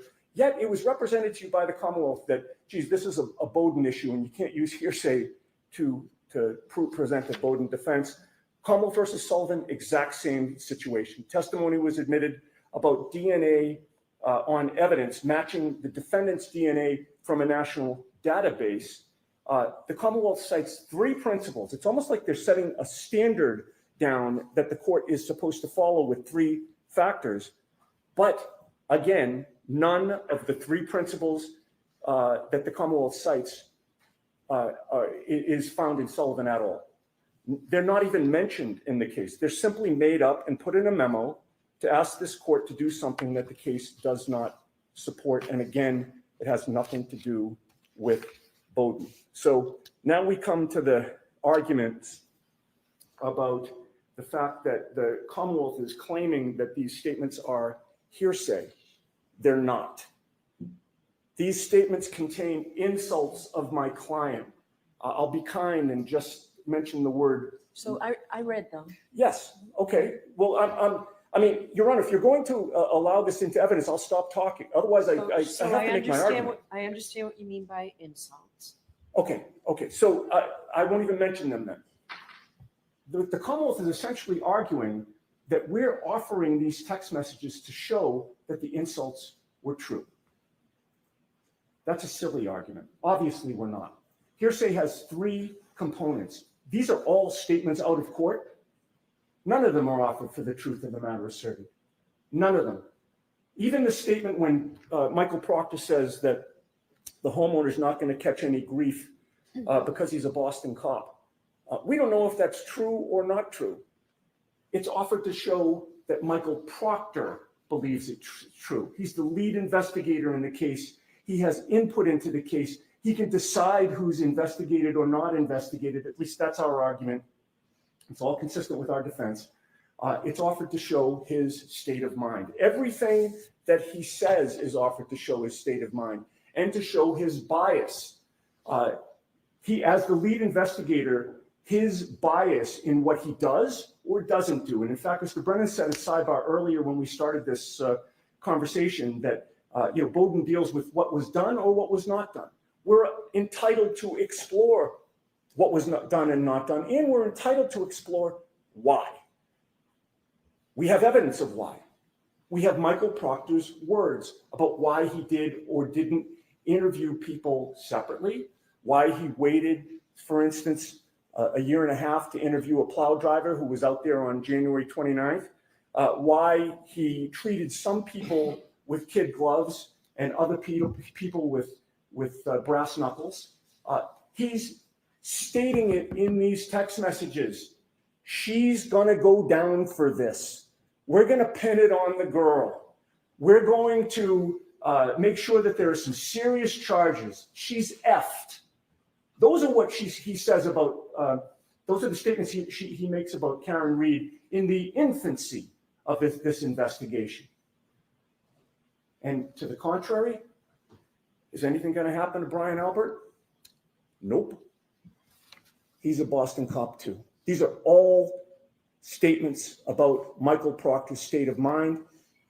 The prosecutor and I have been over the statements. I realize he's objecting to the admission of these statements. I don't think he has a legal argument that passes muster to do that, but should the court allow them in, we're agreed on everything except for 3 entries, which I think we could deal with pretty quickly. And unless the court has questions, I'd rest on that. No, but I'd appreciate a copy of whatever you've agreed upon. Okay. So it's been a long day for staff, so I don't need to sit here and go through each one. Just get me a copy of what you've agreed to. Okay. So this is the only marked copy. I'm happy to hand it to the court. And you can take care of it and email it in. We'll do that. Thank you, All right. Ron. So, Mr. Brennan, I'd like to hear you on admissibility. I haven't decided admissibility, and I'll hear you on authentication.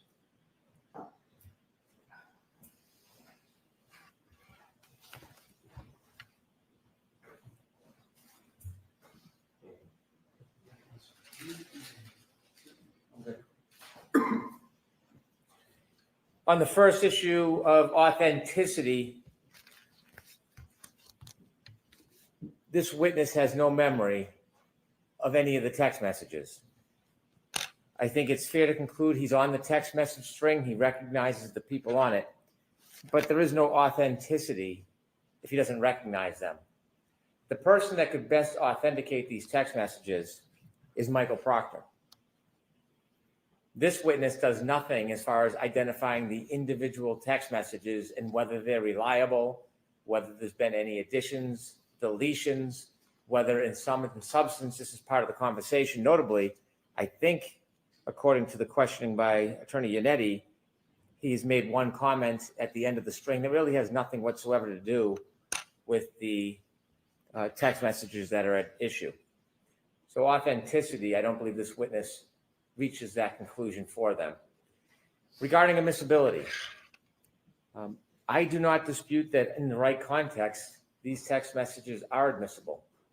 If there is an investigator in a case that makes derogatory remarks about an accused, I can't say that doesn't go to bias, nor do I reject the idea that it shows an unfairness or a motivation. But really, you need to put that in context, and I think Attorney Yannetti highlighted that. He says that this is not hearsay, it's how he thought, or whether it affected a particular part of the investigation. It may have, it may not have, even if he denies that it affected his investigation, it's still an appropriate question to ask just because that type of negative commentary, inappropriate commentary was made.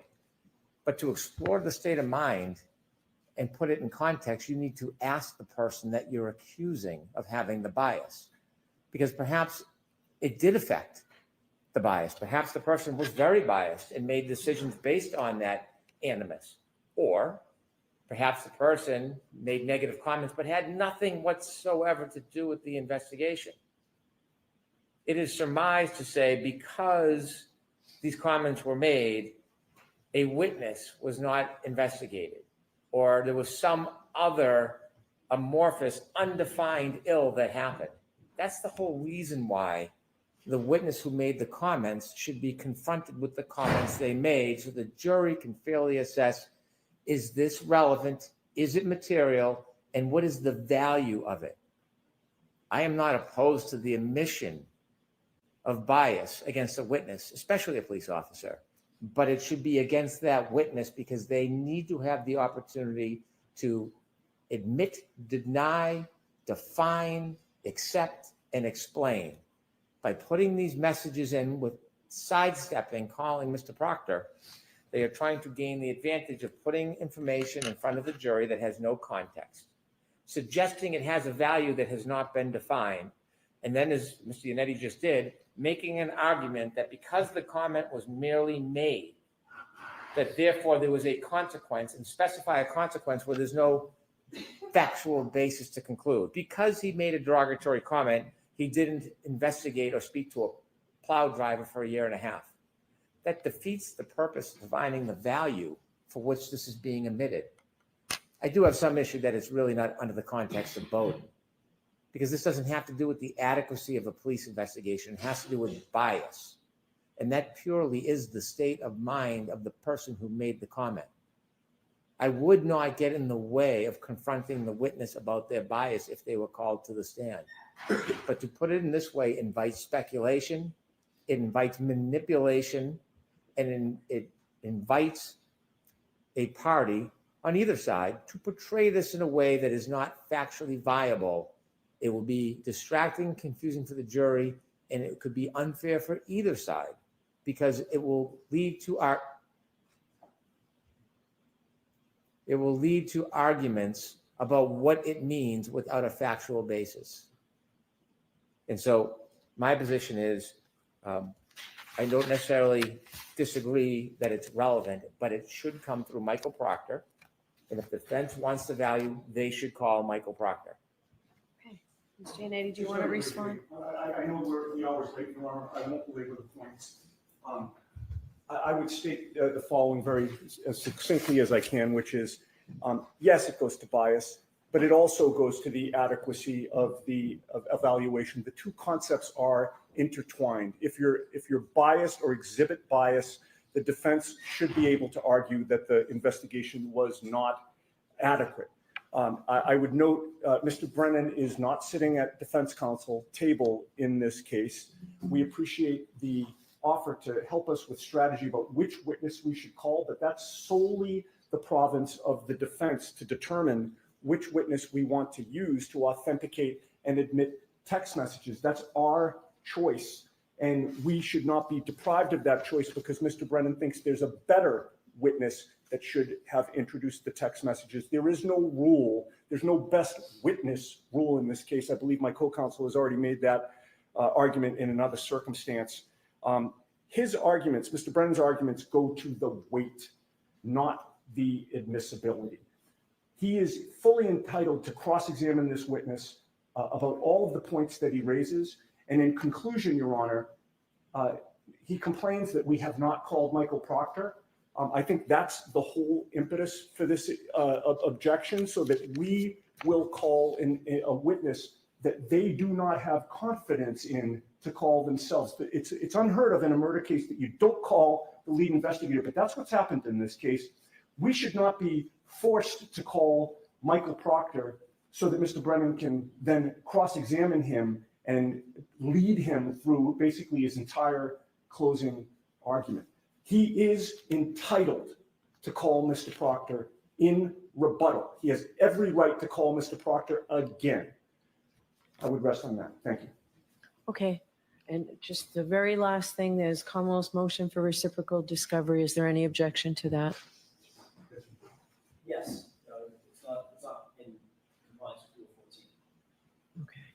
We don't have any written communications with Ms. Deborah, and they've asked for all oral communications to be reduced to writing, to be turned over. That's not in keeping with All right, so you're saying two different things. So you don't, this information doesn't exist because she has not had communications with you, right? Written communications do not exist. I'm not saying two different things. Written communications do not exist. They also ask secondarily for all oral communications to be reduced to writing. We have no obligation to do that. We have no intention. All right, so I'll get a decision out on that before 4:30, and I'm going to do a little more research on the text messages. Want to be heard, Mr. I Brennan? thought you were standing up, Your Honor. No. Oh, no, okay. All right, I'll see everybody Monday morning. Thank you. Please.